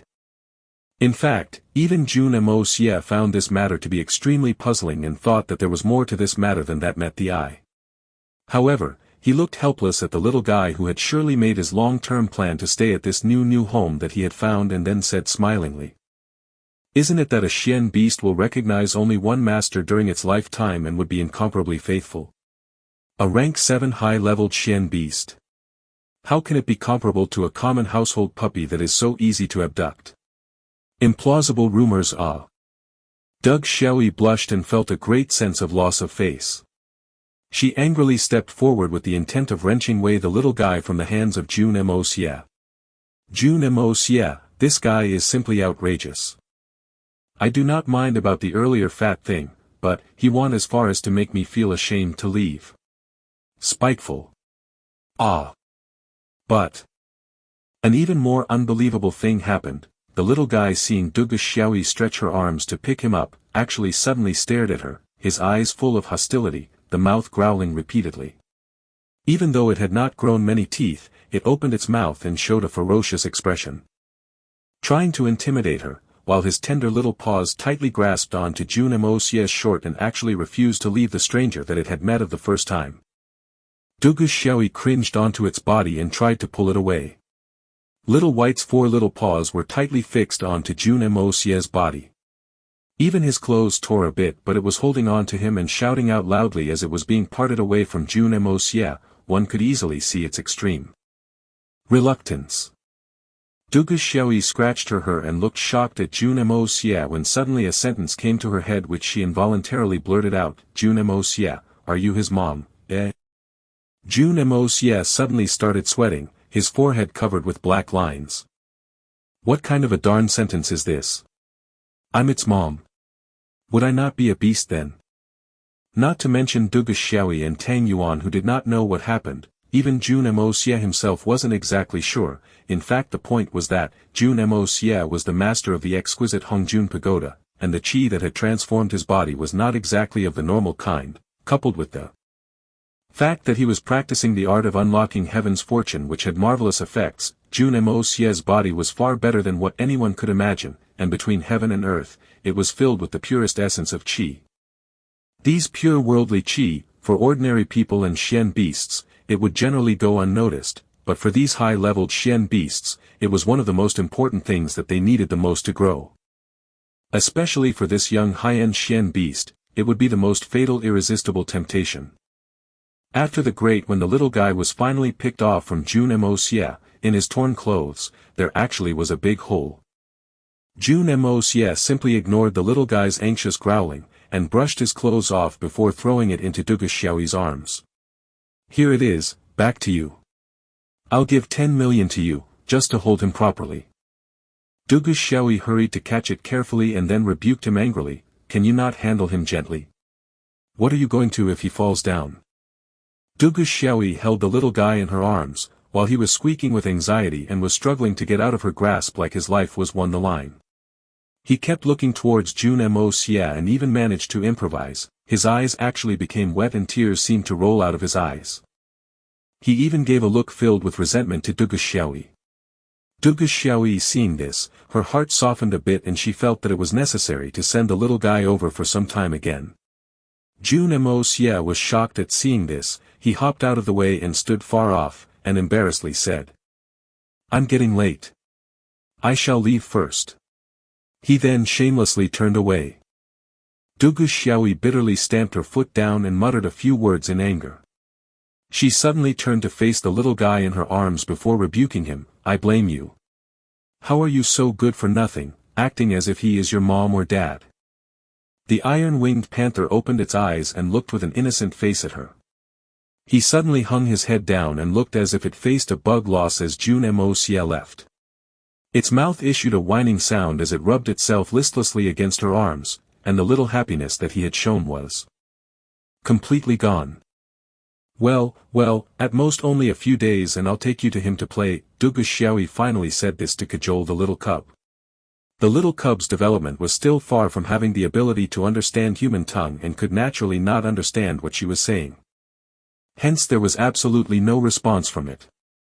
But, Dugu Xiaoyi herself, as she uttered these words, she was thinking to herself. But, at this, her heart was suddenly feeling a hint of joy, then there was another burst of embarrassment and was not sure why that happened. Princess Ling Meng. She obviously came out together with me, how did she suddenly disappear? Dugu Xiaoyi found that her sister had actually gone somewhere. She wrinkled her nose and was greatly surprised as she complained, not letting me know and go, really, this is too much. Jun Moxie with his guards, bid farewell to Tang Yuan and proceeded to walk away in the direction of the king's house. He turned at the intersection but found himself to be facing a big sedan chair which was parked quietly over there. It was surrounded by numerous strong figures and was much powerful than the previous lineup. Standing in the front of all this was a lonely desolate figure, Yi Gu Han. Princess Ling Meng was here, waiting for him. So, it is Ling Meng, Her Royal Highness in person. Even when we do not want to meet, it seems that we are predestined to meet in this life. Jun Moxie was surprised and raised his eyebrows as he said these words. Listening to his glib rhetoric words, she could not help but frown. Jun Moxie, I actually came to find you for something serious. Princess Ling Meng slowly came out of the sedan chair. Her face was cold, and her slender eyebrows raised in disgust, and refused to look in 1,000 miles radius of this despicable fellow. I found you for something serious. You even find me for something worthless. You actually have the face to see me in this fashion and ask for something. Jun Moxie was sneering and enraged in his heart, but he put on a smiling face before saying, although the princess told it is a serious thing, even if it wasn't, I will do my best. Is it that the princess finally is going to begin responding to my infatuation and going to ask me to be my consort? Really, it seems that the heaven pities me and grants me things that I'd want. God is really great. He blurted out a string of nonsense. Yi Gu Han's voice filled with killing intent sounded bold. You dare utter such nonsense? Really presumptuous. Bold, daring and presumptuous. Jun Moxie shouted back, how dare you interrupt when this young master is talking with this princess when she told that she has serious business that needs to be spoken, who are you to butt in? Jun Moxie of course did not put Yi Gu Han in his eyes. He had not left much of an impression on him. It was not because of anything else, but because of how he had praised that killer with the words, real man, on that particular day. Jun Moxie felt to use such words to describe that man was a useless thing and felt nothing but despise towards Yi Gu Han.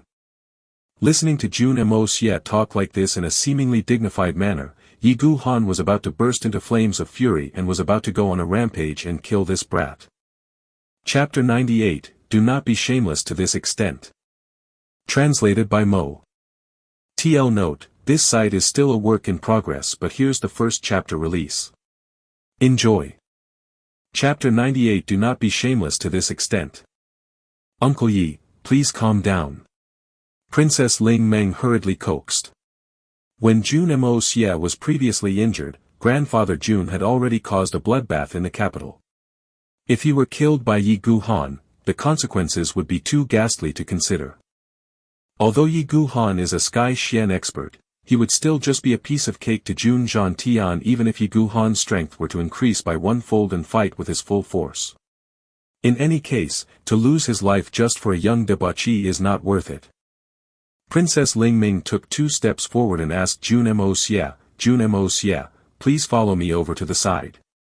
I have something important to tell you. Yi Gu Han closely followed behind her like a shadow, not leaving for even a moment. He apparently did not trust Jun Moxie. It was at this moment that Jun Moxie suddenly sensed a familiar chill in his heart rise and then quickly disappeared. This was the same killing intent that locked onto Jun Moxie in the magnificent jewel hall. Jun Moxie then contemplated in his heart. But why are they here? They did not leave after obtaining the Xian beast tendons. Don't tell me they want to assassinate the princess in broad daylight. Anyhow, the killing intent of 3 assassins could be clearly detected coming from around the street corner. And contrary to expectations, Jun Moxie had a feeling of seeing a light at the end of the tunnel. After having been delayed twice, he was certain that he would not be able to catch up to those 3. He certainly did not expect that he would accidentally bump heads with them again so soon. This truly must be fate. He looked at the several bodyguards behind him. If these men followed along, not to mention tracking others, perhaps they would be discovered before they can even be able to take 2 steps. After giving it some thought, an idea slowly begins to develop in Jun Moxie's mind. Although Jun Moxie does not know why these killers ended up here, it's clear that the other party had not moved a step after discovering Princess Ling Meng's entourage. There is no doubt about it. The reason they paused was because they detected Yi Gu Han's formidable Sky Xian presence and so did not dare to act rashly. You wait here first. The princess and I have important matters to discuss. Jun Moxie explained while looking at his bodyguards with a serious face. The princess and I still have to exchange caresses and whisper some affectionate words. Don't disturb our serious business. Hearing these truly shameless words, the leader of the bodyguards was gaping and speechless while he stared at him. Eventually, he bows his head in consent. Why yes, young master. Just 3 short words had almost caused him to stutter 3 times. The leader was secretly cursing in his heart. You caressing and whispering sweet love with the princess? Young master, you truly are thick-skinned. Look at how the royal princess is glaring at you with those chilling eyes as if she want to freeze you to death. I'm afraid the truth is that you are going to suffer masochistic abuse but don't want us to witness your humiliation. We also have better things to do, so why would we even want to follow you this time? Something serious? Do you dare to say that you have done even one serious thing since you born up until now? Jun Moxie walked forward with Princess Ling Ming. In his mind, he sensed that just as his retinue of bodyguards moved forward, the 3 assassins across the street had begun to move as well. By the time Jun Moxie had turned the street corner, the 3 assassins had already proceeded a few dozen zhongs down the street. But it seems that this just so happened to be their destination, since it didn't appear as if they had any intention of leaving. By now, Yi Gu Han had already detected their presence as well, and he held in a frown. Although he was not aware that the other party were assassins, it is apparent from the spiritual power fluctuations that the other party had a high level of Xian cultivation. Even though he doesn't know their intentions, he had already placed his right hand upon his sword hilt. If they have any sudden movements, Yi Gu Han will immediately exterminate these 3 men.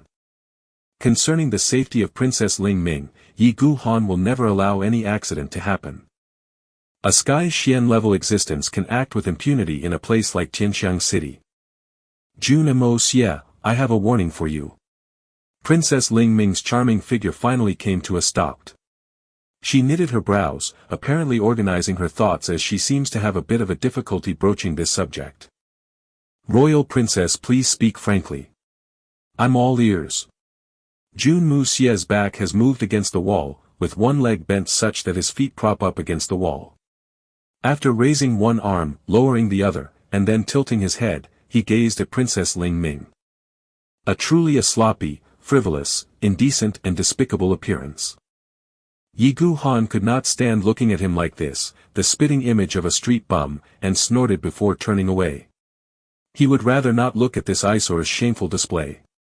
In his heart, he pitied Jun Xie, a hero of a generation, for having such a good-for-nothing as his sole heir. Truly regrettable. It seems that the Jun family's decline is already a matter of certainty. How unfortunate for a family that has sacrificed so much for their country. Jun Moxie gave the same snort of despise in his heart. You're supposed to be a sky Xian expert, but compared to with me, your big brother, you are too inexperienced actually to be lacking even the minimum level of vigilance. Even though this young master appearance resembled a street bum or a dog taking a piss, but this leg being propped up against the wall can let me react appropriately to sudden changes and push off at any time. With the slightest exertion, no matter from which direction, from the sky or down below, I can still secure a path of retreat for myself. With each arm raised and lowered, it is a lot easier to maintain my balance, which would be advantageous under any circumstance. Even if a supreme divine Xian expert were to appear in front of me right now and wanted to kill me, I'm confident I can still escape so long as I can push off against the wall with my leg. But look at you, a sky Xian expert who did not understand that form followed function and turned away earlier. If this young master had the mind to take the life of this daydreaming little girl, that split second would have been more than enough to kill her 3 times over. What a moron. And to think this bodyguard believed that he's responsible and diligent, truly tragic and laughable. Jun Moxie, Lady Dugu is my closest and best friend, and so, Princess Ling Ming paused and bit her lips, feeling a little embarrassed.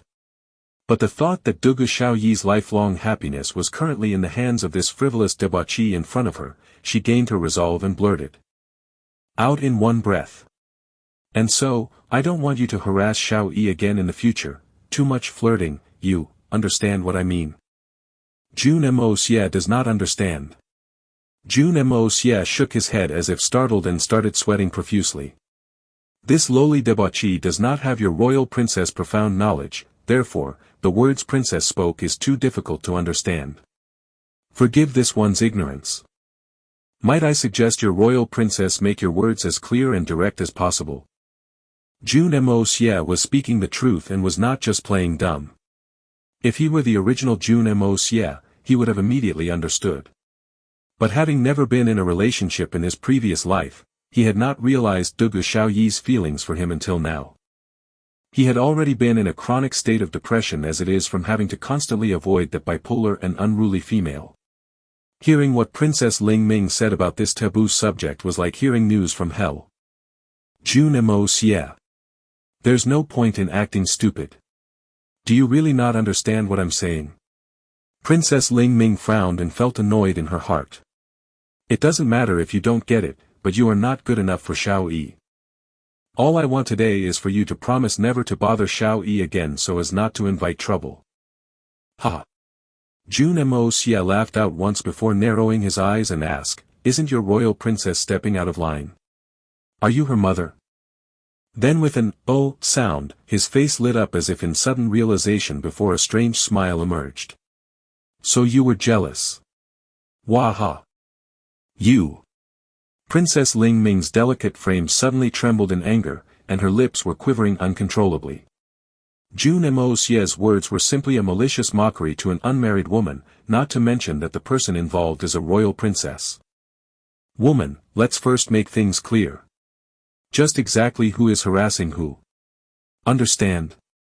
F***K your mother. Wait until you have properly investigated the truth before you start mouthing off, understand? A princess of a kingdom does not even understand such simple logic. No wonder other people say you have big boobs but no brain, even though your chest is small. Jun Moxie extended his hands out and began fondling the air with an evil grin. He gave a little sigh and said, unexpectedly same as poached egg and also brainless. What's wrong with you? Jun Moxie couldn't care less about her identity as a princess. What royalty? There is no difference between a princess and a daughter of a notable family in his heart, not to mention that Princess Ling Ming's demands have already aroused his enmity. Avoiding that little girl is one thing, but ordering him to avoid that little girl is another. He opposed the royal princess as a matter of principle. This was also a sore subject for young Master Jun to begin with, so he wasn't in a good mood at the moment. If it were not for his apprehension about those assassins leaving, he would have long taken down Princess Ling Ming. Do the way I, your father, handle business need the input of a little girl like you? Whatever I do, I will never be soft-hearted toward women. Princess Ling Ming exhaled deeply and glared at him with two bone-chilling eyes. Jun Moxie, if you remain so stubborn, do not blame me when I inform this matter to Great General Dugu Wudi. You should know better than me what will happen at that time. Even Grandpa Jun may not be able to protect you. It will not be pretty for anyone. You are scaring me. I'm so afraid. Jun Moxie's face showed fear as his voice trembled, patting his chest in very exaggerated movements. My heart is thumping and thumping. His expression suddenly changed as he urged, you should quickly go and tell him. Leave quickly now. When the evening arrives, you know a man will have urges in that particular region of his body. This master is not a lady like you who must act with propriety. You should hurry up and go. I have to thank your royal princess.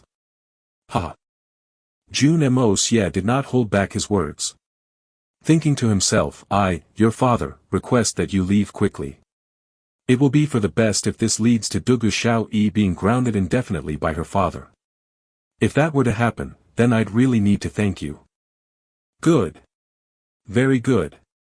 Jun Moxie. Words are like the wind, so you better not regret when the time comes. Princess Ling Ming's tender figure trembled with anger, and her charming face paled. She had her heart in the right place when she gave her warning, first in consideration for Dugu Xiaoyi, which incidentally also benefited Jun Moxie. In case this actually causes an incident, the Dugu family really will not fear Jun Zhantian. If Jun Moxie really did something unforgivable, a situation where Dugu Wudi will apprehend and execute Jun Moxie could actually happen. If she means to go through with this, then the Jun family and Dugu family will inevitably become mortal enemies. And with two big military clans at war with one another, the whole Qianxiang kingdom will become scatter ashes and dispersed smoke. The two would not be agreeable and parted on bad terms. As if it was planned, both individuals sported the same sneer on their faces. Jun Moxie turned his head away to the side and muttered to himself. I really ate my fill to the point of bursting. Brain-dead people everywhere. She's not even my wife, and she wants to control my dating habits. What gives you the right to stick your nose into other people's business? Princess Ling Ming's lungs were about to burst with rage, her two beautiful eyes in a death stare, and her chest violently heaved up and down. He almost made her vomit blood. Not saying another word, she turned around and left. Walking away, she ferociously stamped her little feet making thumping sounds, seemingly wanting to bore through the ground beneath her feet. If she stays here any longer, only God knows if she will go insane from her anger.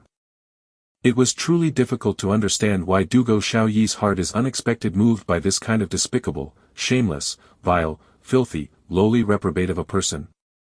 The pale-faced Yi Gu Han arrived in front of Jun Moxie and coldly said. You're the same as trash. I usually disdain using force, but you are too abominable. Today, I will act on behalf of Grandpa Jun and teach you a lesson. I'll make you understand there are people you cannot afford to offend. He had overheard their conversation earlier and had already been at his wit's end. It could already be considered an extraordinary accomplishment to be able to endure until now. Jun Moxie curled his lips and sneered. Pa! Who the hell are you? You open your mouth and somehow can represent one of the foremost officials, the Grand Duke of the kingdom? Truly too ridiculous. His heart filled with disdain.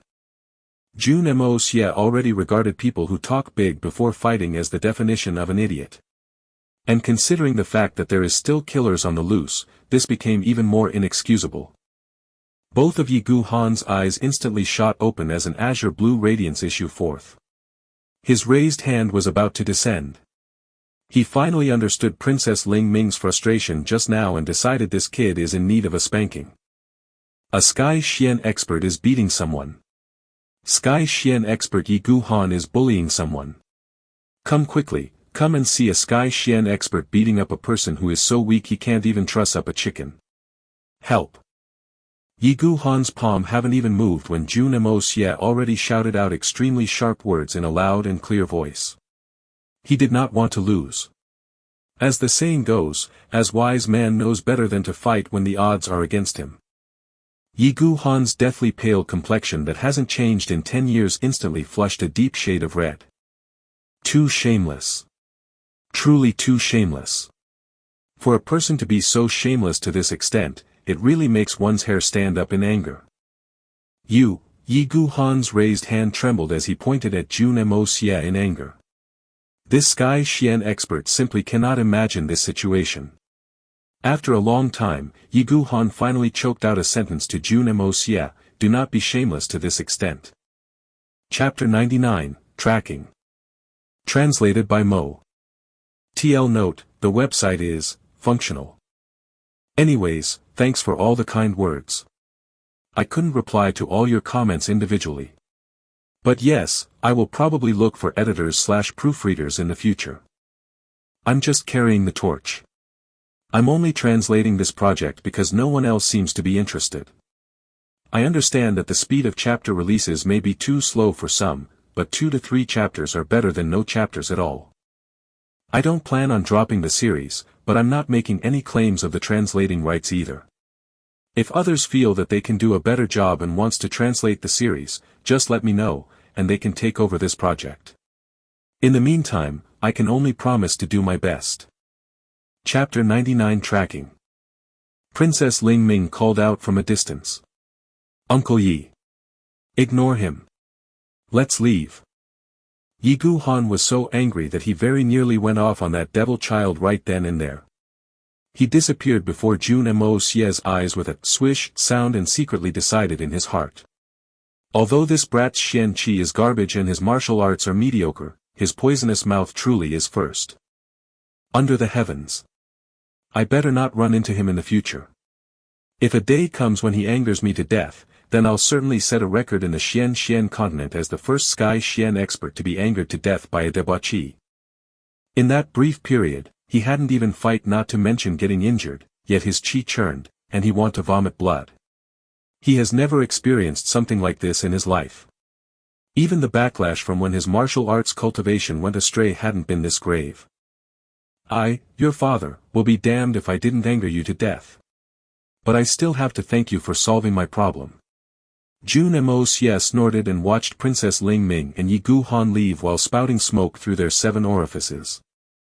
After checking both ends of the empty street, he gave a curious laugh and pushed off with his left foot, leaping up on top of the walls with a swish and disappearing with the blink of an eye. Princess Ling Ming climbed straight onto the sedan chair. Her body was still trembling from head to toe, her sight shrouded in darkness, her lungs venting vehemently and her heart practically exploding out of her chest. The maids to her side were frightened out of their minds, continuously patting the princess' chest and massaging her back in an attempt to relieve her anger. The maids took the better part of the day to calm her down and felt as if they had just come back from waging war. This is the first time in Princess Ling Ming's life that she had been angered to this extent, so much so that she had an urge to dismember Jun Moxie's body into 10,000 pieces. Head to the Dugu residence. Princess Ling Ming commanded. Yi Gu Han's face became black, then pale, then red, before change back to black. It was like this person was putting on a face-changing performance, but the only regret is that there were no alternatives to red, black, and white color. If there were a few more colors, then he would be worthy of being a face-changing Grand Master. The anger rising in his body gave him the urge to destroy everything. Both eyes looked straight ahead like an erupting volcano. The 8 Jun family bodyguards were sweating profusely as they watched him, their hearts filled with anxiety. How come the princess and this person have come back but our family's young master still has not returned? Did our young master not shout out just now? This person wouldn't have beaten our young master senseless, right? Even though Yi Gu Han's fury was palpable and the bodyguards were aware that this was a dangerous time to provoke him, their sense of responsibility to protect the young master still prevailed in the end. Finally plucking up the courage, one of the guards opened his mouth and asked. This distinguished lord, do you know my family's young master? Get lost. Both of Yi Gu Han's eyes became blood red. His long, gray hair rose up as if to pierce the sky. His furious bellow was drawn out and full of power, causing the heavens and earth to quake. The color drained from everyone's faces, their heart wildly beating as they were shaken to the point of almost falling over. This was the absolute strength of a peak Sky Xian expert. All the pent-up anger in his heart finally poured out like torrential rain. If he had not vented out his anger just now, he was afraid that he might have suffered from internal injuries. The shout shocked the entire city. Countless experts in the capital instantly became alert as they soared up into the sky to hover over the capital. Everyone was curious. An expert that can issue forth a voice this imposing is at the very least a peak Earth Xian expert. What could cause this expert to become so infuriated? Everyone can tell from the fury in his voice that he wanted to burn down heaven and earth. By a small tavern doorway, Old Song suddenly widened his turbid old eyes in astonishment. How come I can hear Little Ye's voice? Watching as Yi Gu Han and Princess Ling Ming's sedan chair leave, the Jun family bodyguards hurried into the alley to find it empty, not even a shadow of their young master could be seen. The guards couldn't help but cry out bitterly to the heavens over their rotten fate. The young master has not only been killed in this old and dirty alley, but even his corpse had also been completely obliterated. Jun Moxie appeared from the hidden depths of the shadows, rushing through the alley, his spiritual senses already spread out so as to closely match the swift speed of the black-clothed assassins. Jun Xie's hand ceaselessly moved and, before he had even advanced one zhang, his face completely transformed into that of another person. He now resembles a man in his mid-30s, and his hair was slightly disheveled. This ordinary appearance could be found everywhere in the capital and would be difficult to identify this person in a crowd. Jun Xie flew out onto the main street after several twists and turns, his feet under him seem as though they were moving in slow motion but was actually quite fast. After passing through a clothing store, his speed had not slowed down in the slightest but his moon-white gown had changed into navy. Blue commoner garment. The owner of the shop was now unconscious, still sporting the same ear-to-ear grin to welcome customers. The assassins ahead were obviously very cautious. After changing directions and taking multiple detours, each and every one had already changed their appearances to that of ordinary merchants and peddlers. They were neither fast nor slow as they traveled eastward, talking while walking, occasionally letting out fits of laughter as if sharing a very enjoyable conversation. Vulgar expressions were seen on their three faces, appearing to other people as if they were having perverse thoughts about women. Like a stereotypical patron of brothels. This assassin group's level is not simple. Jun Xie sighed in his heart. It is true that in his past life, such disguises were clearly understood by assassins. But now there are 3 people in this world can do it so naturally, so it's clear that the training is quite well established. What is even more impressive is that the 3 had concealed killing intent such that not one bit can leak out. This place really has superior talent. If not for his spiritual sense being able to detect the coldine aura from the other party, they would almost certainly be impossible to track. In other words, there is no one else that can use this tracking method apart from him. It was in this way, going around in circles as if chasing a teapot asterisk, that faint sounds of water were soon heard from up ahead, accompanied by the melodious sounds of a string instrument and the voices of women singing. After the fragrance of a woman's cosmetic had become more and more concentrated, the assassin's destination became readily apparent. This is a metaphor for the teapots typically being kept on rotating trays called lazy susans at the center of tables in Chinese restaurants. If you wanted to pick up the teapot while others are rotating the tray, then you'd be chasing the teapot. Spirit Fog Lake. Jun Moxie finally understood why these people had to pass through that particular street. It was the only road that leads directly to the Spirit Fog Lake. Any other route would inevitably lead to a long detour around the lake. But if he wants to change his appearance, then he would rather take this detour several more times. He will almost certainly not be caught. And along the way, Jun Moxie already changed his clothes 3 times and even transformed his height and body type 3 times. Jinxiang City's Spirit Fog Lake is the heaven for all men. There are heavenly beauties here of all shapes and sizes. As long as you can imagine it, you will certainly find it here. Patrons could wantonly enter one of the many pavilions or step foot on a merrily decorated pleasure boat. Whatever you can think of you can try. Whatever you desire you can do. As long as you have enough money, you can do as you please without any worries. But if you don't have money, then, you'd better just leave. Even old and even older escorts as fat as Tang Yuan will not spare you a look. This world naturally has their fair share of fairy tales, gifted scholars and beautiful maidens escorts falling in love, vows of marriage without parents' approval, how love will find a way, and so on. But a fairy tale, after all, is only a fairy tale. Ideal pair of lovers equals brains and beauty. Fairy tales always have happy endings, but unfortunately, life can be very cruel.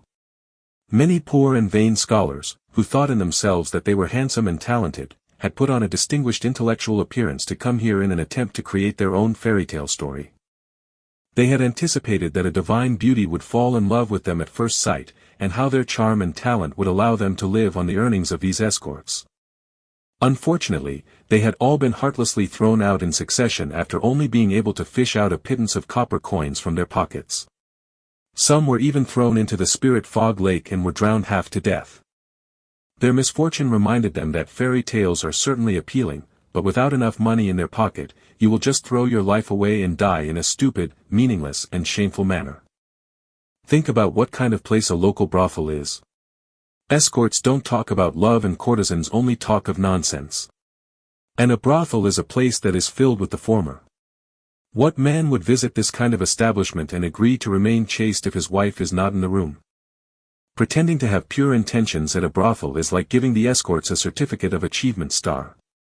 How detestable and patronizing. I wasn't really sure how to translate this. Is a placard that's traditionally bestowed upon wives who have tirelessly worked to upkeep their home and raise the children while their husbands are away at work. Giving an escort such an award is like a slap in the face. For the women who've been accustomed to seeing the very worst in people, How could they not see through the half-assed scholarly and cultured pretenses for what it really is? There are very few good men like in the fairy tales. No wonder Tang Yuan once said that bastards were cleanly killed with one sword stroke, but hypocrites were continuously tormented and tortured until they collapsed from a mental breakdown. He always kept these words close to heart. Jun Moxie concealed himself among the shadows, sticking to the walls and hiding behind trees. His body seemed as though it possessed an almost intangible and elusive quality and was able to become one with anything he used as cover. Not one passerby along the way noticed his presence, not to mention the 3 assassins he is following. But looking at the 3 men in front, dominated their thoughts, but they kept up a perfect gentleman's appearance. These nouveaux riches entered a luxurious building in the outer reaches of Spirit Fog Lake, Ni Chang Pavilion. After the party went in, a nearby pleasure boat begins to slowly row over before coming to a stop in the waters near the Ni Chang Pavilion. Jun Moxie was stunned by what he saw. Apart from the helmsman outside, there was surprisingly no one else on the boat. It seemed as if it's just waiting for him. This situation seemed a little odd. What's more, the people that have since gone on board have stayed on the other side of the boat. Isn't this too good to be true? Jun Moxie gritted his teeth. Let's take a gamble. A sudden gust of wind rose up. Amidst a clump of reed, a piece of reed broke loose before gently drifting away on the surface of the lake. A hint of dreamlike quality accompanied the arrival of the setting sun, forming an uncanny scenery. Jun Moxie planned to exploit these drifting reeds. His entire body seems to merge effortlessly into the clumps of reeds by the side of the lake and soon came within a dozen zhongs of the boat.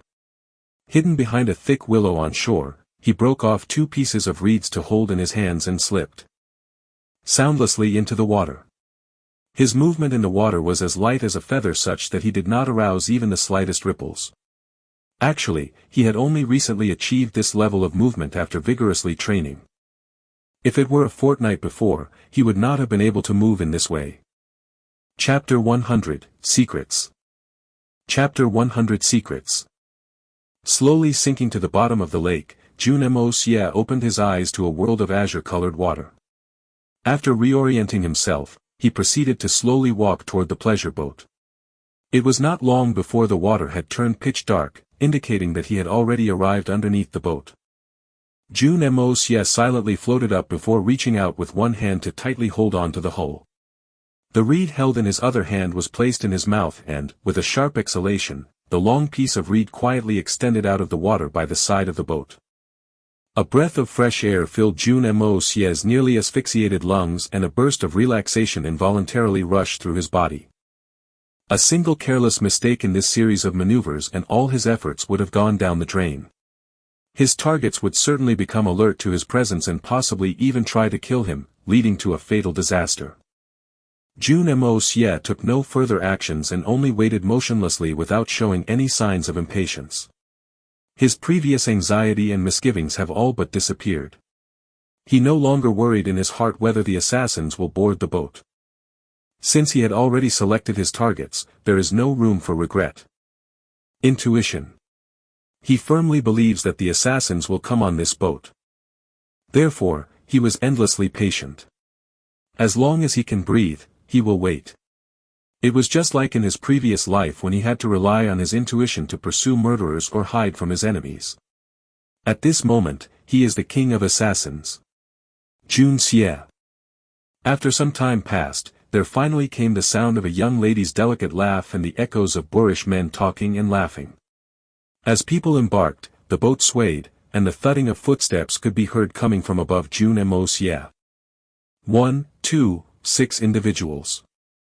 Jun Moxie counted in silence.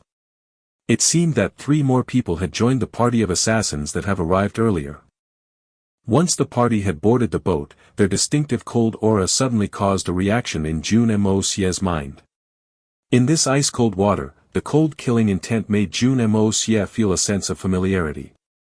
This is my world. The extravagant life of a noble, the glory, splendor, and wealth, admittedly was very comfortable, but Jun Moxie was the king of assassins. He yearned to be unfettered like the king of wolves, arrogantly howling among a vast expanse of rolling grassland. Even if danger lurks around every corner, he still chose to be a king looking down on the world. Suffering leads to growth, the lonely enjoys the loneliness. A solitary shadow charging into the unknown, brandishing his sword in defiance of the heavens. 10 steps to kill a person, 1,000 miles without leaving a trace. This is Jun Moxie's grandest dream. Unfortunately, it is uncertain whether Jun Moxie will have such an opportunity in his current body. No one spoke after entering the boat's cabin. Only the sounds of teacups softly touching followed by the sipping and slurping of tea and the occasional gentle laughter of a young lady could be heard. It was only after some time had passed when a hoarse voice spoke up. "Lady Heir, do you know when Lord Lu will arrive? My brothers have been waiting here and will get nowhere like this. The assassination attempt on the princess is a serious criminal charge. There is still an ongoing manhunt in the city. That incident hasn't even died down yet and we are already tasked with safekeeping these priceless Xian beast tendons. If by any chance something was to happen, this one." A girl's delicate laugh was heard before she voiced out unperturbed. "Hall Master Zhao, is there such cause for alarm? This is the Ni Chong Pavilion. Don't tell me that you are now aware of what kind of place Ni Chong Pavilion is. There will naturally not be any mishaps here at Ni Chong Pavilion, but we can never be too careful. The failed assassination attempt has already put us on edge and backed up against a wall. With the many delays and the Xian beast tendons now in our possession, it really would not be wise to stay any longer in Tianxiang." The one surnamed Zhao was feeling somewhat embarrassed but replied nonetheless. "So Hall Master Zhao is only thinking of washing his hands of this problematic situation. Perhaps the reason isn't just some manhunt. What do you have to say about your failure? Don't tell me the Hall Master plans on shifting the responsibility at this point." The young lady chided derisively. Hall Master Zhao only gave a snort and did not open his mouth to retort. However, one of his men spat in contempt. "Lady Heir, your words are too unfair. Surely we are not the only ones at fault for the previous mission's failure. If the intelligence you provided had not been wrong, would we have returned having failed so dramatically? If we had known earlier that a Sky Xian expert accompanied the princess, would our organization have planned the assassination like so? The mission difficulty is clearly not a trifling grade 3. It was an impossible task to challenge a Sky Xian expert with the strength of the members who were previously dispatched. We demand that Yi provide our Hall Master with an acceptable explanation for the losses we have suffered." The young lady was silent for a moment and then slowly replied. "You received the money. Our side requested you to kill a princess with the strength of Silver Xian, did we not? And we had spent considerable amount of resources to arrange for a majority of the strength by the princess side to be away at that time. It could even be said that we have created the ideal conditions for you. If this is still not enough for you to succeed, then it is obviously you that is lacking. As for the Sky Xian expert, whether or not this person really appeared, is still your problem. We paid you for results and not excuses." After a brief pause, the sound of the young lady standing up could clearly be heard. Slowly pacing back and forth, a low but clear voice said, "I am but an insignificant young lady. Speaking to me regarding this business is not worth your while. Don't be impatient. When Lord Lu arrives, you will have plenty of opportunity to speak to him yourself." She sat down on a chair before picking up a cup of tea. For a moment, an incomparably awkward atmosphere filled the cabin. The assassins were extremely angry after hearing the young lady's sophistry. In the time that one of the assassins was about to flare up, the bow of the pleasure boat swayed slightly as two individuals made their way on board. The atmosphere in the cabin had shifted once again with the appearance of these two persons. Presumably, one of the new arrivals has a significant background and is certain to be a peak-level expert. Jun Moxie could sense his surrounding gradually dim, the onset of night. On both shores of the Spirit Fog Lake, all kinds of lanterns shine upon the water surface, all the colors in profusion, as if a scene from a dream. "What is going on?" a profound and imposing voice asked after having felt the strange atmosphere in the cabin. The penetrating manner of speaking revealed an eminent status kind of bearing. Lord Lu, our Blood Sword Hall demand that you provide us with an explanation for the business regarding the previous assassination attempt. The hoarse-voiced assassin leader continued without reservation. Why were we not informed that a Sky Xian expert is escorting and protecting Princess Ling Ming? Our forces were caught unaware and have been entirely wiped out. The losses we suffered this time were unprecedented for my Blood Sword Hall. Oh. So according to Hall Master Zhao, the assassination mission was not completed but the fault lies with us instead? Lord Lu said unflustered and seemingly with a smile. Then with the Blood Sword Hall's reputation, I'm sure we can renegotiate a lower payment for your lack of results.